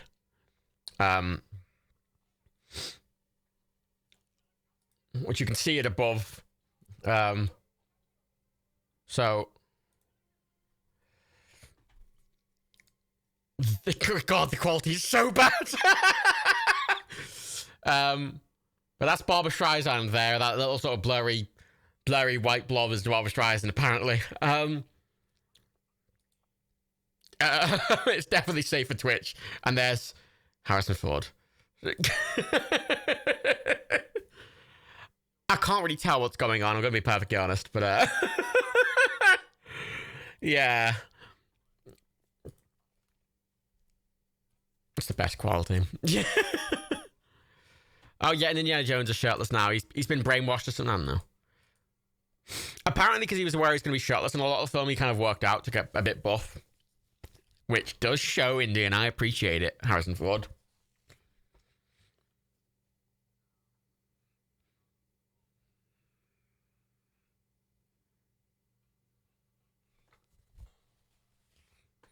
That video looks like it's from, like, a VHS tape that's been copied, like, 100 times in a row. It was shot on a VHS, then filmed from a screen with a $5 webcam. Oh, that sounds about right, Colonel Chocomel.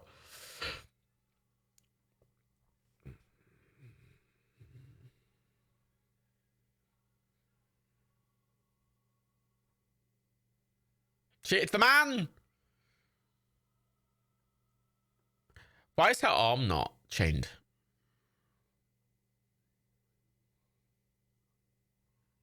Oh, he's speaking Hindi. That's a suspicious language.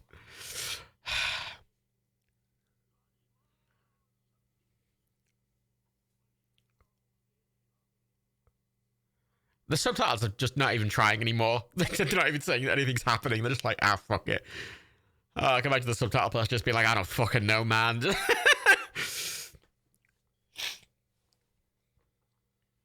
How does the blood make him be controlled? I don't know. Something. I don't know, man. I don't think the film does either. This is the problem. The bearded overseer, who's very whip happy, is the same man who played the big German in the plane fight. That's interesting, Mr. Quagright.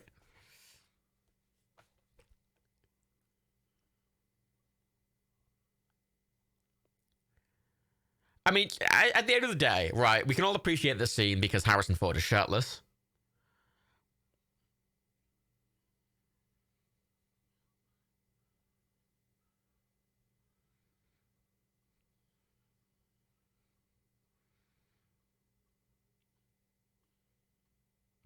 Jesus Christ. No one's tried that before, Short Round. No one's ever thought to try that. No one ever. I don't know what the ribbon's about. Actually, that's a good point.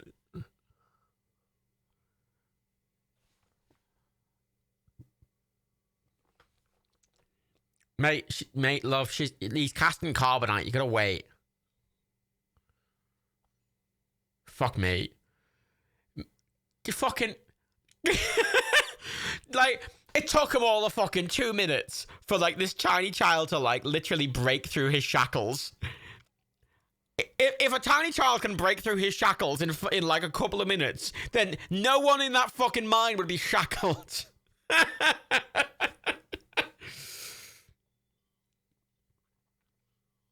Yeah, spit on him. Yeah, sexy. Mr. Gregory, no one's saying that the voodoo magic's fine. I don't think the people who pan fucking Crystal Skull aren't simultaneously like, Temple of Doom's really good. Like,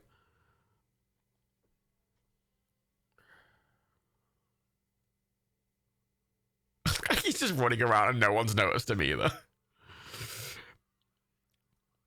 Oh, now they've noticed him. And I like that they are climbing up the ladder instead of just pulling the ladder.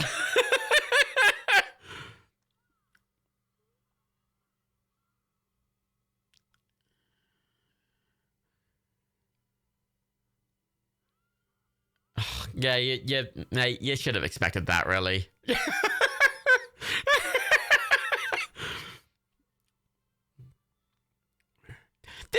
This does get away with being more wacky, Jambo. Yeah, because it's in the 80s, and I can kind of...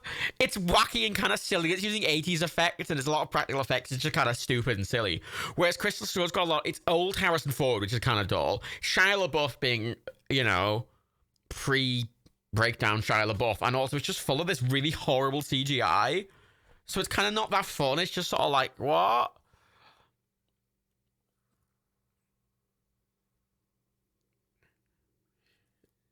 She just scream a lot, doesn't she?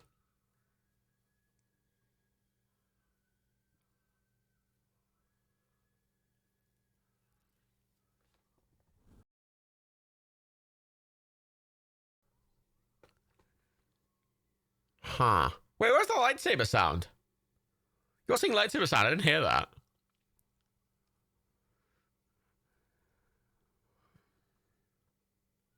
I like the smile. I like his little fucking, like, suspicious culty smile. When the door opens, I didn't notice that. Dr. Jones, wake up, he says. Oh, I hit short round. Sipping for the Dr. Jones, wake up. Oh, he said Dr. Jones again. Sip again. Ah.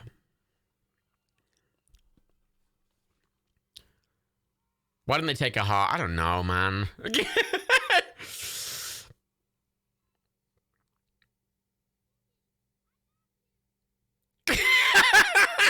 You see that fucking, like, this is fucking manic smile stare when he turned to short round was excellent. Yeah, he just needed to be burnt slightly, and now he's fine. The blood's worn off.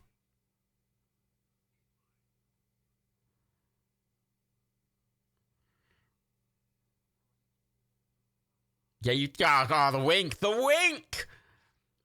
See, that's got a vibe. That's got a significant vibe of like, oh, like that wink was like it was like him going, I want to fuck that kid. Like, no, Harrison, don't, mate. That's a wink you do to a consenting adult. not I like that short round took out these two massive dudes with swords as well. Yeah, away he goes. Oh yeah, theme, yeah. Yeah, anytime it's done, you know that, just even though the motif, I just sip for that. Please do not wink at an adult. I like saying that. Sorry, if Harrison Ford winked at me like that, I would take off all of my clothes immediately. The hatch!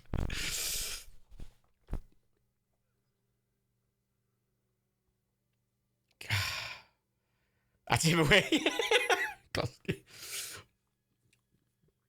Away she goes, flying through the sky. Uh-oh. There's someone with a dagger for some reason who hasn't jumped out yet.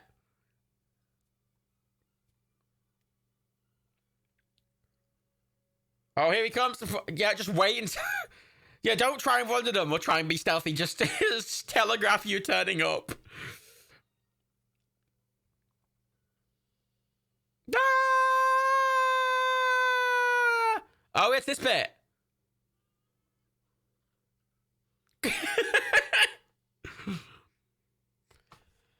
I don't know what they're cheering for.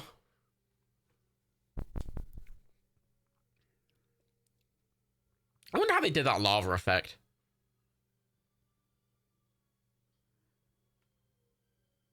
Oh, you're helping a lot there, short round.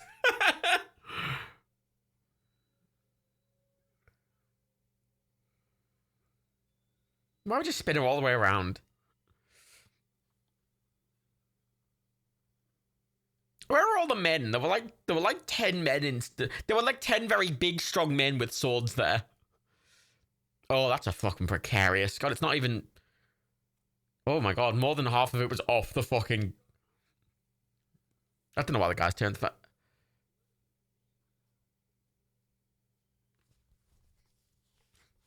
Oh, Jesus Christ. Fuck me. God.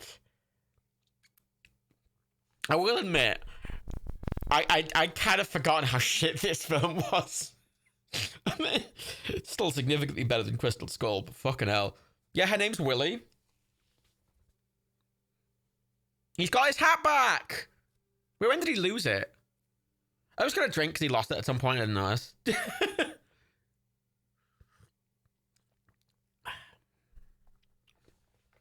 Yeah, no one seems to care the ritual. I don't really know. It's definitely better than Crystal Skull Fae. I can laugh at this one. I can't really laugh at Crystal Skull. Crystal Skull's just fucking dull. I'm like, oh, why? He lost the hat off screen. That's true. We still lost it.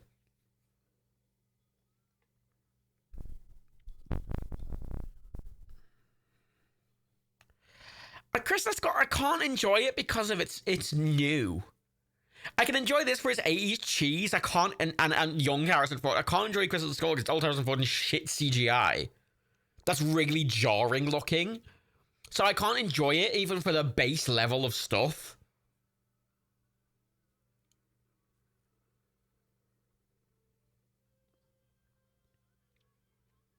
Yeah, like Crystal Skull it all looks like it was done on fucking a green screen, even though it wasn't.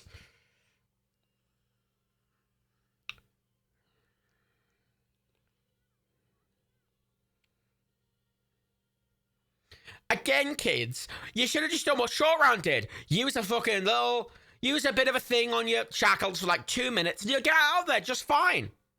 You know? Or you'll be grand with it. Yeah, fucking whips being used. I'm going to take 2 for the whips. You have a special place in your heart for Crystal Skull, says Hip the Chicken. Hip the Chicken, you're wrong. It's the end of the sentence. See, I like the bonk. I like a good bonk with a big bonk sound effect. I think that's quite funny. But here's the question, right? Why do the mines lead directly into the palace? I'm a fan of a good bonk. Like, this is why I can have fun with this movie.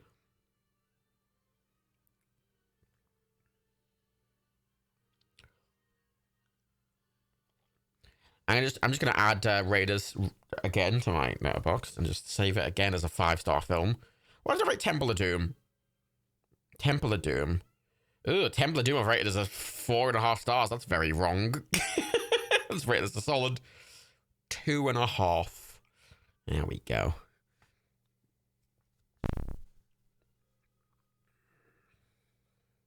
And I'm gonna preemptively rate Last Crusade. Oh, it's a 5-star. Yep. Just. Oh shit, he's got the voodoo doll again. Uh-oh, Scooby-Doo. Oh no, voodoo.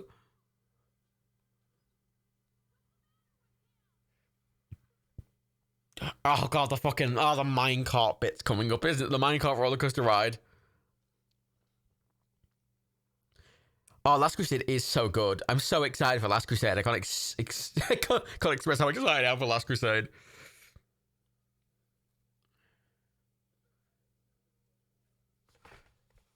It's a big roller.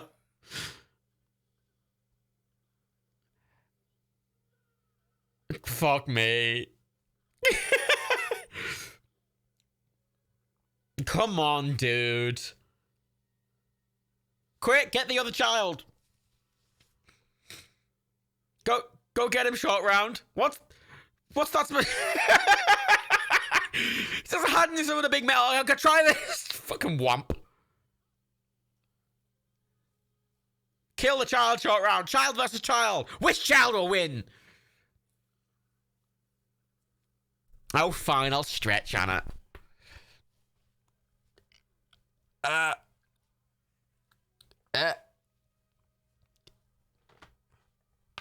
I've stretched. How does this have 3.6 on Letterboxd? I mean, it's an Indiana Jones film, and it's an original one, and I think you can appreciate the fact it's an Indiana Jones film, even if it's a shit. Like, it's an Indiana Jones film. It's alright. It's a shit film, but it's still an Indiana Jones film, like an original one. Like, and you can appreciate it for that, you know. The score's still excellent. The sets are still excellent. The acting, I think, still fun. It's got a lot of silly set pieces in, which I found fun. It's got a lot of very iconic moments in, even though it's kind of a shit film. It's still fun and has a lot of very iconic, important moments in it. And also, yeah, people have fond memories from childhood. But even so, I think it's still fun. Yeah, Indy! Sit for fucking theme.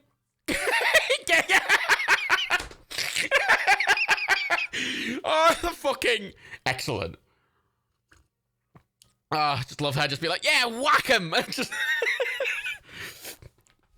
She is literally useless in the film, yeah. But this is the thing, I'm laughing a lot at this film. I find it fun even at its worst. The bonk.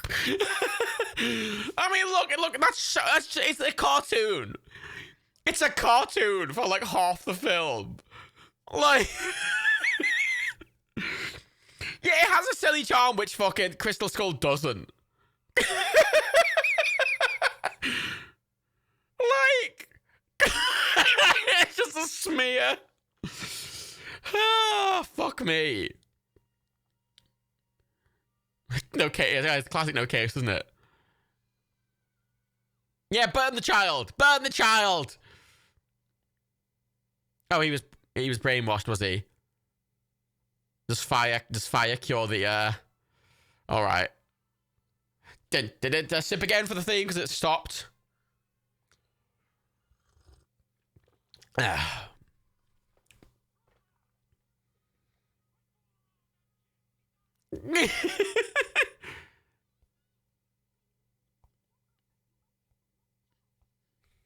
Thanks, random kid. Yeah, well, it's so weird that's the only thing that cleansed it. I thought it was just pain, but now it's just fire. No, the silly charm doesn't outweigh all the shit for me, but it's like, I can have a fun romp with it, especially with alcohol in me. You know, I can't have a fun romp with Crystal Skull. I love the smear that's still on the fucking roller. Whip, yeah, whip being used, sip. This is fucking stupid. Like, God, we can do karate now. Of course he can. Fucking hell. He falls face first in the fucking Minecraft. Are we watching Crystal Skull? No. Because we would be finishing at like 4:30 in the morning if we were to watch Crystal Skull. I don't want to finish that fucking late. He's a fucking ramp.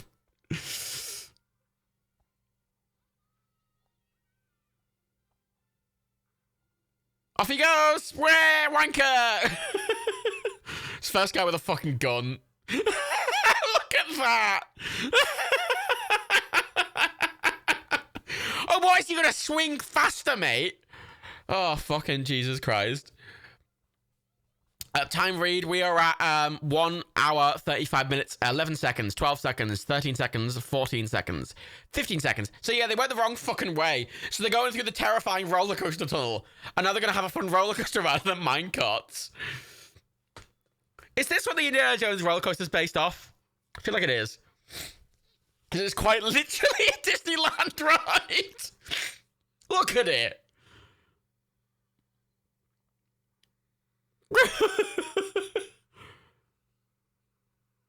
Why would a minecart? Look how fast they're going! Oh my god, slow the fucking Jesus!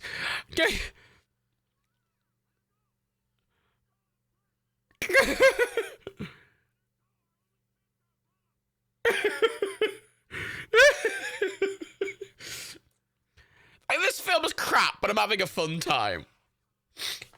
You know, like.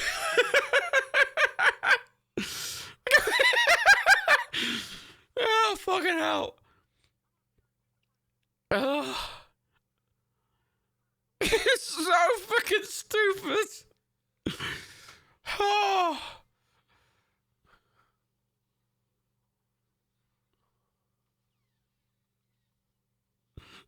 Why, when it switches to the fucking green screen shots, are they going so insanely fast?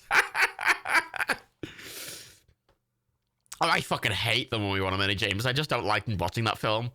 Oh yeah, drop the... Yeah, that'd stop him. I definitely got pushed out the way. Oh wait, I forgot there's this bit now. Wait for it. Wait for it. Wait for it. Bonk. Wee. And then wait for it. Wait for it. Wait for it.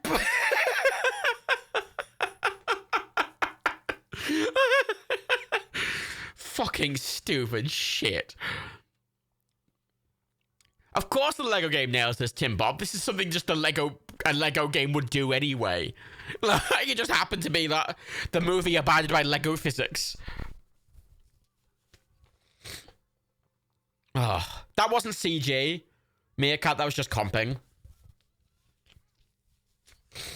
I don't like counting comping as CG. They've done a loop now, by the way, I think is the point. Yeah, the subtitles have just stopped. They don't care.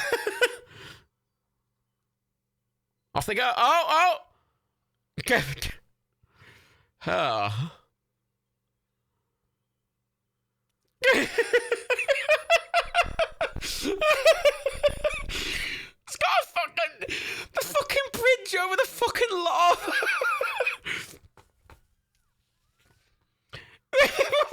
Why does this exist?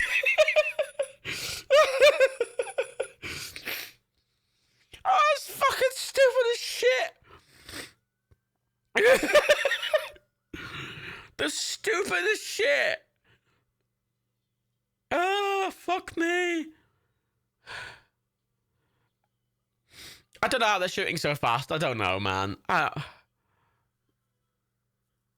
don't know how they're keeping the speed up. I don't know why it's so long. I don't know why there's two minecart tracks that just go separate for a while for no real reason. This is HS2. Oh my god. Did they write the scene with the hopes of selling the ride to Disney? It wouldn't surprise me, honestly.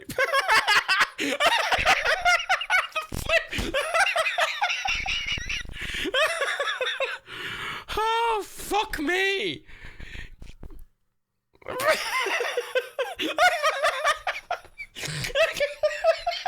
fucking jump. And then the fucking flooding bit. The flooding bit. Oh. Like, there's definitely not enough water in that fucking little thing to cover the entire fucking mine shaft, but... Oh. And now the brake's broken.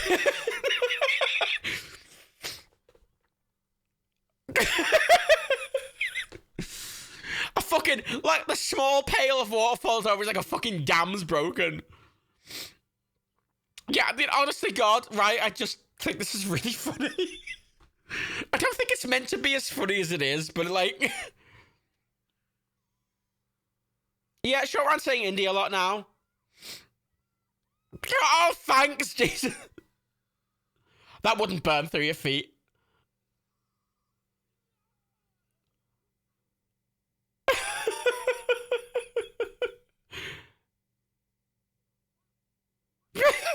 Shoes are on fire.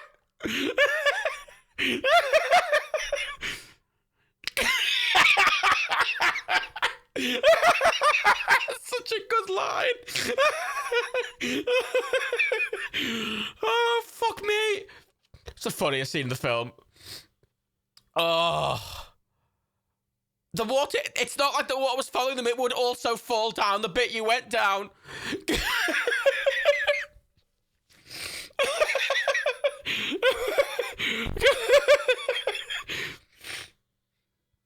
Oh, fuck me. I forgot about that. The really bad blue screen. Oh, fucking hell. Oh, Jesus Christ. It just keeps escalating. How does it keep escalating? Oh, Jesus Christ. Oh, fucking hell. Oh.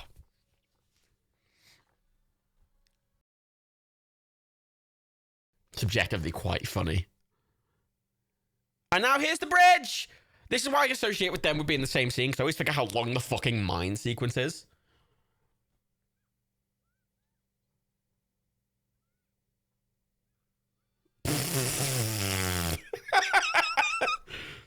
Oh, the fucking river full of alligators! Oh, fuck me. Oh. He just got... And they're doing the scene again, but he doesn't have his gun! It's a reference to the first one, he doesn't have his gun! Oh, that's a cute reference. I mean, this film's crap, but I have had a smile on my face for the past 15 minutes. Like, I've been laughing consistently. Whip use. And then there's this bit.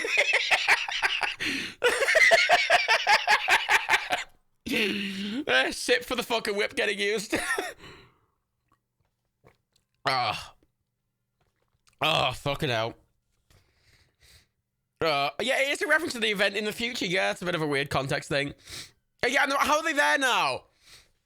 Oh, God, it's so funny.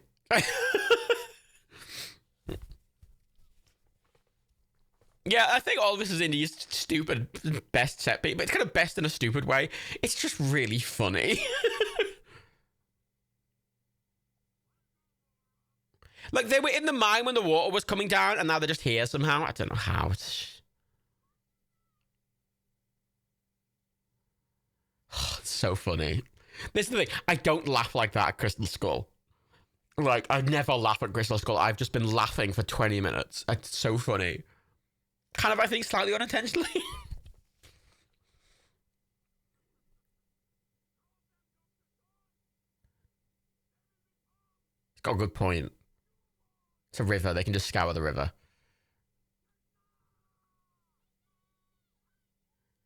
Yeah, he knows, love.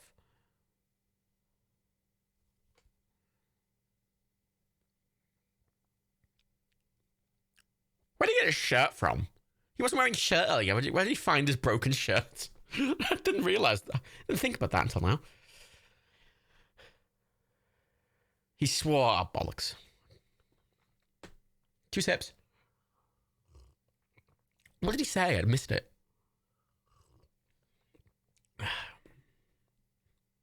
He's sending them onto the bridge now, so he got less. It was with his bag. All right, fair enough. Oh, he said shit. Okay.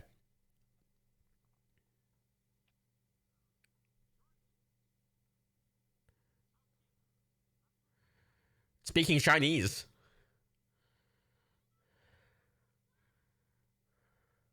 Yeah, I'm sure that rope wouldn't break his fucking ankle. Secure yourself, love. Come on. That's definitely going to break their wrists. I don't know about the chief guys walking onto the bridge. I don't know.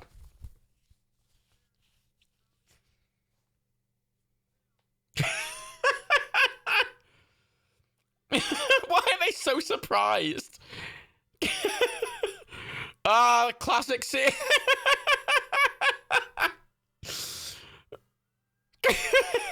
Oh, fuck me. I mean, it broke so easily because it was fucking, like, the most fragile thing ever, admittedly. The alligators catch him in the mouths.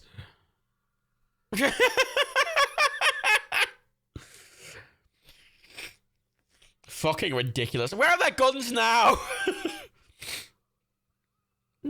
Off he goes. Oh, fuck me.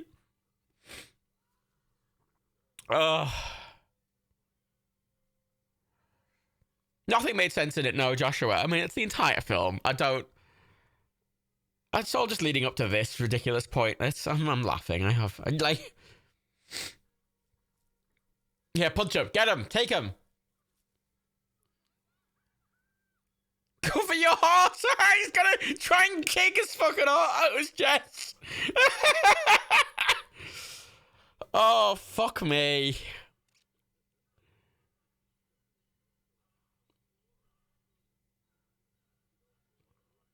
So fucking stupid.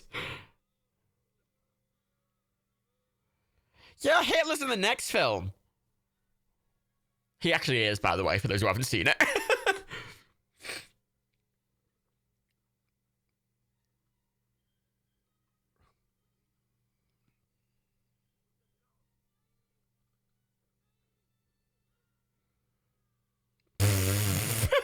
Fucking blue screen man falling past him.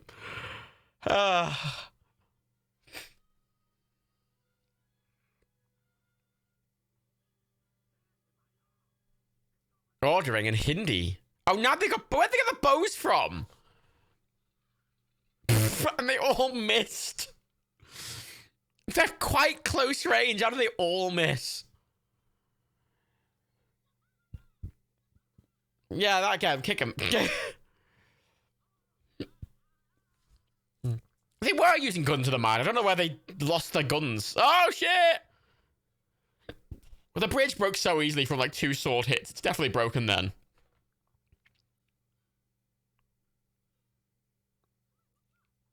Oh, now they climb. Okay.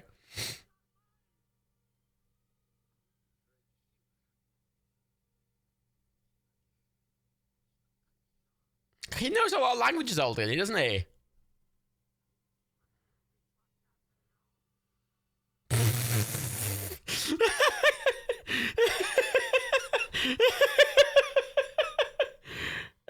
Oh, fuck me.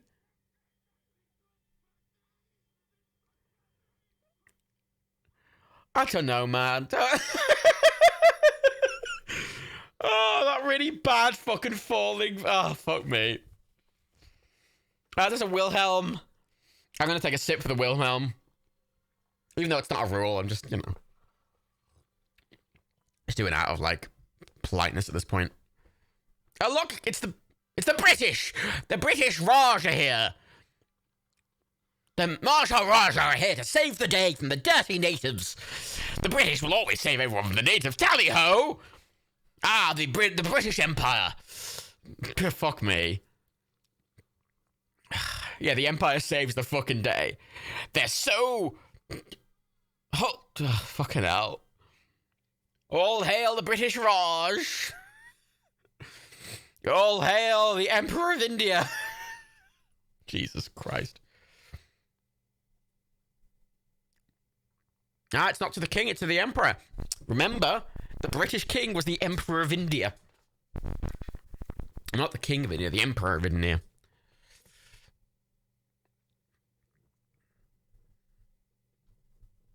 Where's the fucking stone? Ha ha ha ha ha ha hoo hoo hoo ha ha ha ha hoo hoo hoo ha ha. Song, sit for song. Look, their lands are suddenly fertile again. Don't know how the lands got so fertile in like a day.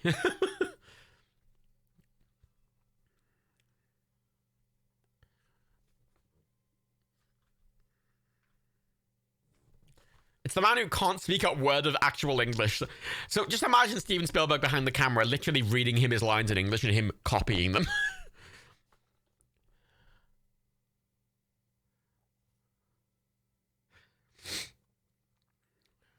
Oh, it's the children from the mine. The kids of the village. The village only had 1 stone, yeah. The kids were in the mine. They were the mine kids. They were the kids in the mine. Oh, man. Didn't Spielberg marry Willie after this? Yes, he did.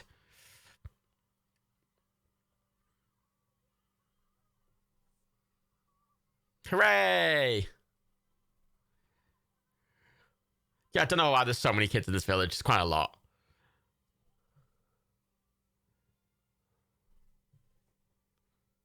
I don't think the chief cares what stone. I think they're all basically the same functionally in the plot. Steven Spielberg is off camera. We know you are coming back when life returns to our He's like, oh.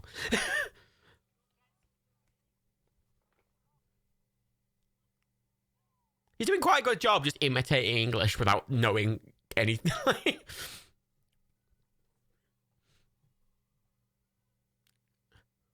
Didn't take Indy 2 days and an elephant to get to the palace. That is a good point, actually.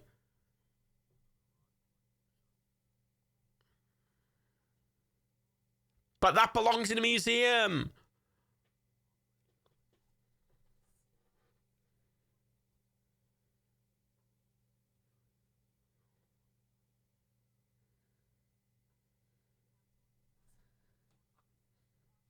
Woman shout to Indy, 2 sips.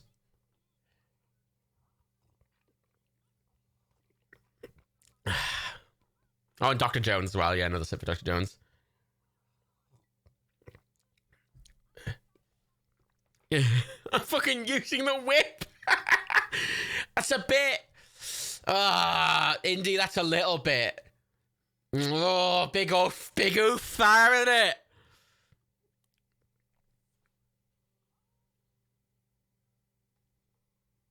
I took a sip for the whip. Oh, it's big, yeah, it's a yikes in it. I took sips for shouting at him as well.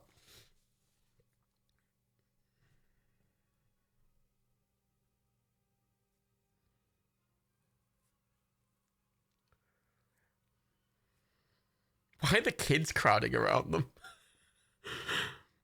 And that's the film. Such a piece of shit. But it's very funny. I think more funny than it intends to be, but that is crap. Woo-wee.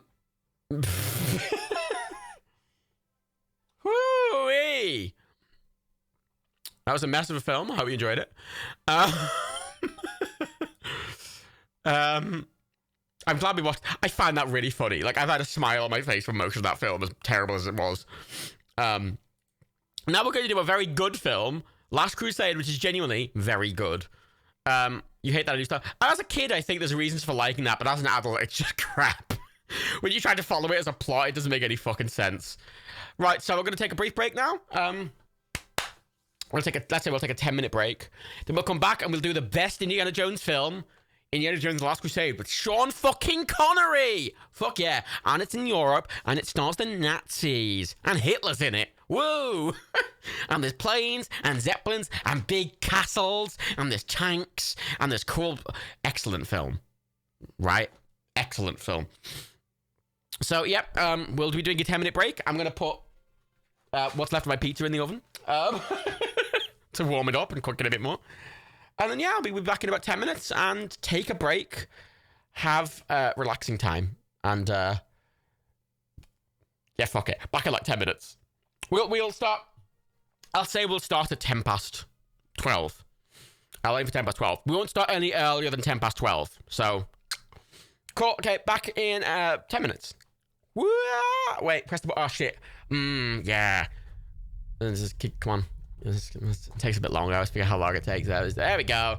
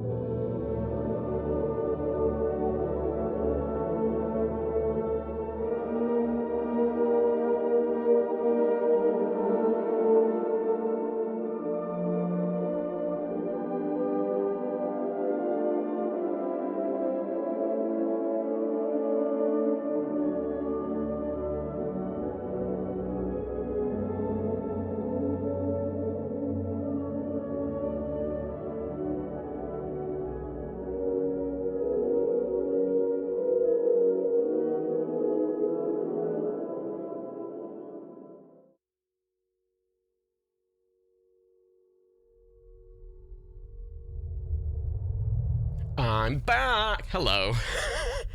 I've reheated my pizza. That's all I've done. Wait, that's all I've done. That's all I've done. I also realized, wait, I've drank like fucking 5 fizzy drinks. I'm like, why am I so burpy? I never drink fizzy drinks. Oh my God, how do people drink fizzy drinks all the time? It's very unpleasant. Like, oh my God. Yeah. As I take a sip from another fizzy drink. It's back. I'm back. Hello. All these films are like under 2 hours. We'll be done with this by 2 a.m. or very just after. That's why I did schedule these. I did think about the time. We're not going to stay up any later than we normally would for these. Is the kind of point. I think it's Last Crusade. Hang on. How long is Last Crusade? I can't type and read and talk at the same time. Last Crusade's the longest out of all of them. It's 2 hours and 6 minutes, which means it's 2 hours if we ignore the credits, because the credits each film's like 5 minutes long. So it's 2 hours. We'll be done at 2:15. Which I know isn't that good timing for a lot of people, but I had this awkward dilemma when I was trying to schedule this, because a lot of people, 7 p.m. was already too early for people in America. This was the best time I could do, and I would try and please everyone. I hope it's fine. I hope it's okay. But it's fine. I like all the Ultima Man. The Ultima Man's a good appropriate for this, I'll be honest. Fuck it. Is everyone back? Is everyone ready? I mean, we can just get right to it if you want. There's no point delaying. No point fussing and fighting around. Let's get right back to it and celebrate that.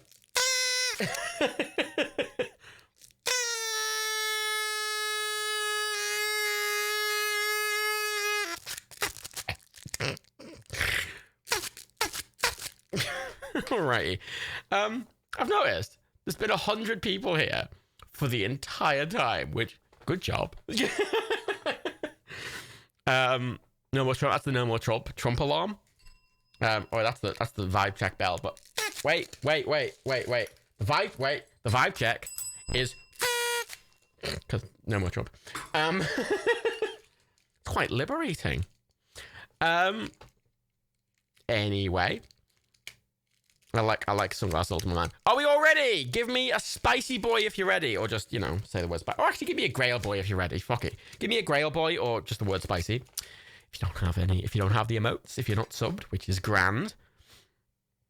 You should drink to forget your problems. I haven't drunk that much. I've been pretty light on it today. Because I'm trying to not drink too much. I noticed, right, so I have Fluxes on now for me because it's like late, and I noticed when Flux is on for Bobbin, the grass green Bobbin, I can't see his eyes because Flux purposely lowers blue and his eyes are just deep blue, so he's just this black void. Which is quite funny. We're all ready. Excellent. I have tweeted about it that we're starting. Did I? Yes, I did. I made sure about it. I tweeted it as it came back. Excellent. Oh shit, Jess is gifting 2 subs. Gifted a sub. Jess gifted a sub 2. Visitable alarm 6. What happened to the other 5 visitable alarms? And a sub to Bitter Carrot. Oh my God, Faye, you can't modify the emote to put it back to normal Bobbin color. That's illegal. If he's not grass green, he can't hate the color, Faye. You fucking ruined it.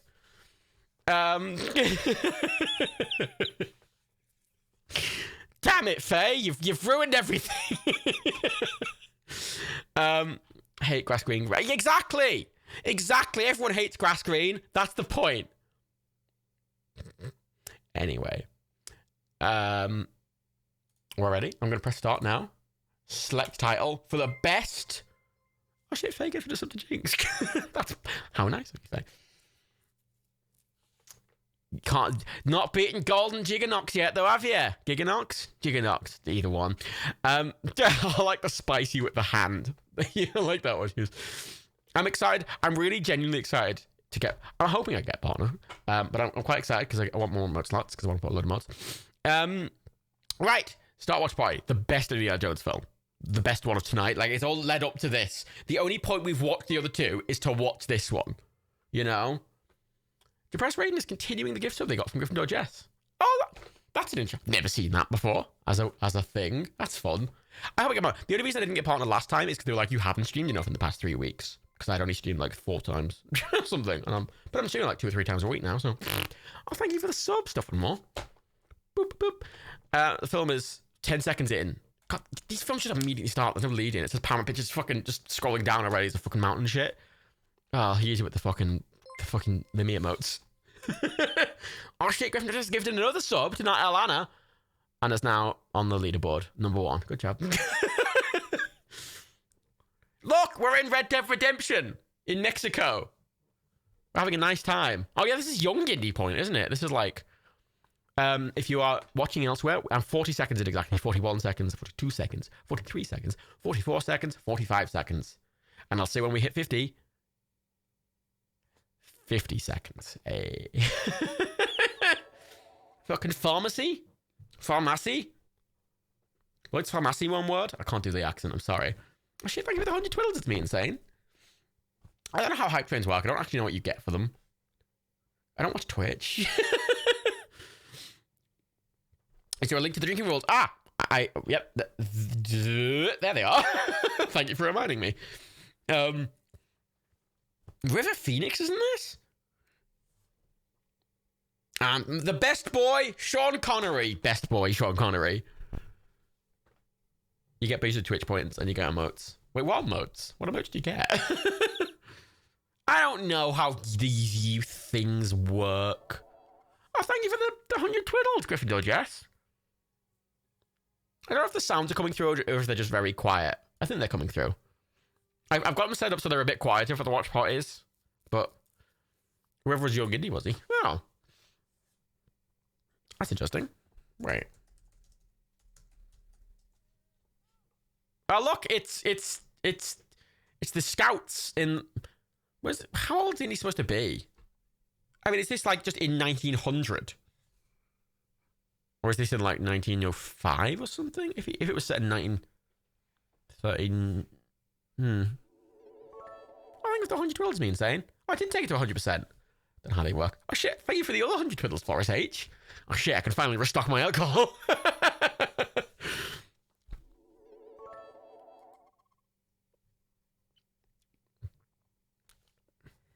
Yeah, I know, Indie Boy. I know. He died in Johnny Depp's club. Oh, it's him. Oh yeah, I remember. Yeah, that's where I know his name from. We're putting your alcohol now. You've been putting alcohol the whole fucking time. All the money I've had on Twitch, I keep putting back in, technically speaking.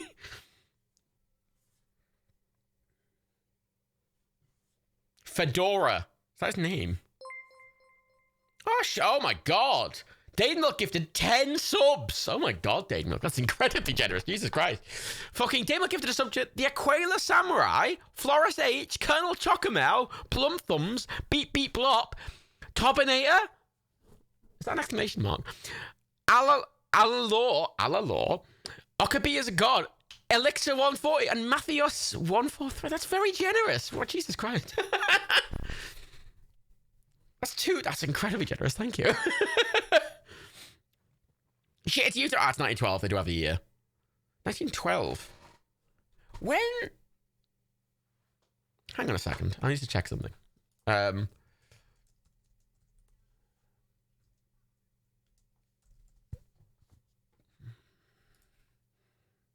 It belongs in a museum. That's the first time he said it this time. And the snakes, he's not scared of snakes yet. He's a little edgy boy. Look how edgy and little he is. Yeah, so this is set... So this is what, 1940... Was this what, 1914, 1911? Point is, this... Red Dead Redemption is happening during this... Oh, Gilmore sub. Thank you, Gilmore. There's lots of... You're being very generous. Thank you. 1912. So yeah, 1911 is when Red Dead Redemption set. But like subsequently Jack Marston is set in 1914. So yeah, Red Dead Redemption is just happening. Where's John? It looks like John should be nearby. Where's John to shoot those baddies? John Marston sat next to Indiana Jones and Matt. I mean, Jack might have. Jack Marston would be about this age, wouldn't he? Wanker. Get fucked, young, isn't he? Yeah, Jack Marston would have been the same age, like mid-teens. So yeah, man, you know, Jack Marston and Indiana Jones might have school together. Who knows? You know, part of Red Dead Redemption happened during the First World War. Yeah. Just remember, America didn't enter the First World War until very late. And it was obviously none of it was in America, so it wasn't really relevant to what was happening in America itself. This is Utah. Red Dead Redemption is further south. Shh. Red Dead Redemption doesn't exist in a real world. We can just all pretend, can't we? Oh, look, it's Dumbo, the remake. Where's Danny DeVito? Oh, and very fake giraffes. They look like toys from fucking Toys R Us. Although I like this. This feels like Red Dead Redemption, though, doesn't it? Oh, this is how he got scared. Is it? I know this. Part of these scenes explain why he got scared of snakes, isn't it? Oh, look, they're reusing all the 7,000 snakes they got from fucking. Wait. Ah. See, it looks like they're using a lot more, it looked like they were using a lot more, like they got puppets and stuff in this one, which they didn't have in the first one. This is 89, by the way. This is significantly later. Like, I mean, it's only about 8 years, but,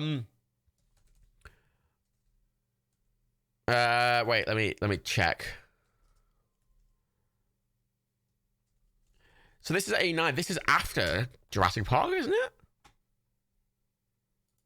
About years. I barely know what day it is. Like, how am I supposed to know what year it is? Come on. Oh no, Rhino! Okay. Puppet Rhino. He did lose his hat. Sit for lost hat. Yeah. Are you excited, Jane, for all the Nazis dying? A lot of Nazis die in this one. Jurassic Park was 93. Well, what am I thinking of then? What was this after? This is Last Crusade. Yes, it's a few years before Jurassic Park.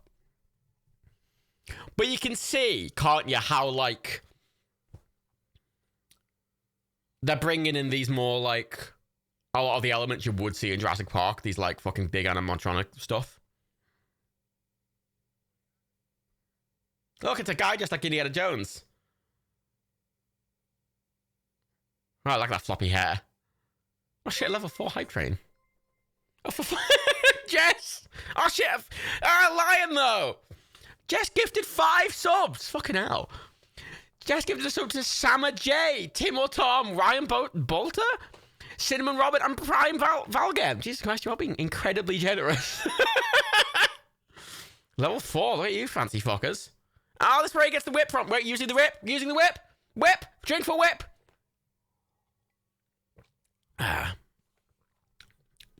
Okay, I need to read up stuff about this film because I'm curious about like these lines and shit. They're weirdly clean cowboys. Don't feel bad about not being able to give more subs, Faye. It's already far too generous. The timestamp where you're at is 9 minutes, 5 seconds, 6 seconds, 7 seconds, 8 seconds, 9 seconds, 10 seconds. Indy is just entering the magic caboose.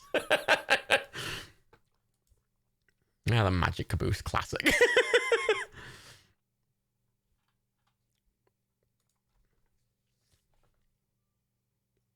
Oh god, this I love that gag. Because it's a magic cart, so obviously. That's a good gag.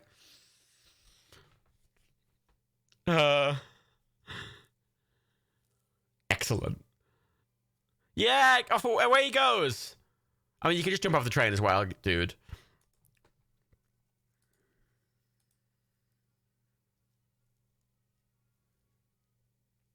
So I'm trying to read about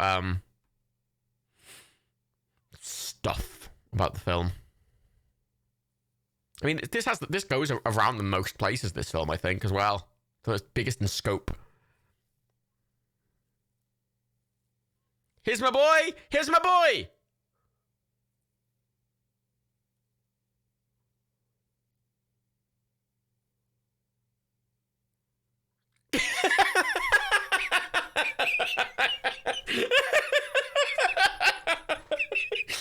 It's very funny. It's objectively very funny. Also, yeah, the doggo's cute. There he is!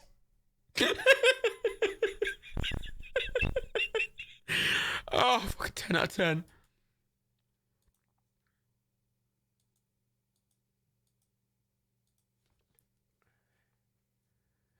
Steven Spielberg is on record as saying he made this movie for two reasons. One, to fulfill the 3-movie obligation he made with Lucas. Two, to atone for the criticism he received for Temple of Doom.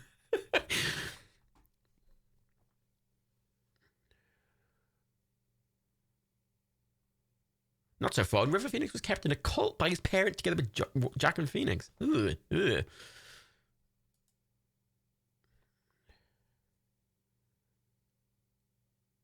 So I'm trying to read about the animals and stuff.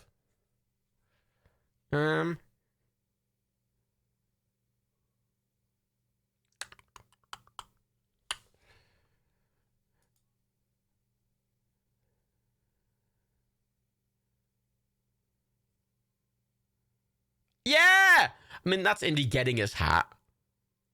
Ah! God, it's a fun cut. Drink for the song! It's Portuguese. So good. Oh, so good. Such a good film, this. And after the last film, this is so incredibly refreshing.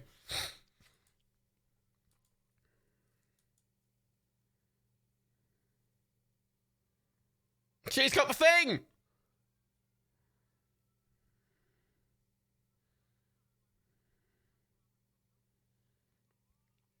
Classic line. Apparently, Sean Connery was always Steven Spielberg's first choice to play Indy's father, and it was an inside joke to say that James Bond is the father of Indiana Jones. He had backup choices, but Spielberg always wanted to do a Bond movie, but did Indiana Jones as a James Bond type character. That sounds right. Also, there's a rat scene, which I can't remember, but apparently they bred 2,000 rats for the rat scene. Can't remember the rat scene.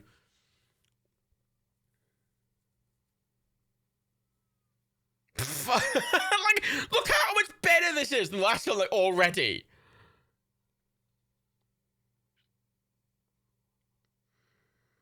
Get him! Fuck him! The rat scene in the tombs. Yes, I remember. Yeah, the catacombs in Venice. Yeah, because this film has loads of stuff. I mean, like, what? It's set in Utah at the start. There's a bit in Venice. There's the stuff in fucking... It's not in Alexandria. It's in Egypt, but, you know. There's this bit on the boat. There's the bits in, like, Germany. Like, this fucking film was all over the place. And that last one was basically set in a small valley. Off he goes! Don't know where he went. Oh, he's in the water. Don't know where he's gonna go. He'll just drown. Castle, isn't that in Austria? Might be in Austria. It's near Germany somewhere. Oh yeah, and there's that bit in the Berlin as well, because, you know, Hitler. I'm not joking, Hitler's in this. Not actual Hitler, someone pretending to be Hitler. Oh no, the guy's died. The hat. Ah, she's fucking so good.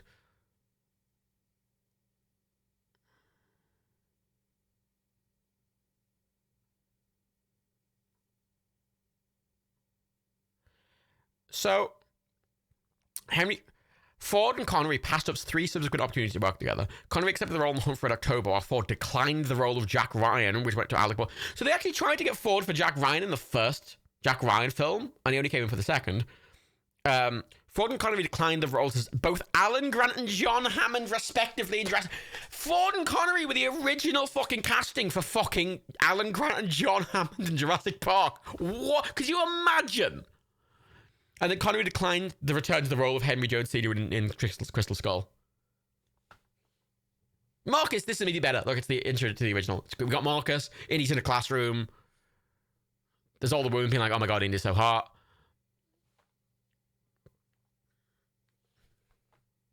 Like, this is so much trying to atone for the sins of the first one, isn't it?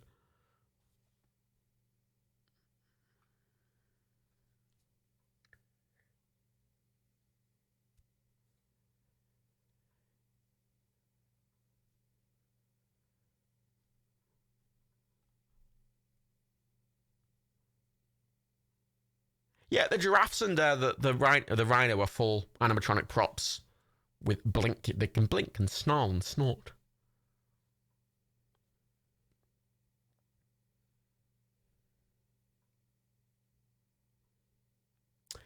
Apparently, the giraffes on the train, because the train's so loud, the crew inside the train, the director would radio questions for the crew, and the giraffes would answer by shaking the giraffes' heads for yes or no.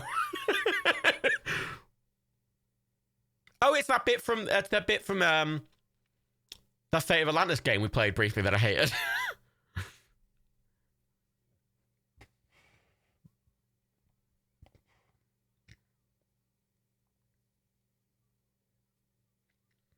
I can get it. I get it, man.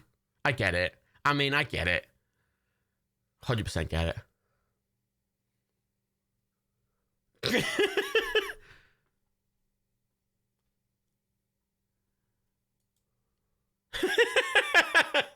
Stop the count. Stop the count.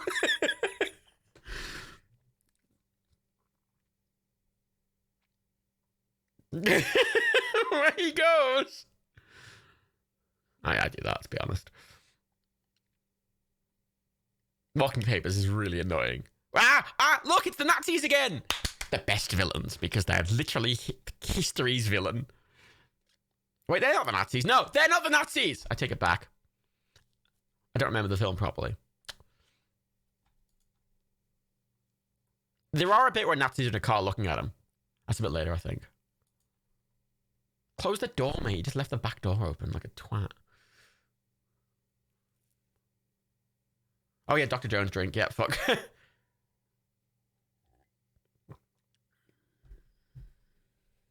Dr. Jones again.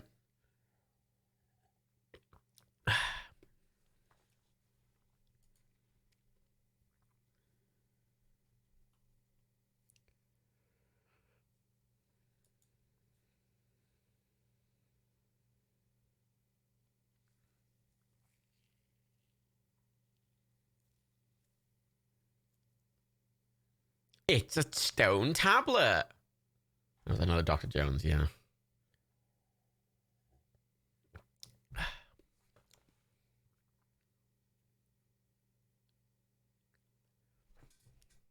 I thought you said my engineers on Earth.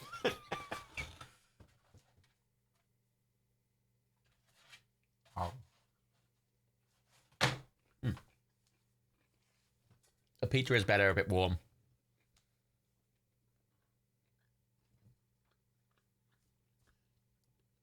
Is it foam or is it fiberglass?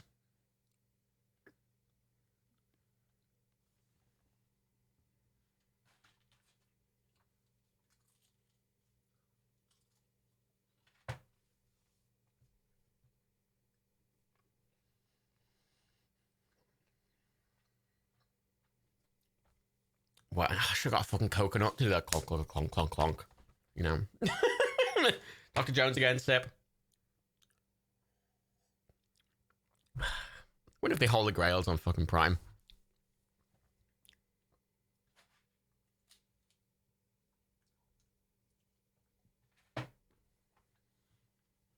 It's in Monty Python, the question.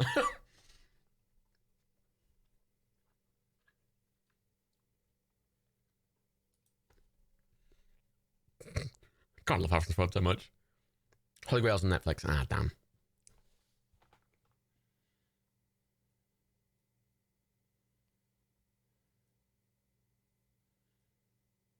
Yeah, Walter, you fucking piece of shit.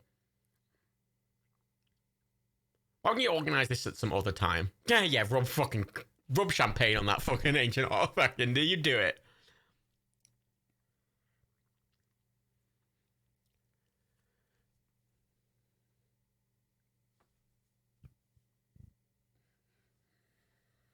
I know more facts about fucking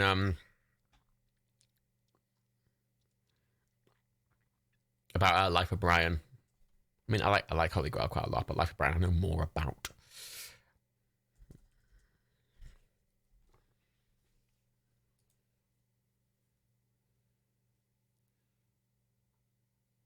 It's been around for 1,000 years. I'm sure it's faster. It's not the point. It's the principle, damn it.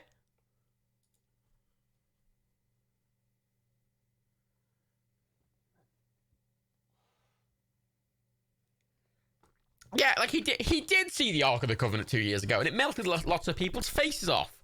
I mean, years ago, he saw a man pull a heart out of someone's chest. Oh, well, the Holy Grail's too far-fetched, is it?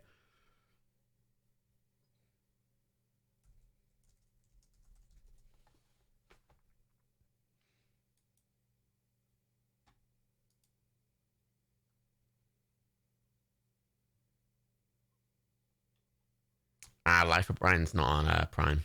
Damn. I mean, the Holy Grail doesn't have any biblical evidence, so it makes less sense the Ark. I mean, in the terms of this, does it really?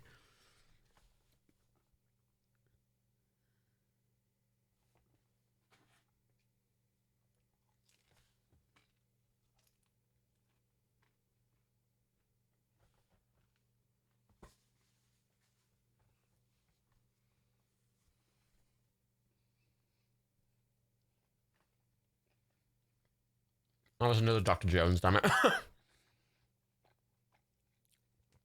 So I'm eating my 2 last slices of pizza, and I'm like leaning away from the mic to eat them so I don't make noises.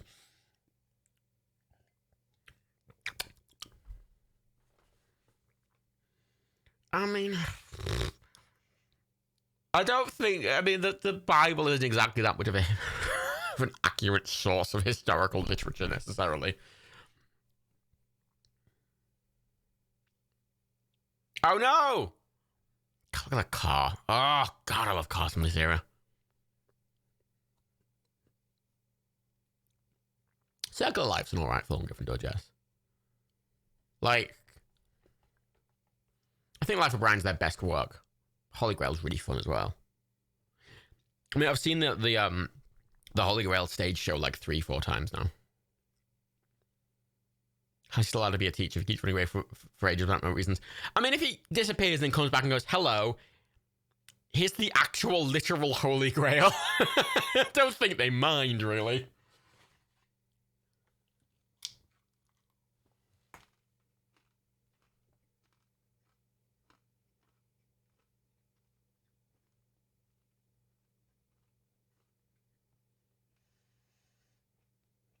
How does he know it's today's mail?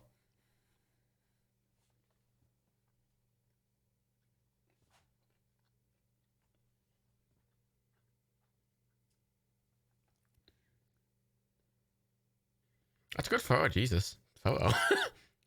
You know, postmark would say when it was set, but like it's like the 1930s. It wasn't like they had daily like. Would it be postmarked on the day of delivery?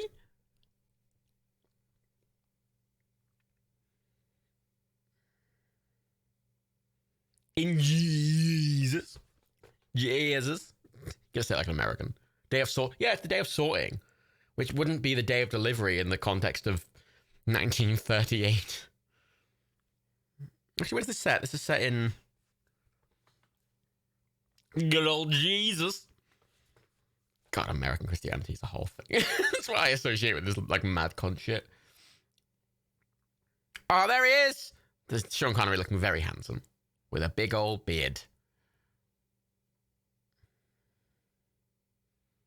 Baby Jesus. Baby Jesus. 738. Okay.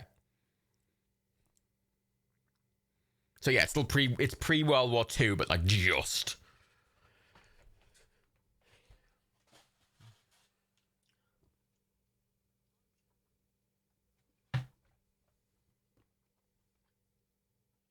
Big fan of Marcus. Sit for Dr. Jones. Jinx, you're so ahead. Now to the map. Map! Drink! For those wondering, we are at 25 minutes exactly. I don't know how you're ahead or on everyone. Jinx. I'm drinking gin and coke because it's light and I don't have any spirits. I'd rather drink something else, but I'm trying to avoid too much hard liquor because I'm on a bunch of... Well, I'm not on a bunch. I'm on fucking really hardcore fucking anti-inflammatories, which make me feel really sick. So I'm like doing everything quite light. I'm drinking Sipsmith gin, the best gin. I really like Sipsmith gin. Or Sipsmiths. It's a good fucking gin. I like it. It's my favourite gin. Dr. Joe, hello. Oh shit, it's a blonde. God, Venice is so pretty. I heard it smells terrible. And it keeps flooding lately. I kind of like to go to Venice before, you know, it like just floods to shit.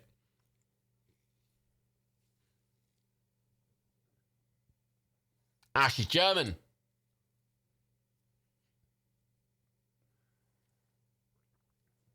It's a very pretty city, Venice, yeah.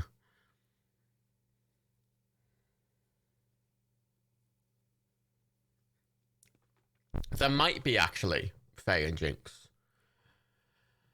I mean, you'd be watching the American versions, wouldn't you? Actually, here's a question. How long are your films, exactly? Do you know?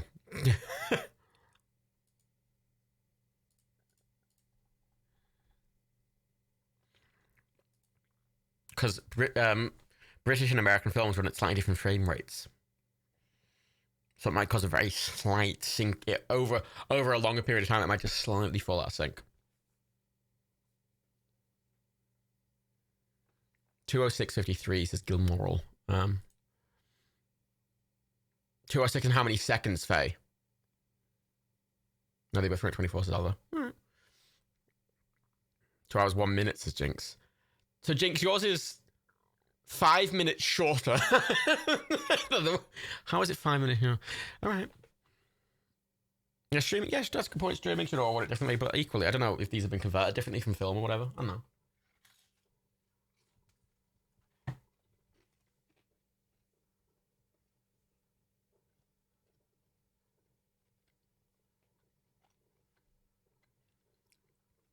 Dane Milk, I really want to learn German. It's such a pretty language. When I was younger, when I was a kid, I went around southern Germany on holiday with my parents, my cousin. It was great. We went to that really big castle and we went around. Really cheap holiday as well. It was beautiful. But I have this distinct memory of us going to this random castle that we found. And went to like the gift shop and the woman was there and I'm like, oh, we do tours. And she's speaking English. She's like, oh, we do tours. I'm like, okay, great. How much are tours? Like, oh, you know, 15 euros each. I'm like, okay. So the guided tours are really good. I'm like, okay. So we gave her the money and she goes, by the way, the tour guide doesn't speak a word of English. I have this very distinct memory of walking around this German castle with just me, my cousin, and my parents, with this very old German woman who couldn't speak a literal single word of English. And she's really aggressively trying to tell us about the castle. And my dad's desperately trying to figure out what the fuck she's saying. I'm just pissing myself constantly doing it. And then she put me in stocks. And it was very distressing. It's very funny. It's very funny.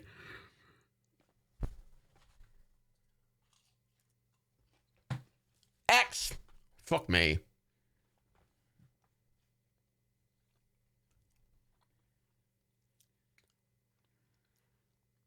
Yeah, the big fucking X on the floor. No one noticed it.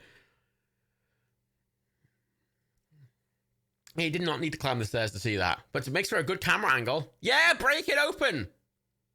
Defile the marble floor. I'm sure no one will notice in this fucking actual library.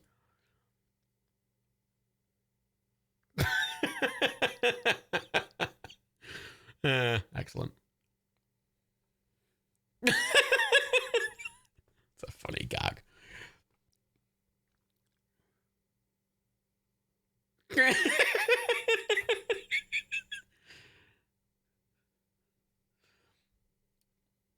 That's something really only Indiana Jones could do, like as a film series. I got no one's noticing this at all.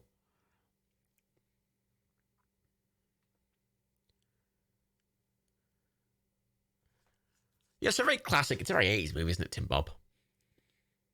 Skull, skeleton, drink, 2 sips.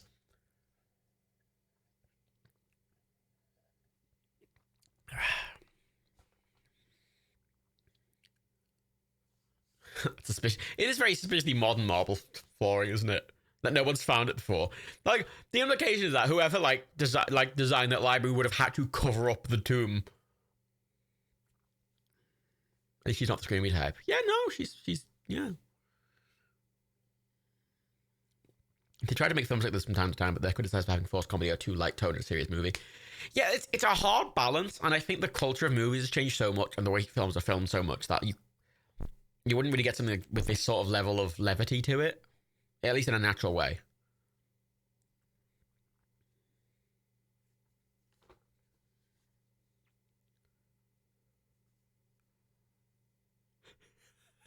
I love this bit with Marcus. we do get shit like Jumanji. Poor Marcus. Look, it's the Fez Patrol. Actually, are they supposed to be Italian fascists? What's Mussolini doing? Mussolini's not something I learnt much about in school. Kind of skimmed over the Italian fascists. Like, who gives a fuck about the Italian fascists? They were. The Italian fascists were in power now.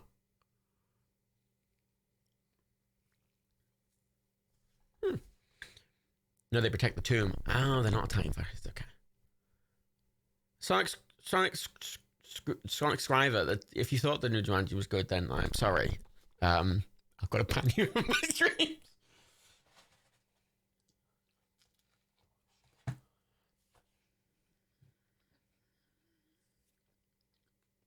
Actually, I did enjoy the second one, weirdly, just because I enjoyed Dwayne Johnson having to just act as Danny DeVito for like half the film. That was really funny. There's a lot of skeletons. I'm just gonna take 2 sips for all of them. It was a crap film, but I found Dwayne Johnson just like. These are the rats. Yeah, so they bred 2,000 rats because they couldn't get rats anywhere else because they'd be infected. So they had to breed 2,000 very clean rats for the scene. I like rats. They're cute. Jack Black did do a great. It's frustrating. It's got good acting. I mean, it's Dwayne Johnson. It's fucking Jack Black. It's I can see his face. Can't remember his name. Help.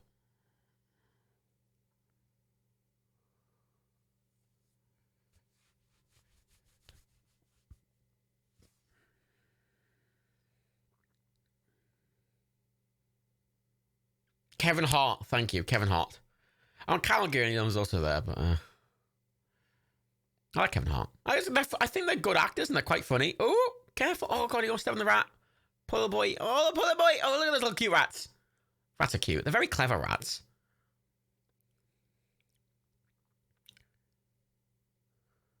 Kevin Hart does overplay. Like the movie is full of things being overplayed.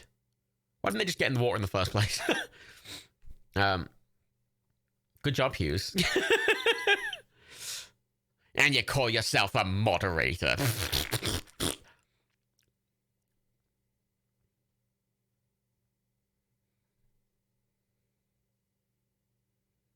I mean, animals. I think they had a good. They're very tactile, having so many. Oh yeah, it's not oil. It's petrol. Yeah, there's just petrol down here. It's not crude oil. It's just petrol. Or it's actually cheese. Not petrol. Skeleton sip. 2 sips.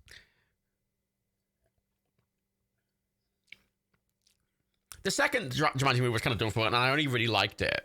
I didn't like the first one, but I found the second one a bit fun just purely because it was all the actors having to pretend to be a different actor.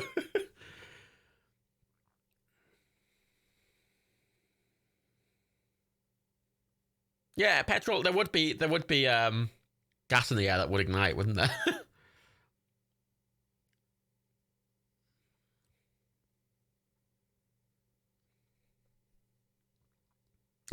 Yeah, this is cheese of some mechanical device at the town. Choose some petrol.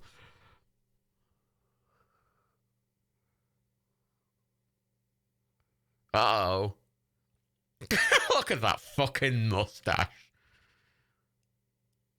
Fucking Fez boy. Oh no, the rats! No, the rats! Look at them climb up the wall. God, I love rats. Better not fucking hurt any rats, I swear to God.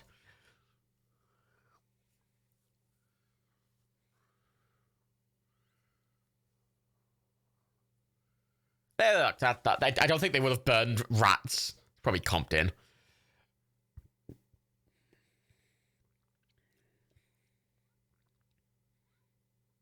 That petrol's remarkably clear all of a sudden. Oh yeah, it's remarkably very clear. He can open his eyes and see through it. I feel like if you got petrol in your eyes, oh, Ranny boys, they're just trying to swim.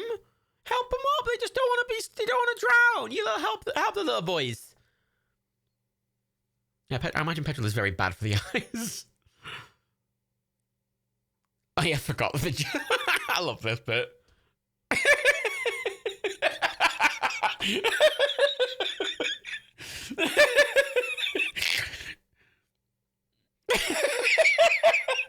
There's a guy comes out smelling of fucking petrol. Oh yeah, the boat chase. Yeah, this the IMDb says it has the most chase of an Indiana Jones film. It's got a boat chase, a chain chase. It's got a boat chase, a plane chase, a train chase, a bike chase, a car chase, and a tank chase, and a foot chase. There are chases.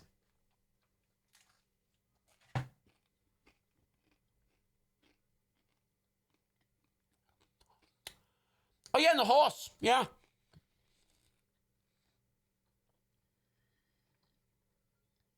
Huh?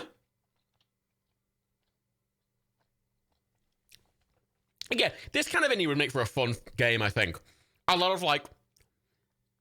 of chasing and running away from things and like solving little puzzles and stuff. You know? Not rather than shooting. Like it'd have to be a bit more like Uncharted. I don't know, like Uncharted and Tomb Raider rely very heavily on like climbing, whereas Indie I don't feel like fits climbing. It need good melee combat and like fun chases. Woman shouting at Indie. 2 sips. I swear I've read about this scene, and I swear this was like a really sketchy stunt to film. I swear this was apparently very sketchy.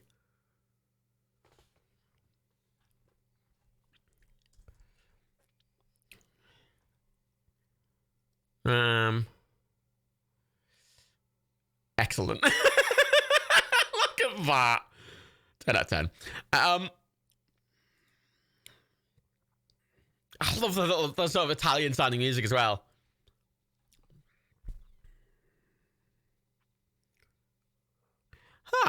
The show of the boat passing between the 2 ships was achieved by first cabling the ships off so they'd be safe.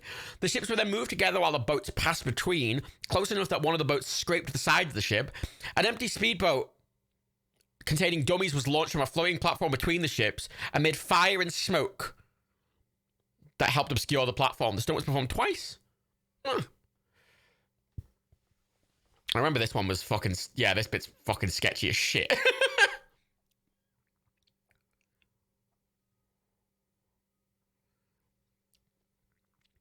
There's a subreddit I really like. It's called Submechanophobia, and it's just like the whole thing is like horrifying stuff like this and stuff underwater. I'm not scared of it, but it's just a load of really cool looking stuff. Oh, it's so cool! Look at that! Like the thing is, a lot of older films like this, they do really simple effects like this. Right? It's just a wooden boat being like broken by a big propeller. It's relatively simple. But because they do it for free, it looks so good and it can have so much stakes without having to be this big CGI bollocks. Oh, it was a Dr. Jones, yes, sip.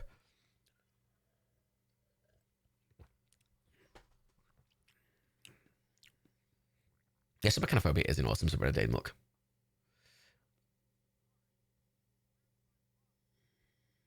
Yeah, they weren't Nazis then.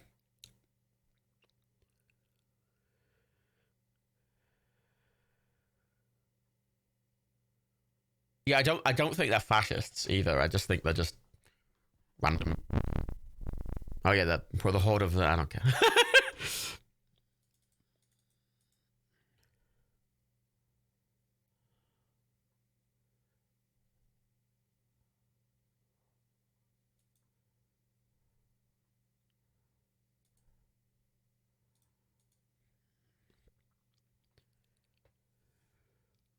I mean, it's ships you hang around. You can suspend your disbelief. Zafid Brox, I will ban you. Fuck off. I like that fucking guy. Look at the guy. Just be like, I don't know what the fuck's going on. Okie dokie, here's the rope, sir. He doesn't give a fuck. I also like that paper is perfectly fine. Like, they were underwater for ages. It's just fine.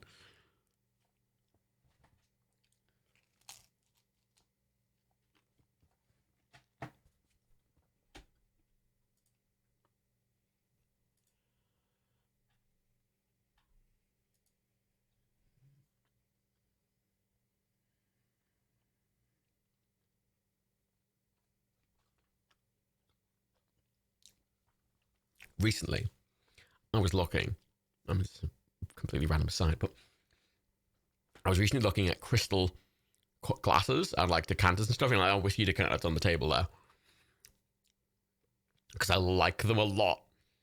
And you can get surprisingly affordable crystal glasses. Like, you can get really nice crystal glasses. Like, you can get six nice crystal glasses for like 30 quid. It's not like they're breaking the bank, really.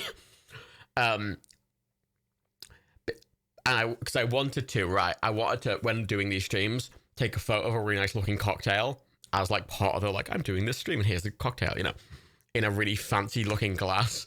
And I found these, I found this lovely, because I have some crystal glass that I inherited and I wanted to get some that kind of match a bit.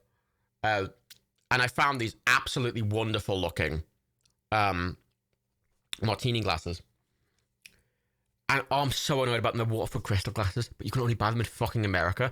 And they're something like 30 quid for two in America. They're like you know, they're expensive for a glass, but it's not like it's breaking the fucking bank. But to import them to the UK, it would cost me £200. And I'm not doing that. Because I feel like if something's going to break, it's going to be two glasses getting imported to the... But oh my god, so annoying. I was looking at like the canters for like fucking whiskey and shit like that. I'm like, oh fuck yeah. You know. Why not ask me no ship over? Even then, the shipping would be very expensive and I wouldn't trust them not to break. Crystal is very fragile. I barely trust that being shipped normally, let alone uninsured from the States. Like, oh no. Also, all Waterford crystal glasses are made, funnily enough, in Waterford in Ireland. All of them. But for some reason, these glasses, they only make for America. So they make them, ship them to America, then have to ship them fucking back. And I contacted Waterford Crystal, was like, help. And they were like, you'll have to call the House of Waterford in Waterford and see if they can help you. And I'm like, I don't want to call the... I'm emailing you because I don't want to call an Irish number and pay extra money to call a fucking 353 extension number. Fucking...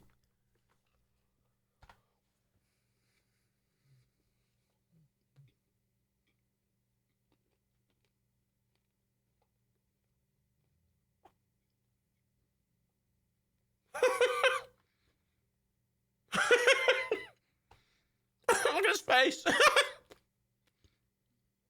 Excellent. Fast women.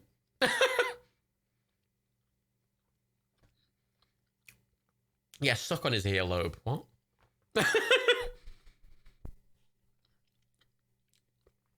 Peggy, I have the Daniel Aykroyd Skull vodka. I finished that last week. I've got an empty skull glass bottle downstairs. I'm not really sure what to do with it.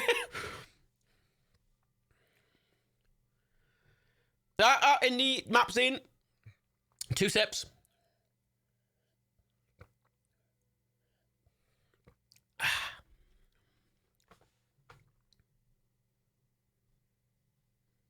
Yeah, look at that fucking castle.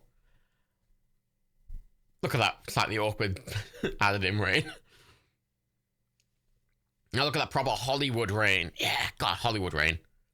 Hollywood rain's really interesting because they have to have the fake rain be so heavy to be properly visible on camera that it's incredibly heavy. Like, it's like being in a fucking really heavy shower. You are soaked immediately. And it's cold. Apparently it's really unpleasant to film in. Make a lamp out the skull bottle? Maybe.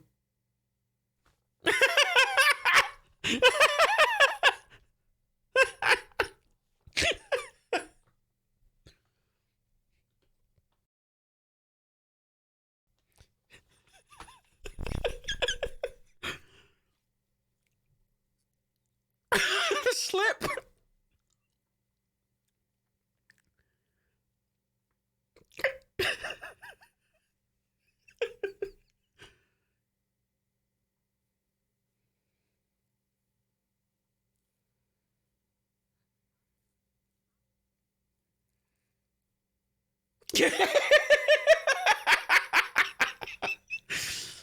Oh, God, I love this film so much. Yeah, I wonder if Sean Connery helped him with his accent at all. It's the Nazis! Proper Nazis this time. We only got a little Nazis in the first one. Listen, look at proper Nazis now. Look, they're planning an invasion and everything.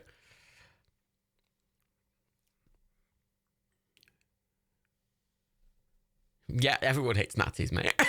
Except Nazis. They quite like Nazis, I think. Oh, visitable. Please, look, everyone does a bad Scottish accent. Every time I try and do a Limmy joke in a Scottish accent, I basically offend the entirety of Scotland. And everyone ever born in Scotland. Also, a lot of my lineage traces back to Scotland and Ireland. And I can't do either accent, which is kind of offensive. But yeah, the only thing we hate more than Nazis is grass green. You know, if the Nazis, instead of using red and black, had used like grass green. Oh, fuck me. It'd be so much worse.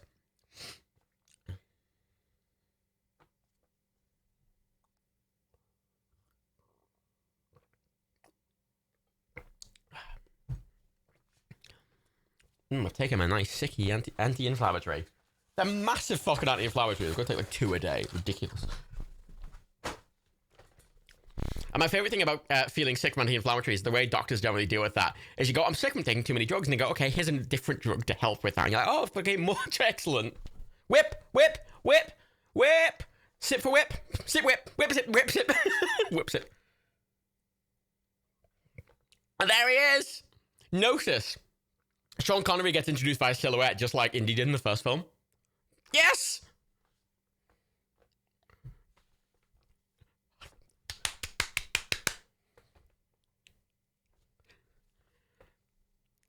It's a boy!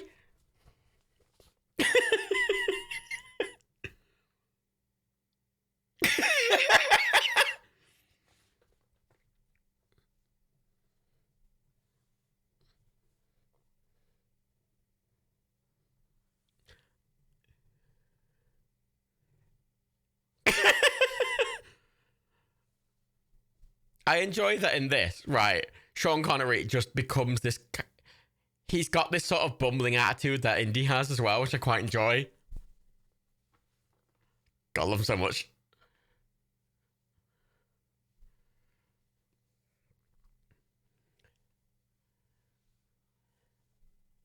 He's got a point.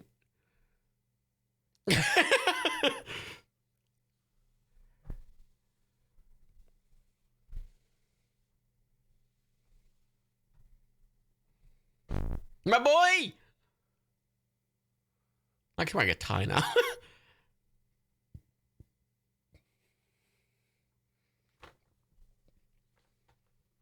He looks really nerdy and like astute.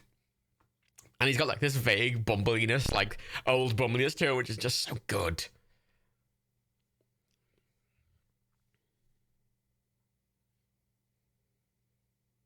Could you imagine if these two were opposite each other in Jurassic Park? I think that'd be really weird. I don't think it would have worked as well.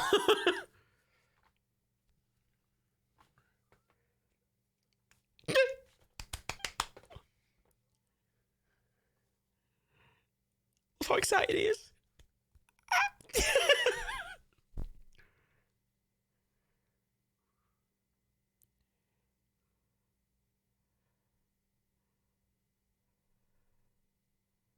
Oh god, I love the Rock as well, the Res Raiden.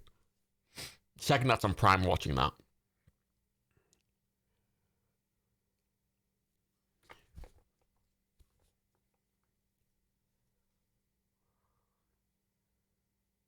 The Rock's really good, Faye. It's really stupid and fun. Oh shit, it's the Nazis! Sip.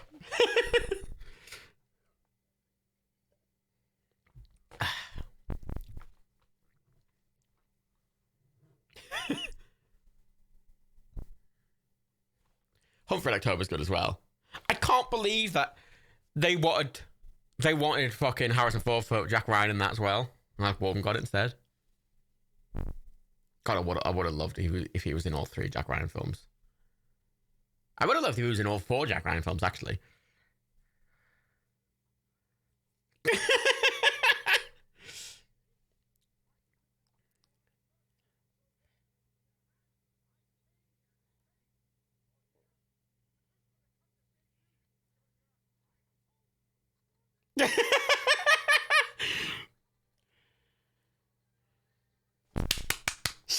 Sit for song.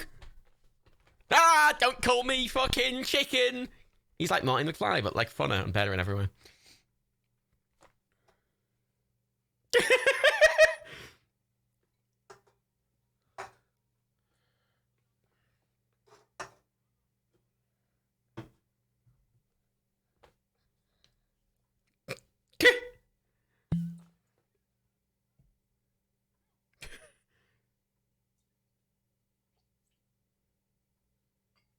I'm having an extra dry martini. Which apparently is just dry gin on its own. He's a Nazi, you fool. They've rebadged it, you fool. It's just...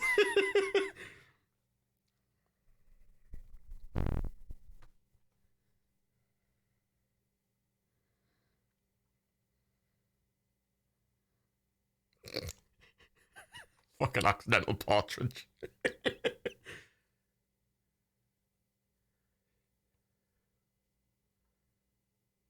What the Sean Connery look now?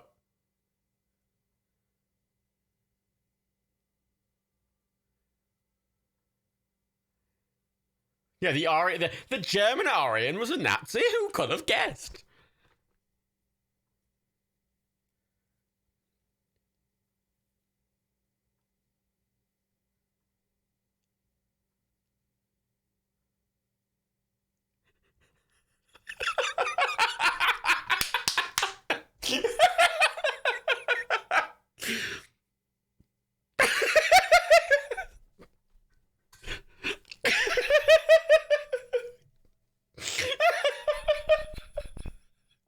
So funny.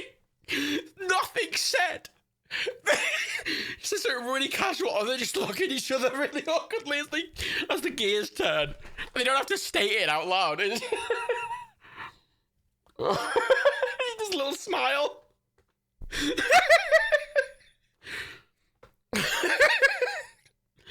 Oh, such a good film. I love this so much. The little smile he does. Oh, God. Love the start. This is the best film.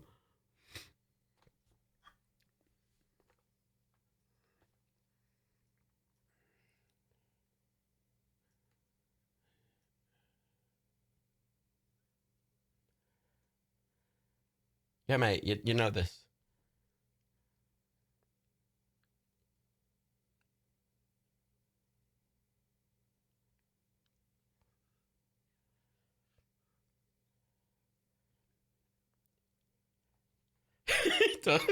Oh, the cut here is so good. Yeah, the best Marcus scene is coming up. Yeah, Tim Bob knows it. Fucking love Marcus.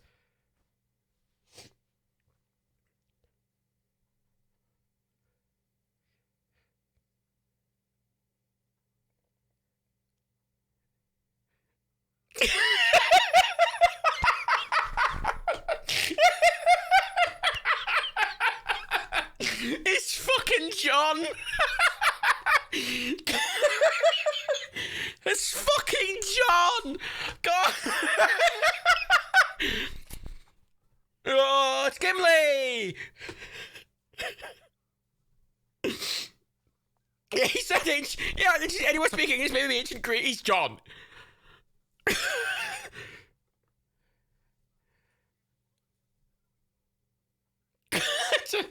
God, this movie's so funny in like a really unobvious way.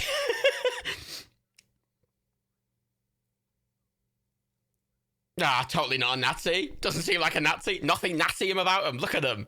Nothing suspiciously Nazi about him.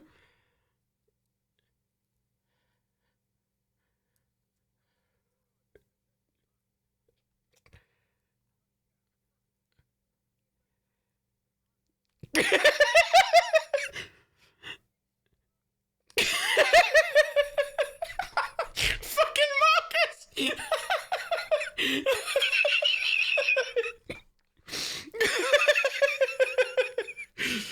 Oh God, so funny.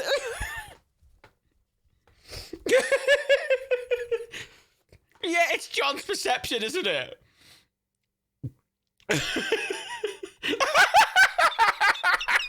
It's got a fucking Nazi logo on the back of it.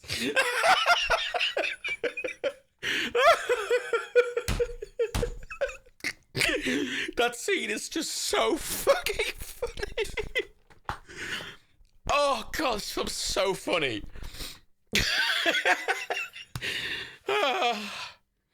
Just John brought in. Oh no, it's full of gasoline. It's full of flammable gas, and he shoots.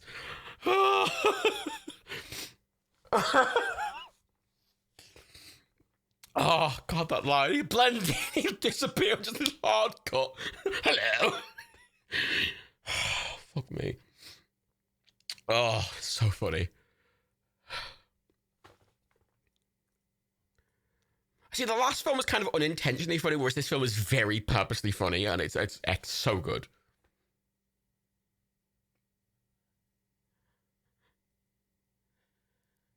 You can easily shimmy out of those. Well, Faye, just you wait. I'm pretty sure John's seen Indiana Jones. I'm saying that.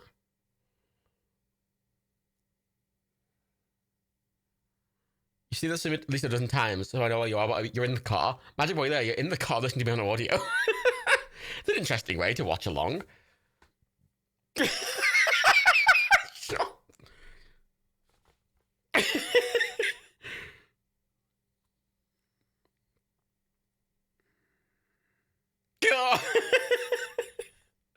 The look of disgust.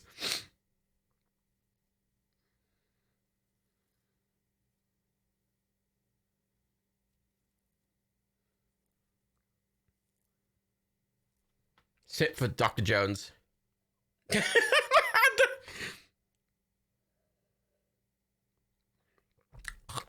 Oh God, I fucking hate pure gin. Do you think pure gin would go well with tango? Pure gin. Gin and tango work. It's a stupid combination. Yeah, this film's got a lot of good slapstick. I'm gonna try it. See how bad it is.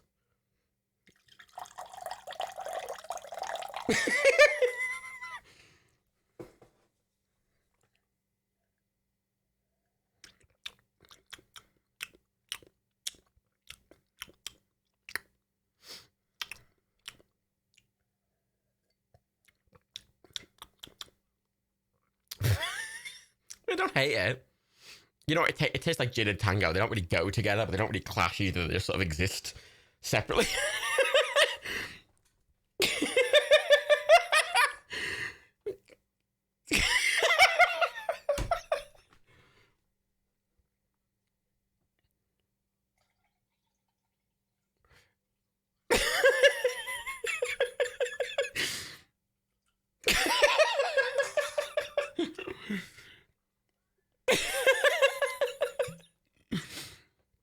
Oh, so funny.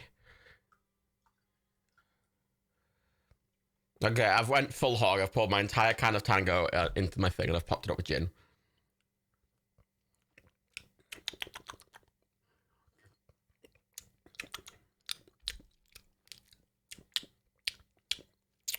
I like it more than plain gin. But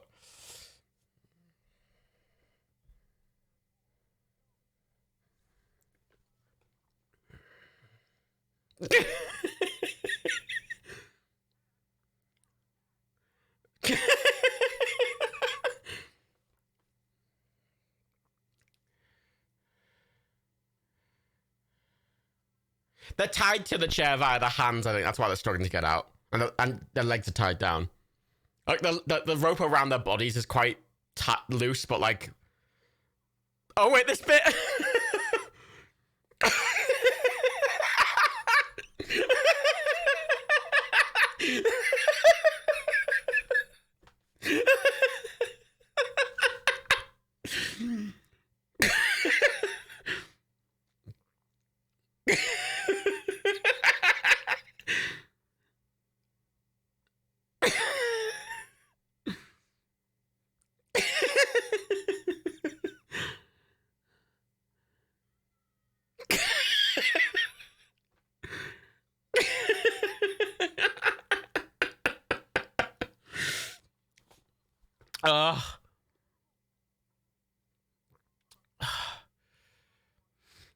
Matt's movie, the comedy would be great for the stream. I don't know, like, this isn't like this is a slower comedy. Like, a lot of really high-end comedies are like full, fast, joke. Wait, this is kind of, I like films of this era. I mean, I would be happy to do comedies of this era, I think, not modern comedies. Fucking Sean Connery. Yeah, grab the bust of Hitler.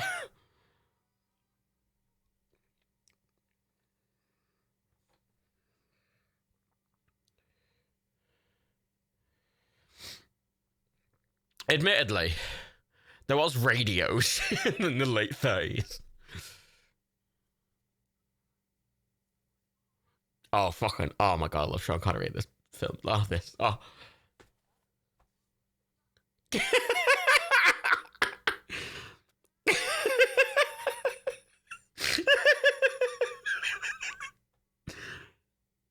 Thanks, Sean Connery.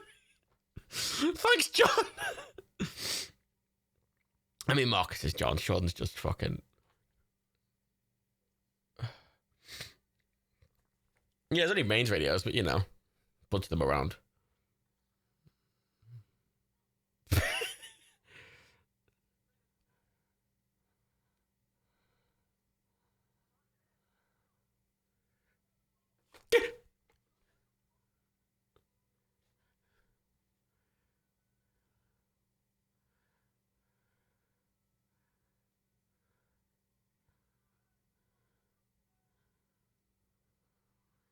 Wait until they've gone, mate.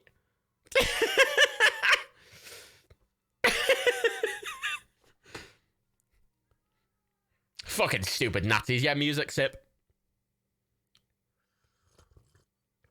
Yeah,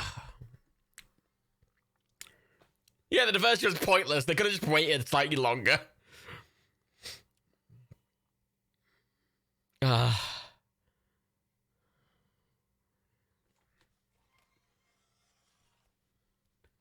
I just feel so good in every way. I love the little fucking sidecar.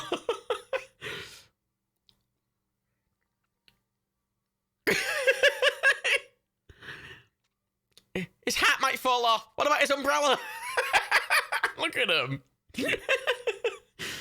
Like, he's able to just be this kind of bumbling old man after also playing James fucking Bond. This is not the same chase of the plane. No, that's later. That's after the Zeppelin.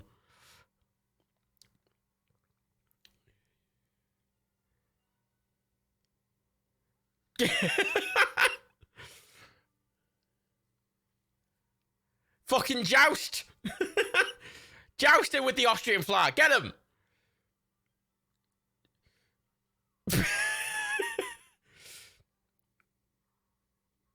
Oh. You notice there's not much gore so far. We're like an hour in, there's been no gore. It's just been a lot of silly gags. I think this is where Indie's the best. Like, because it's got kind of gore at the end, but it doesn't overdo it. It's kind of silly.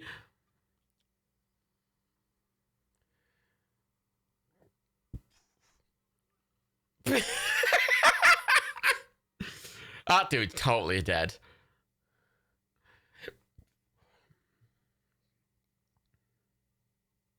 Yeah, that temple had too much gore. I think the first one had a decent amount of gore. Goes well with this one. I think is better. It's better doing the slapstick. Like the slapstick works. So this better.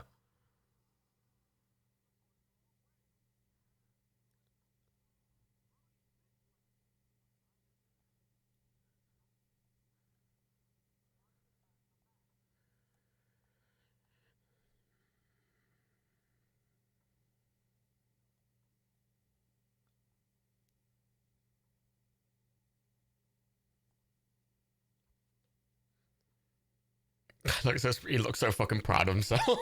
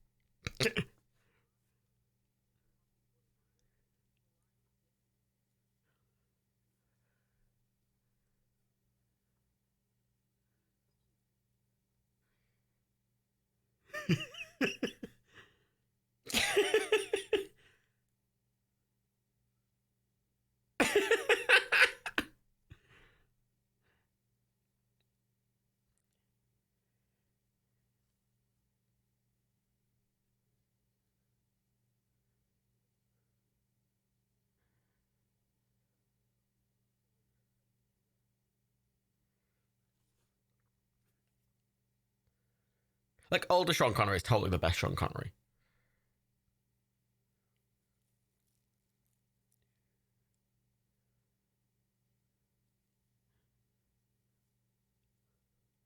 Exposition, exposition.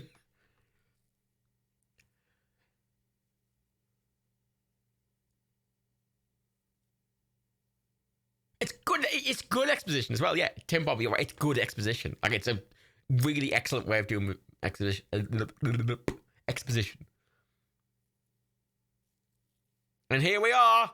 It's book burning in Berlin. There's good old there's good old Adolf himself right there. Good old Adolf Hitler. That's his name. Hooey. Well, you don't have it's quite a lot.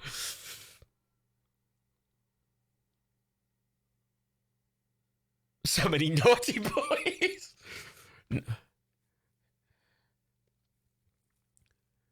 How much? I know Germany don't allow Nazi imagery in games, but do they allow it in? Do they allow it in movies, or is this bit just caught in Germany?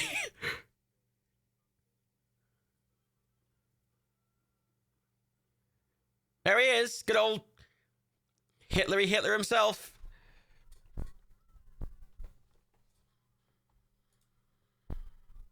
This was filmed in a school in the UK, really?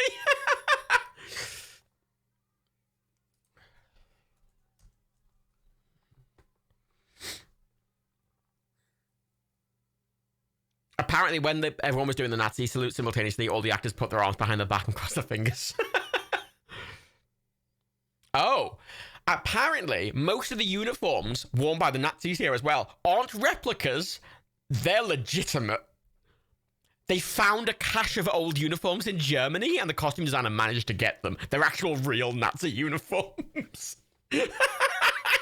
Oh, I mean, they're very authentic.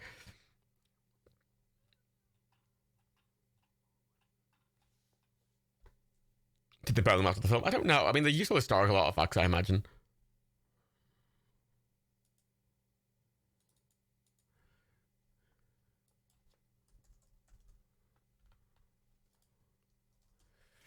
Oh, it's the best bit. The best bit.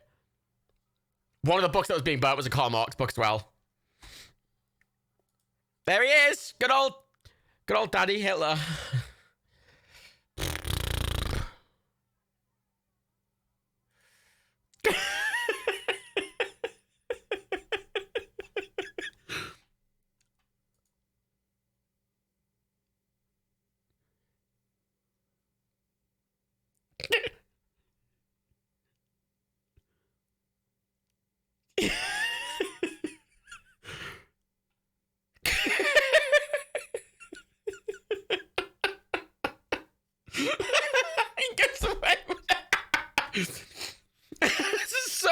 fucking good.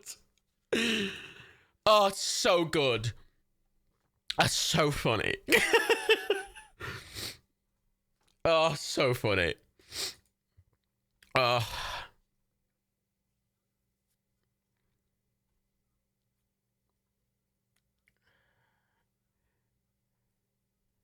It's so casual as well, him just like bumping into fucking Hitler.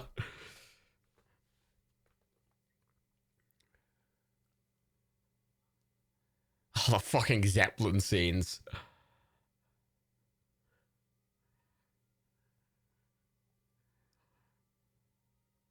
We gotta make sure we all have tickets, otherwise we'll be we'll be very naughty. God, fucking old Zeppelins, man, they're so fucking cool. It could be the Hindenburg, you know? We should bring back Zeppelins. I mean, I'd rather not be killed in a massive explosion. In a very slow thing. There's something very majestic about them, isn't there? Like a fucking cruise ship.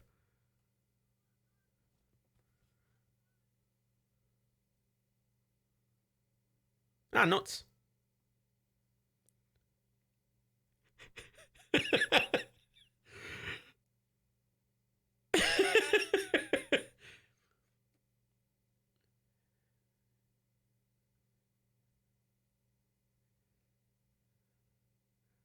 Yeah, well, hydrogen's on its way back, but not quite the same way as a Zeppelin.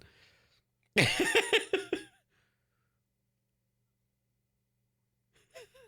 is the best. God, I would genuinely love a Hitman game. So I mentioned the other day, I'd love a Hitman game set in sort of that just goes around a load of random time zones.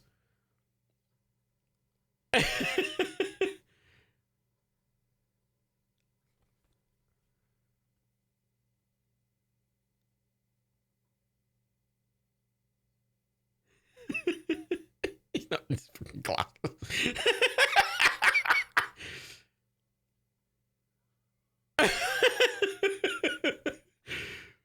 Fucking no ticket.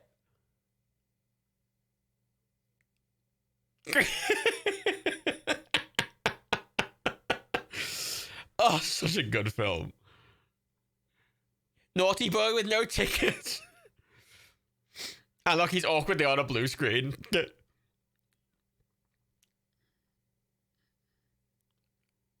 I love this movie so much. So good. What was the plane scene, though?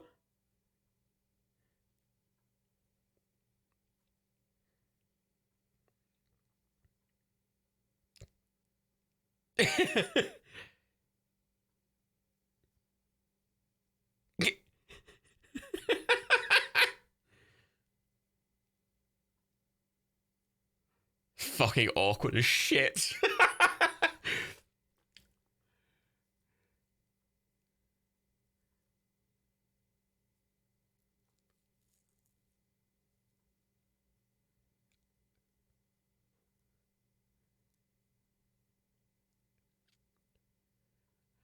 I'm curious about the grand piano they're playing.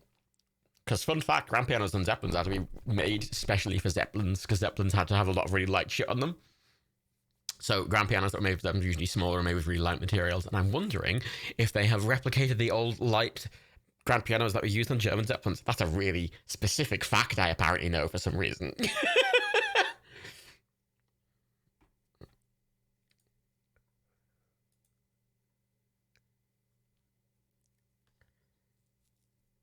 You say no because that's a lot of effort, Oliver, but equally they did have actual, real, genuine Nazi uniform for that one scene in Berlin. You know, it wouldn't surprise me if they got a proper piano. Or they managed to score a replica piano from somewhere, or like a fucking... They managed to find one, you know?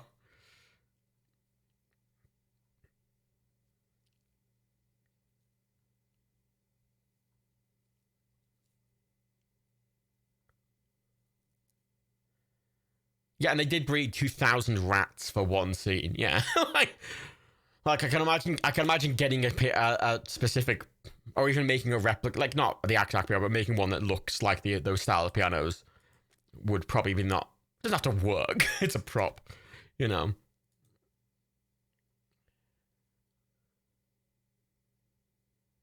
The pianos were made of aluminum for weight saving. It did look aluminum in the background. It was just behind him there. It looked silver. Did they actually kill the rats? I don't think they actually killed the rats, no. Oh, there's turning. Uh-oh, Scooby-Doo. Uh-oh.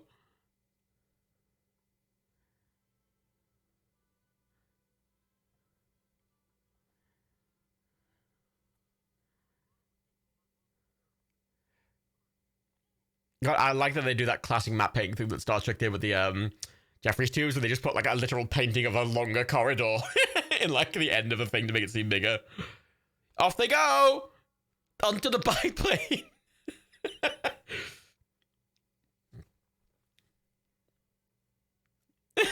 Like they could just get in it. No one started guard or anything.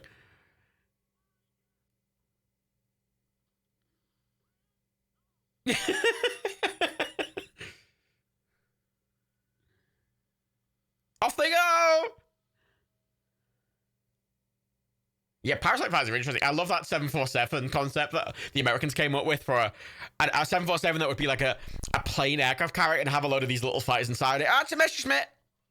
That's a good shot. That shot right there, that where it zoomed and went through the glasses, like that for fucking 89. That's pretty fucking complicated. And you could see the slightly awkward, like, keying on them around the edges, but it still looks really good.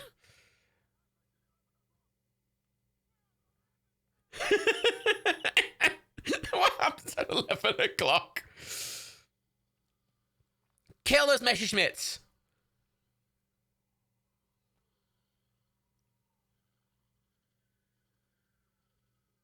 That's a real plane. That's a real plane. That's a fucking green screen. Fucking dumb. Oh, the fucking line.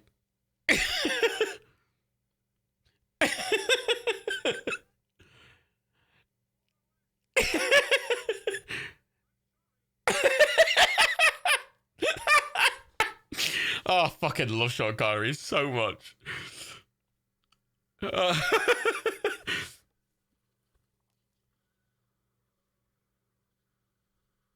Pretty good landing on a hill. I mean, aside from that bit.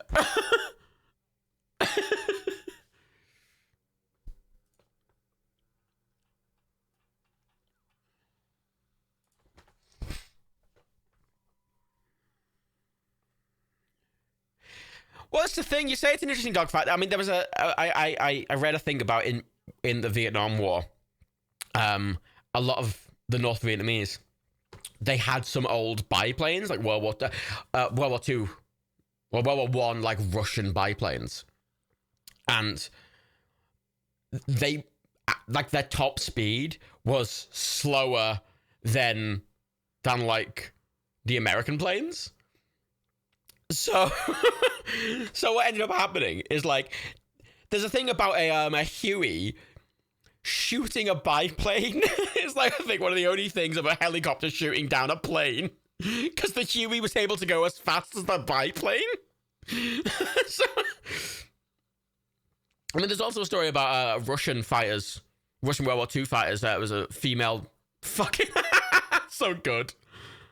Because that shot of the plane going through a tunnel on fire is real.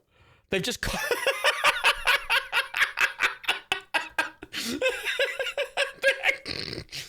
Nazi dies! Sip for the Nazi dying! That's the first Nazi we've seen die so far. And we'll see a lot more. Yeah, the Night Witches, so they were fucking hell. They were World War II fighters, but they were Russian, so they had really old Russian biplanes. And they were able to attack enough targets in World War II, even though the planes were, because their planes at their top speed were slower than the German fighters. So German fighters couldn't, even at the slower speed, they would just overtake the Russian biplanes. Which is interesting. Matt, we saw 3 dudes mowed down. The joust, I wouldn't say was, I mean, he might have died, but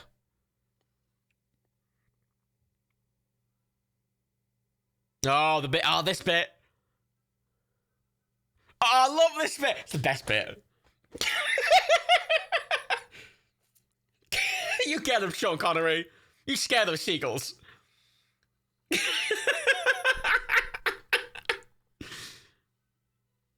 Oh yeah, he did kill 3 Germans, oh yeah. Oh, there's another one there. The umbrella.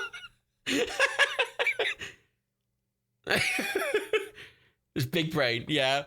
I mean, okay, I'm gonna have to take another 3 sips of those Nazis from earlier. Another sip of that Nazi. Right.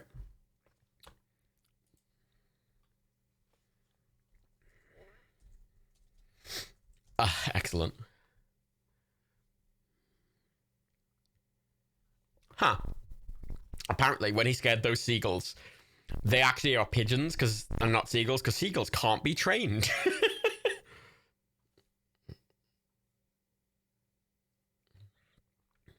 I just can't quite tell.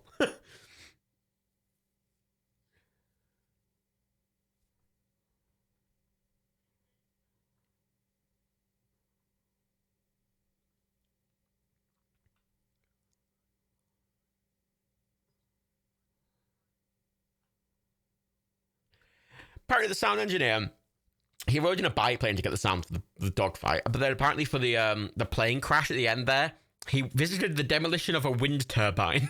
That's the sound.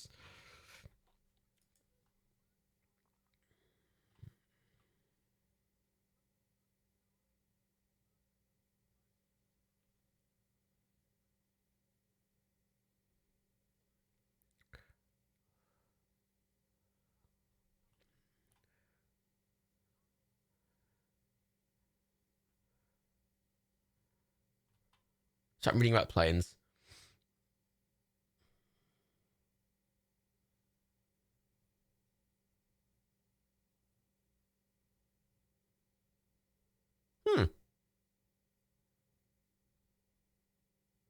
They use Pilatus P2 Army training planes to stand with a Messerschmitt BF-109s. I like reading facts. Apparently the Zeppelin as well, ILM, when they were getting into the biplane, they actually built a 8-foot foam Zeppelin for the top.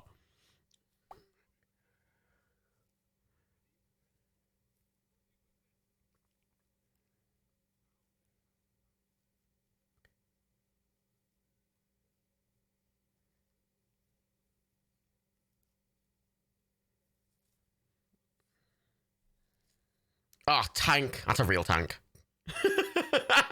Tank! There's some really sketchy stunts done on the fucking tank. Well, admittedly, not on the tank. They're on like a whole thing. They're still sketchy as shit. Oh, God, working at something like ILM seems so fucking fun.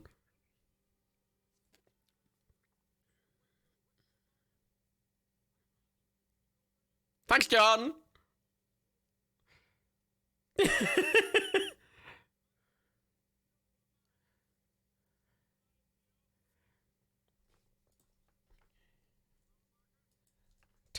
Let's look for stuff about the tank.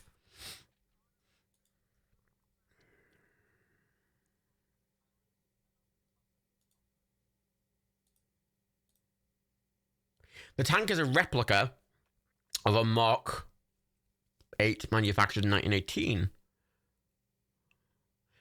The tank shown in the movie has a turret replacing the large cupola for the commander and the driver. It's also much faster than real Mark 8s. A smaller section of the tank's top made from aluminum, which used rubber tracks used for close-ups.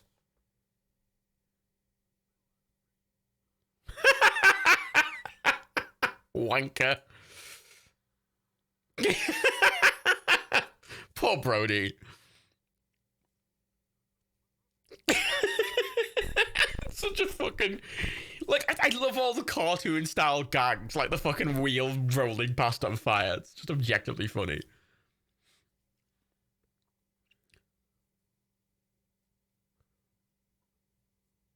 Look, it's the man from earlier with the fezzes.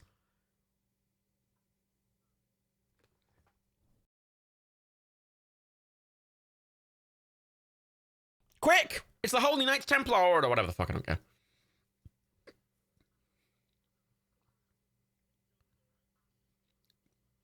You tell him.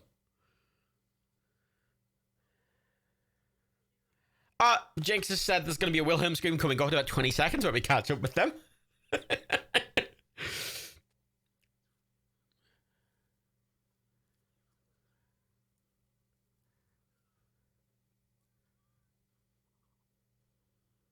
There's the Wilhelm scream. We finally got up to Jinx.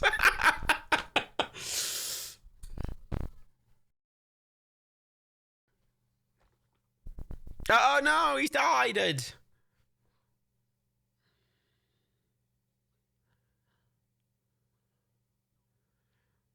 totally gonna get the camels. I mean, I do like doing fun facts. Fun facts is my thing. It's why I like doing films I love. Because I feel like films I just got, I don't know much about, I can't really add much to. Not that I can add much to this anyway, but you know, I can add a bit more than nothing.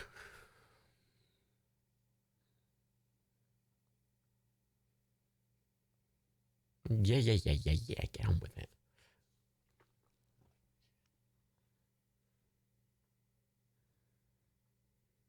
Oh no, he died. Oh no, horse! I know movie horses can be often trained to fall, but I'm always a bit air about it.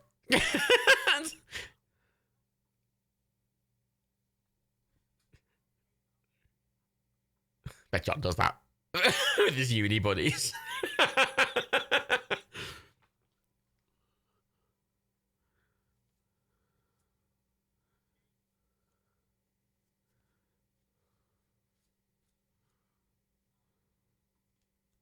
He slapped him with his glove. How insulting. Yeah, it's very blood and tear, isn't it? It's fine, it's a movie. Yeah, slap him with your glove.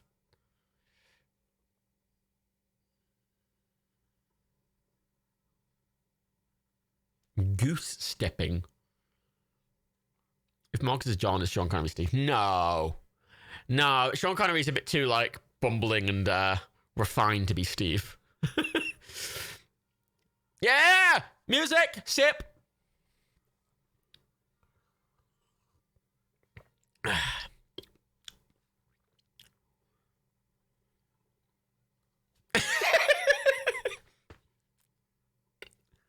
He just took the fucking camels. Told you take the fucking camels.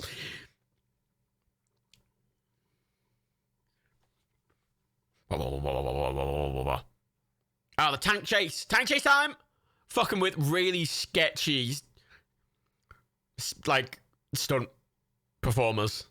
Like really sketchy, even though the way they've done it is they've used, like, fake tanks and, like, on a sound station, but even then, that's still real sketchy. Steve's definitely Salah. Steve is Salah.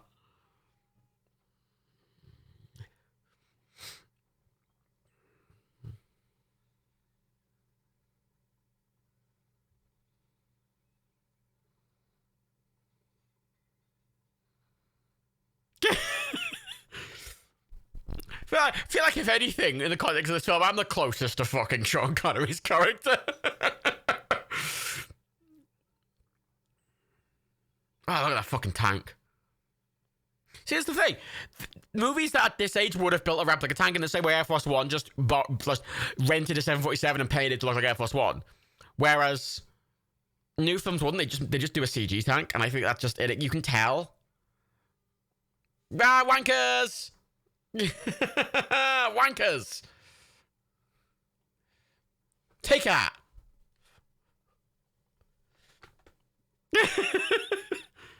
They're not dead yet.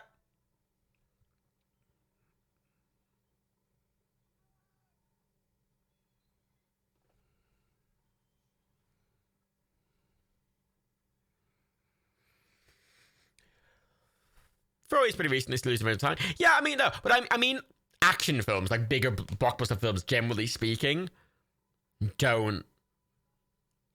They don't really. I don't know. They do a lot of this with CG now. I mean, they're definitely dead. Except for at least one dead Nazi in that. It's definitely at least one dead Nazi in that trunk. Yeah, it always annoys me because we watch. Obviously, when we watch The Fugitive, and they literally, just crashed a train. And I don't know. I feel like the price they did those effects isn't like you know, compared to the price, like movies are so much higher budget now. I feel like they can do those for still a reasonable cost, and it looks so much better. And I feel like when you do it in CG, it just loses something. It loses I don't know, you can feel that it's not real. You know, and in these films, you look at it and you go, that's fucking, they're doing that. Oh yeah, I mean, Fury, in a movie like Fury, yeah, it's really important. But like, if it was for a film like this where it's one scene, they would have just CG'd it. Like, my attitude towards CG is always, it's only worth doing CG when it's something that is basically impossible to do without it. Something that's either incredibly dangerous or impossible or impractical. Like the Zeppelin, for example, in this film, they did with, I mean, it wasn't CG, it was like comping, but still, they couldn't literally make a Zeppelin. So they, you know, got a Zeppelin. You know, they just comped it in with a matte painting. And that's a perfectly reasonable reason. But you know how, like, what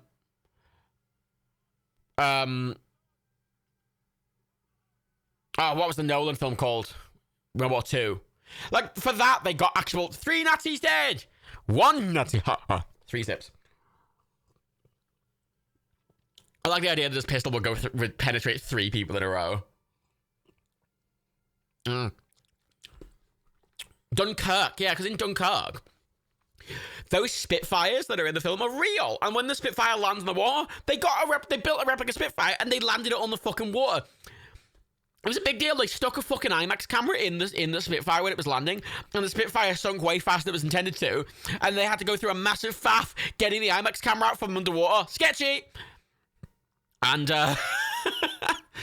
and getting the film from it. Nolan blew up a real 747 Tenet. I haven't watched Tenet yet. I bought it with the intention to watch it, and I haven't yet. I want to. I'm kind of, I haven't been putting it off, but it's a bigger film. Nolan goes full. I mean, what in The Dark Knight Rises, they did that bit with where the plane is dragging the other plane. That bit at the start of The Dark Knight Rises with Bane and the plane shit. That's all practical. And it adds a lot because you can tell when it's real. Stuff moves in a really particular way. So cartoony. Why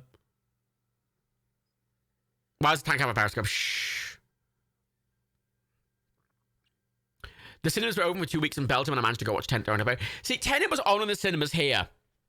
And I was actually really annoyed about it because he kept delaying it because he wanted it to be only in cinemas. And then it was the only new release in the cinemas, like in between the 2 lockdowns. Screw out the England.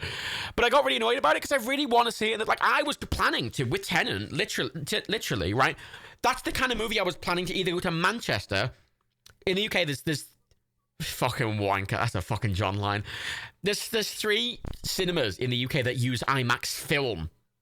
Right? That's a lot of dead Nazis. I'm just going to drink for like 6. Sketchy as shit.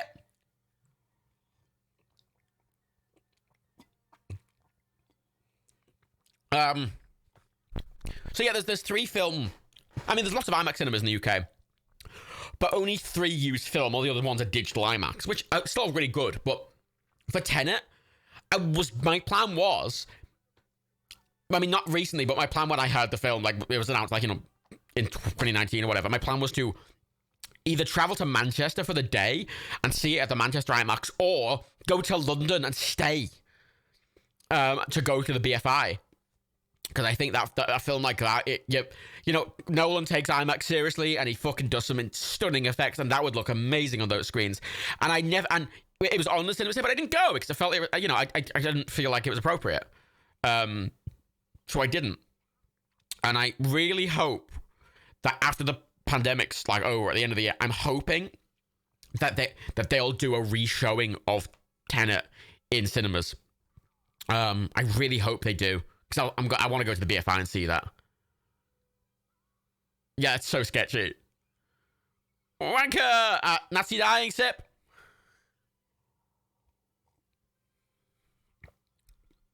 Liverpool Odeon does have an IMAX screen, but there's a difference. Again, the IMAX in Liverpool and most other places is a digital projector.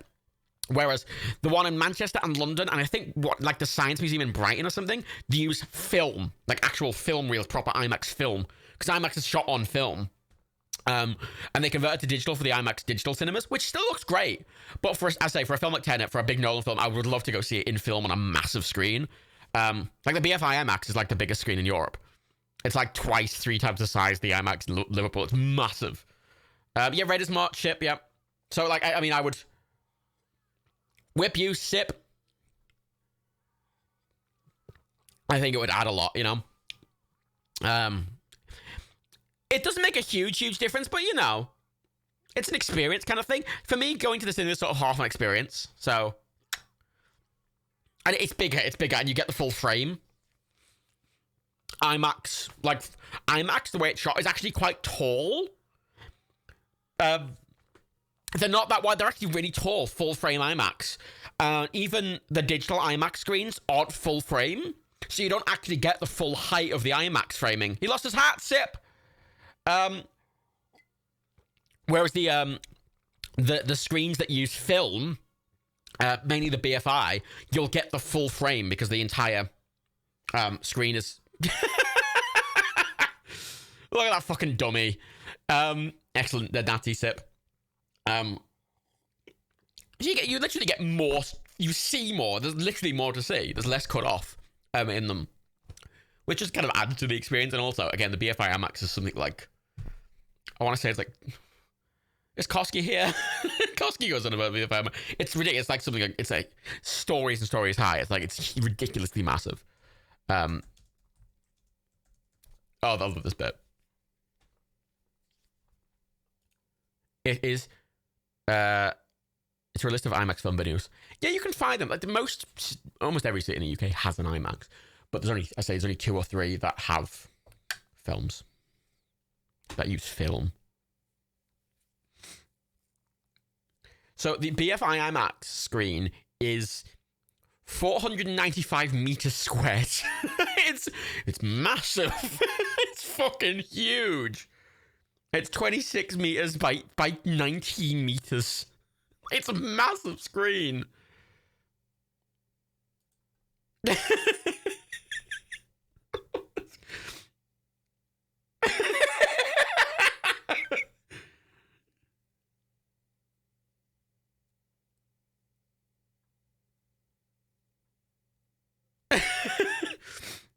That cinema is the BFI IMAX in London.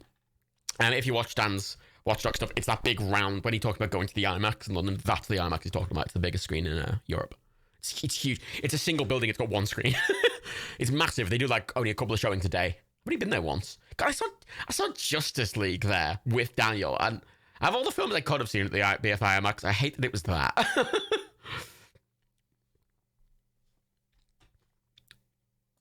I'm reading about it, so like, yeah, the IMAX in Manchester, the second largest in the UK.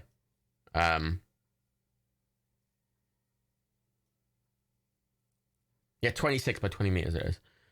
Whereas the one in Manchester isn't actually that much smaller. It's like a meter smaller on both sides. But you know. Yeah, the theme sip. Like, Liverpool 1's IMAX is the 4th smallest in the country. It's 18 meters by 10 meters. So it's 176 meters squared versus the London IMAX, which is 520 meters squared. It's like 3-4 times the size. It's massive. The one in Liverpool is like nice still. It's an IMAX screen still. That's it. It's a digital IMAX, and they still. I mean, it's still better than a normal cinema showing. I think, but for certain films, that are shot on IMAX that are really spectacle, like Tenet and like Dunkirk and these Nolan films, they benefit from being on these bigger screens in film. What's the diagonal on it? Oh, fucking hell, on that.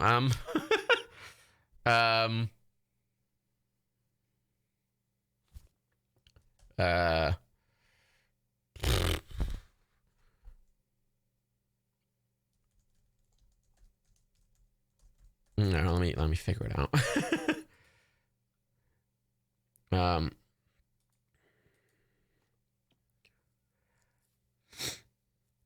I mean, it measures. It measures 26 meters by 20 meters. So, I don't know, maths it.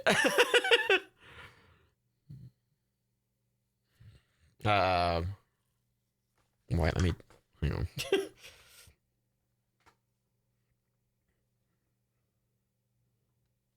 26, 676.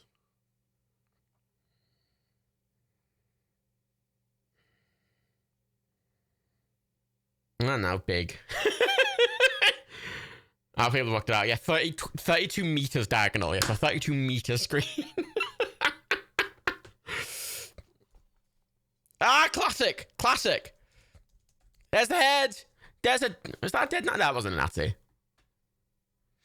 That is an 100 and... That is a 100 and... That is... Sorry, that's a 1,260 inch display. Oliver's got a more accurate... A 1,290 inch display. It's pretty big. It's pretty large.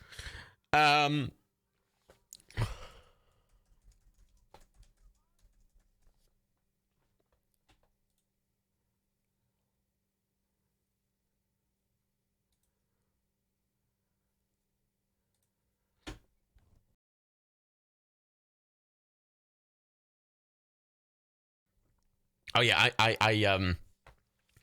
OLEDs and obviously like I haven't used my TV in ages. I mainly watched on my iPad on my phone.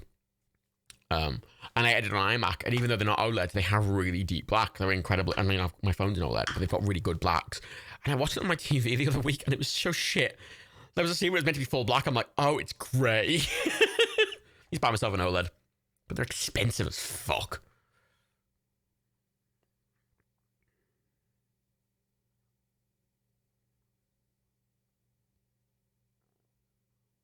Yeah, UK is in lockdown at the moment.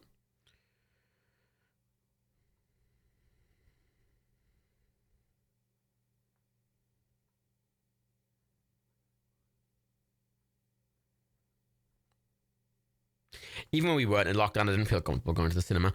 Like, I've got an Odeon Limitless card, which is just like a... Oh, no! Sean!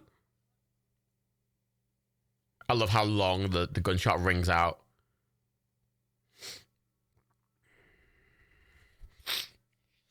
I mean, I debated going to the cinema because I can go for free, and I debated I could have just went. My thinking was, I mean, when Tenet was out, I was literally going, oh, maybe I should just go because I can go in for free. Don't have to go near anyone and go in the screen. And if there's like more than, you know, a couple of people in there, I can just leave. It's not like skin off my back, but I didn't. But I still felt a bit uncomfortable with it. Especially how the UK government have been with it, and Liverpool have been really responsible. I mean, Liverpool, we were like the highest in Europe, Liverpool, for a little while. And Liverpool's been doing really badly with it. But I kind of imagine that after this is all said, like over, they'll probably do re-showings of them. Odeon has been really weird. I have a limited card, which is just, I can go to see films in the Odeon for free. And normally, if you want to go to the IMAX, you pay like an extra £5 to upgrade it to IMAX. But after lockdown, they were desperate to get people to go. So like, okay, you can upgrade to IMAX for free, and you can bring a friend for free. They were like, two people can go on one card and see an IMAX, all included. They were desperate. I really miss cinemas. I love cinemas. It's why I never was. It's why I don't have that good of a TV, because I never really invested. Because I'm like, you know, years ago, I'd see every film that was on in the cinema, all of them. Like, even if I didn't know what it was, I'd go and see it just because I could for free, and I really liked doing it. I love doing that. I'd go all the fucking time, you know.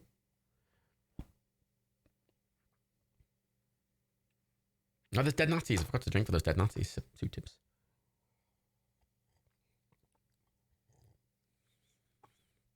Oh yeah, the American government's a whole thing.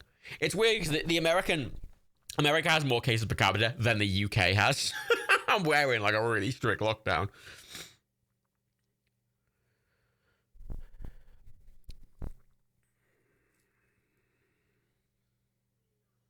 Ah, yeah. Harrison almost dies. Sip.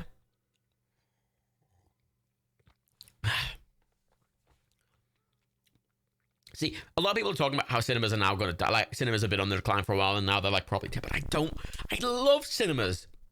I really don't want cinemas to die. Like, I made a point, because I pay for the Odeon Limitless pass, obviously. And they did cancel it when lockdown was on. They were like, look, we're not going to charge you when our cinemas are literally closed. So they just don't charge you. But then they changed. Previously, you pay for a year in advance. And they changed it so you paid for 3 months in advance instead, which is a lot more flexible. And I knew I wasn't going, but I kept paying for it anyway, because I want cinemas to keep existing. I love cinemas. And I want a big cinema. Like, small cinemas are nice, but I want a fucking big cunt, you know? With a big IMAX, fuck, you know? I love cinemas. I want them to exist. Desperately. Oh, but it's... Fuck off, John. Anchor! Then the cinema nearest your house is a restaurant and bar. You can take food into the theatre and have big old chairs with tables. I've seen... there's cinemas... There's a cinema like that in Liverpool. Which I'm not... I don't really like that. I can see the appeal. I mean, there's a cinema in Liverpool called the... Showcase? I think it's Is it Showcase? No, it's the Everyman. The Everyman. Which they had to rename because there's a chain of cinemas in the UK called Everyman. But in Liverpool, we have a theatre called the Everyman, which is what everyone... It's, oh, I went and saw something in the Everyman. So they had to, above their logo for the cinema, they had to put the other above it. So it's called the Other Everyman, which I thought was quite cute. But it's got a bar and it's got big armchairs and you bring food in and stuff. And I'm not a big fan of that because I find it... When I want to watch... I kind of just want to watch a film. I don't want to be distracted. I kind of got annoyed because Odeon started doing like pizzas and like... They started doing more than just like nachos and popcorn. They started doing like pizzas and wings and shit. I'm like, oh, I want to see a film. It's distracting. It smells and shit, you know.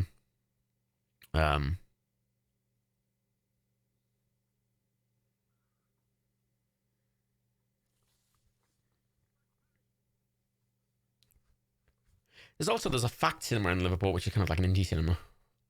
They're like an art exhibition place and also they do films. And they do really indie films, you know.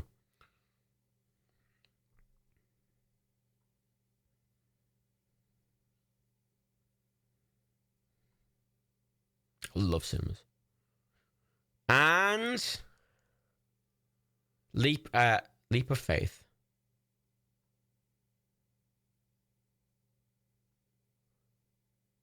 It's a good effect, this. They ham it up a bit, but I like it as an effect. Oh, fucking terrifying.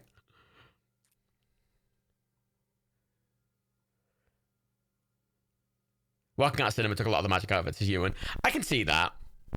I mean, I don't really have a magic for cinemas, though. Like, I just like the experience of the cinema. It's not really the magic. It's just I like seeing shit on a big screen, you know? I like the sound systems. I mean, even if I made like the sound, you know?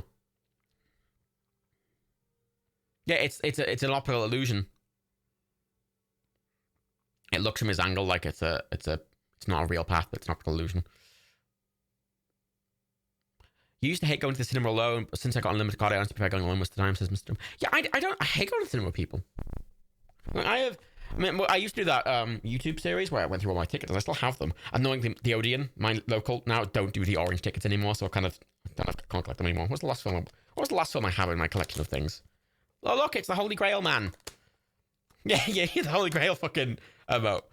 The last thing I saw on my orange tickets was The Lion King, the fucking the new one, which is it's a bad film to end my ticket collection on, but alas. Big sword. Oh my god. Yeah, I hate going to the cinemas with people, cause like I'm not gonna talk while watching the film, am I? So, effectively, you're doing it for what you do afterwards, but it's like, well, I can just talk to someone later about what I thought of the film. Film just going with someone's kind of, I just found a bit distracting, to be honest. And also, I like going in the middle of the day when no one was there. And everyone, oh, fuck, my elastic band broke. I like going in the middle of the day when no one else was there.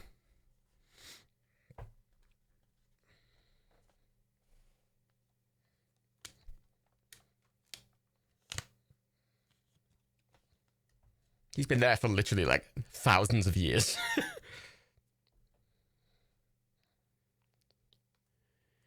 Yeah, limitless cards are great. Like I used to go as well because my advantage is obviously I work from home and I've always worked from home. And generally speaking, I don't really have much work to do in the day. Like in the actual like daytime, like between like 9 and 5 when people normally work. I don't really have much work to do. I do most work in the evenings.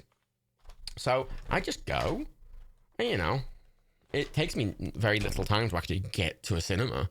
So I could get there in like 10 minutes.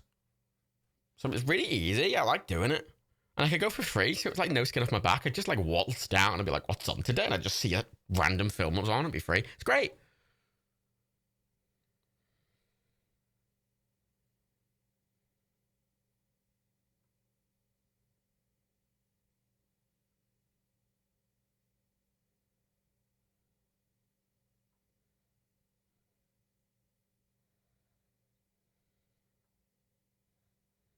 Do we count this as face melting?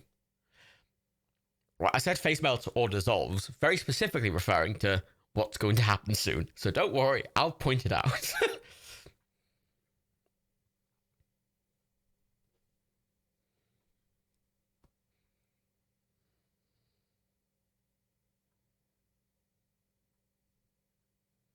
So I highly recommend the unlimited cards. I mean, the Odeon one I quite like because they gave you a discount on like drinks and snacks. Admittedly, they're still overpriced, but it was nice. And they changed it so it'd be three every 3 months now, which I quite like. It's way more flexible than a yearly commitment for a lot of people. And I'd recommend trying it. I really liked it because it made me go from more.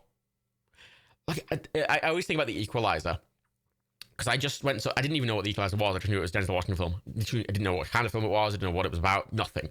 And I was surprised with that film because I didn't know what it was about. And I liked doing that. I saw loads of films like that without any context of what they were. I just knew their name and maybe the actor that was in them. I knew nothing else about them. It was great. Here we go. Ready to down your drinks, everyone? I'm sure not.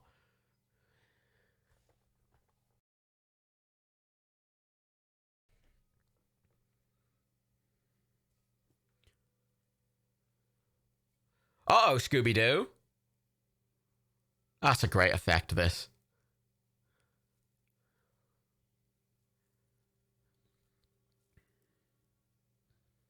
Oh, this always scared me as a kid. Ah, it's horrifying. Ah. Ah, scared the shit out of me as a kid. Down your drink. Down your drink for a face of solving. He chose poorly. Classic. Yeah, that's still just. I think these films are the perfect blend of like lots of genres.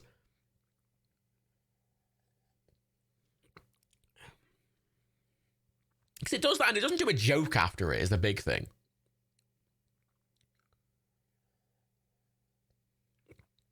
It's a modest cup for a modest man. If it's checking, according to Canada, that's perfectly fair game to watch it when you're like 2.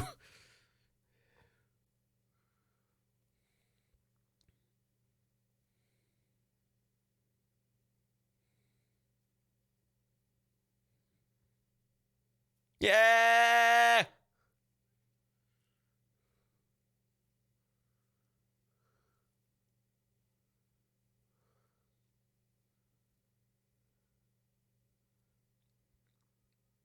Yes, you can't. The Grail can't leave the building.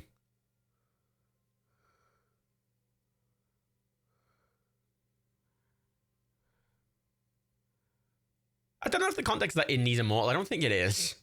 Yeah, he's not immortal past the seal, I think, is the implication.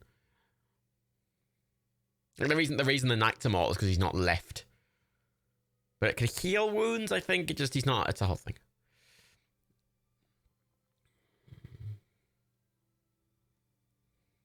Nice effect, that.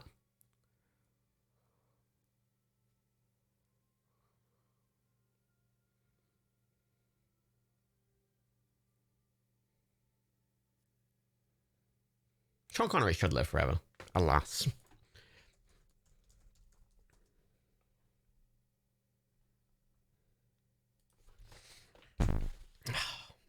I wish he was in more stuff before he died, but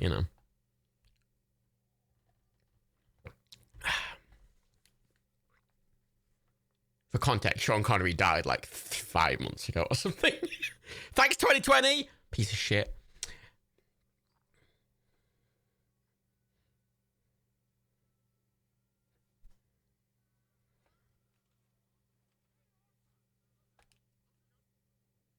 Yeah, fuck you, Nazis.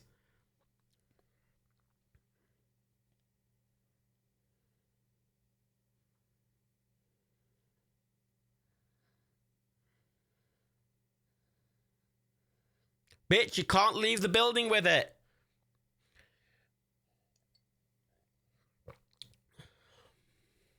You fool. You fool. You can't pass the boundary.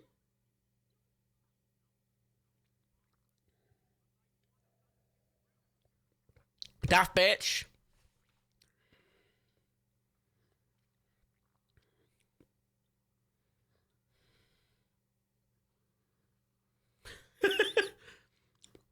I feel like that happens so slowly that if you grab the grail and you legged it out the door, you'll probably get out fine with it. Like,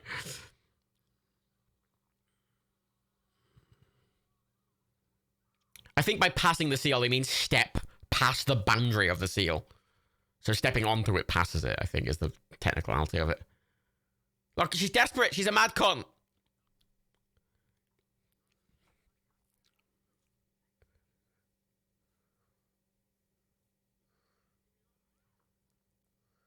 She's desperate. Fool! Off she goes to the... I mean, it's dead nasty, but I've already done my drink, so... Well, I haven't. I'm still... It's fizzy, so I'm not downing it all, but, you know. Technically, I can't drink any extra than what I am, so fuck it. Yeah, but not almost. You are touching it. Yeah, finish my drink. There we go. Okay, first, 2 things. So, Indy's actually touching it, and he's not wearing gloves. She failed because she was wearing gloves, and also she couldn't touch it, whereas he can touch it, and he's not wearing gloves. He could totally have got that. If he wanted to, you know. Get him a few more. Oh, there's the guy. The dude.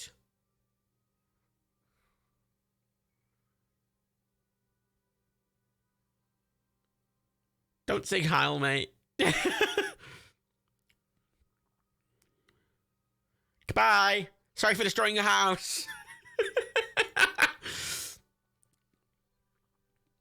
He's a fucking cool knight with his cool knight glasses.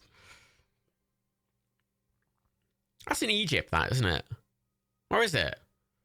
Oh, I know where that actually is. That was using Transformers as well.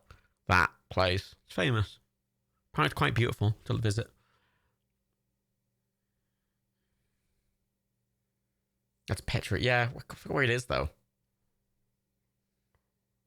Jordan. Okay, Jordan.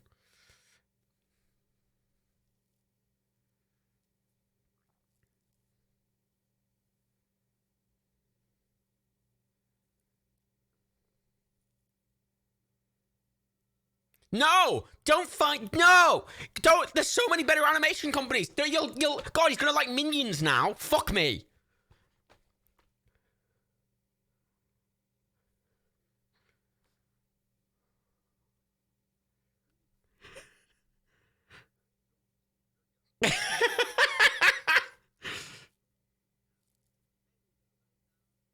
Such a good line where he's like, you fucking thought your name, bitch. It's a great dog, bitch.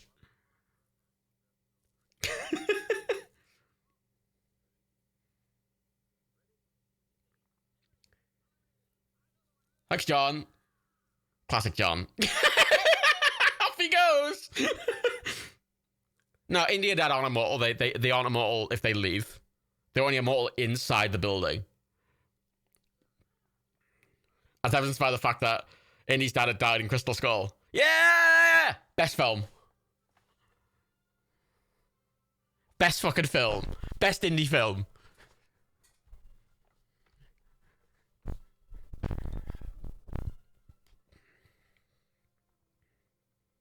Like, you know, it starts out pretty well, then it has a big dip, and then it just fucking rockets up. You know, it's just fucking, it's this amazing, like, So fucking good. Oh, God, I fucking love that film. It's just genuinely excellent. It's fucking 10 out of 10 acts. Oh, fuck you.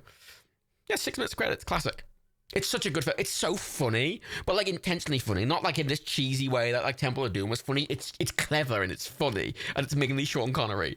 And that fucking just like, she talks in her sleep and they just sort of awkwardly look at each other and you can see the gears turning each of their heads. And Sean Connery's little smile. It's so funny. The fucking Marcus, he knows that but like he'll blend in just fine. Hardcore. Hello, can anyone speaking? Oh, it's not perfect. It's not 10. That is no. I think that's a perfect film. It's funny. It does all the things I'd want it to do. It's cheesy. I mean, perfect is like when I say what's a perfect. If no film can be perfect, then what's the point of a 5-star rating? I rate things 5-star that I think are just the best of the best, right? Like the best of the best films. The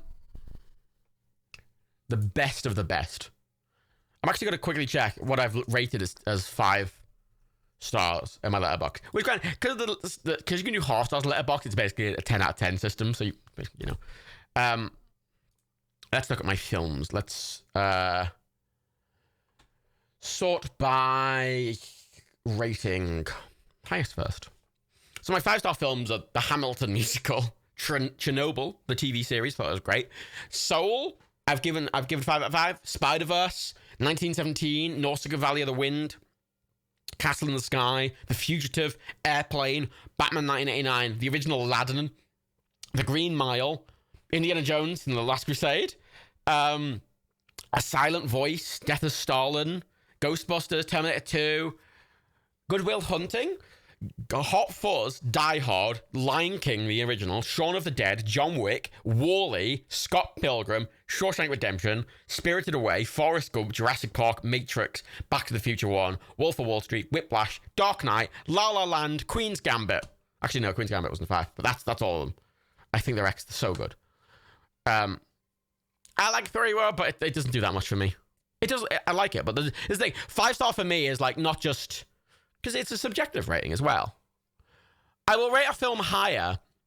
Like there's films I have on here that I don't like that much, but I respect a huge amount, so they're like quite high. But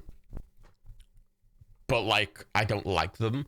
Whereas like I use because Letterboxd has a like system. I quite like the like system because I can like a film that's not very good, and I can not like a film that's very good, if that makes sense. And I like that as a balancing thing. Because there's some films I like that I kind of rated low. Like my lowest rated liked film is a 1.5 star. Like, oh sorry, 2.5 star, and it's Batman versus Superman, which is a terrible film. I just like it because I like Batman. I like Batman in it. I like Ben Affleck going around in the fucking warehouse, fucking punching everyone, and I hate the Marvel scene, but I like it. It's crap. I like it. You know, I've got fucking Mega Mind. I've got on here as a 3 out of 5. I like it. The Core 3 out of 5. I like it. It's got a like. You know, but there's films I've rated higher that I wouldn't watch again. If that makes sense. And I like doing ratings like that. And I give 5 stars to these films I just think are the best of the best. I just think that I hold them in reverence. You know, they're just classic, and they are sort of they're just incredibly memorable, and they do so many unique things, and they're like the best of their class, you know.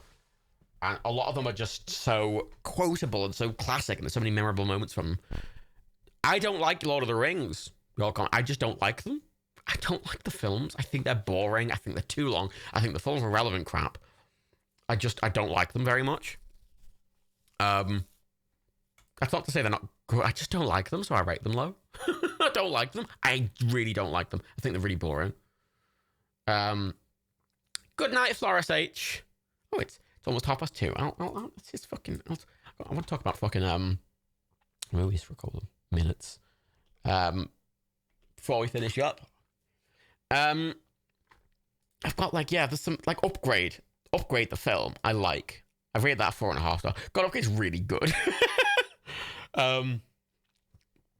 It was a film from 2018. It's like a small film. It's really good. It's got mainly 4 stars. I rate it 4.5, way higher than most people. But I loved Upgrade. I remember watching it at Dan and Rebecca's, and I described it to Rebecca after watching it. I watched it on my own. And Rebecca came in halfway through and was like, "What are you watching?" And I sort of watched it for a bit and went, "Oh my god, I think I'd love this film." And I go, "Huh?" And I told her about the film afterwards. And like, I have to watch that film. It's so good. Bye, Perky. Upgrade's really good. I recommend it. It's on Netflix. I highly recommend it. I say if you want some recommendations, look at my movie. There's a lot of films on there I've liked, and the ones I've liked, I recommend watching, even if they're not rated high, because I think they're fun. Like, I think a fun film is better than I'll take a fun film that I really enjoy that's not very good over like a really good film that's not very enjoyable, if that makes sense. Which I think is I think it matters. I'm gonna hide my liked films and look at all my highest rated non-liked films, because like Chernobyl, The Lion King are 5-star films that I haven't liked, which doesn't mean I think I hold them in a reverence, but they're not films I personally love, but I think they're amazing, if that makes sense. The Queen's Gambit I thought was excellent. I mean, I've got Pirates of the Caribbean, the original. I put 4.5 because I know Pirates of the Caribbean. It's fucking amazing. It's a fucking excellent film. I've got 3 Billboards. I've got fucking Endgame, Gang to New York, Kiki's Delivery Service, Toy Story 2, Hot Red October, Beauty and the Beast, Jaws. Oh, Prisoner of Azkaban. Which, when I say Lion King, of course I'm talking about the original Lion King. Why the fuck would I be talking about the new one? Bye, Faye. There's a lot. So if you have any, for all of you, if any of you have any recommendations for films to do on these part of these watches that you think I should add to one of the lists, say recommend me on Discord. Go on the Discord I've got. I'll link in the chat. And I've got a suggestion channel on there. Just put it in the suggestion channel. Because that's where I'll see them. I won't see them if you put them on Twitter.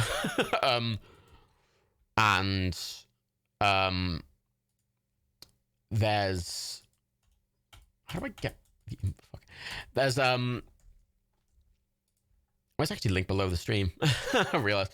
Put them there. And if you're curious what I've got on the list, see, look at my letterbox. So pick the next week. I'm going to say probably, because it's going off. It's going off Prime next week. So I'd like to watch it beforehand. So I don't know. I'm going to figure out when we want to do that Lower Decks one with Dan. Maybe I'll see if Dan wants to do Pixels. Probably not. But, what the fuck's that? What the fuck? Oh. I accidentally pasted the indie music. Apparently I just had that on my clipboard the whole time.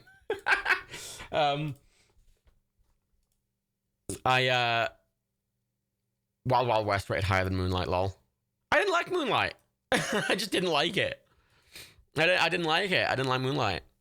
Good night, Jinx. It's like, Discord's there. I'll link my letterbox as well if you're curious, and I can add stuff to it.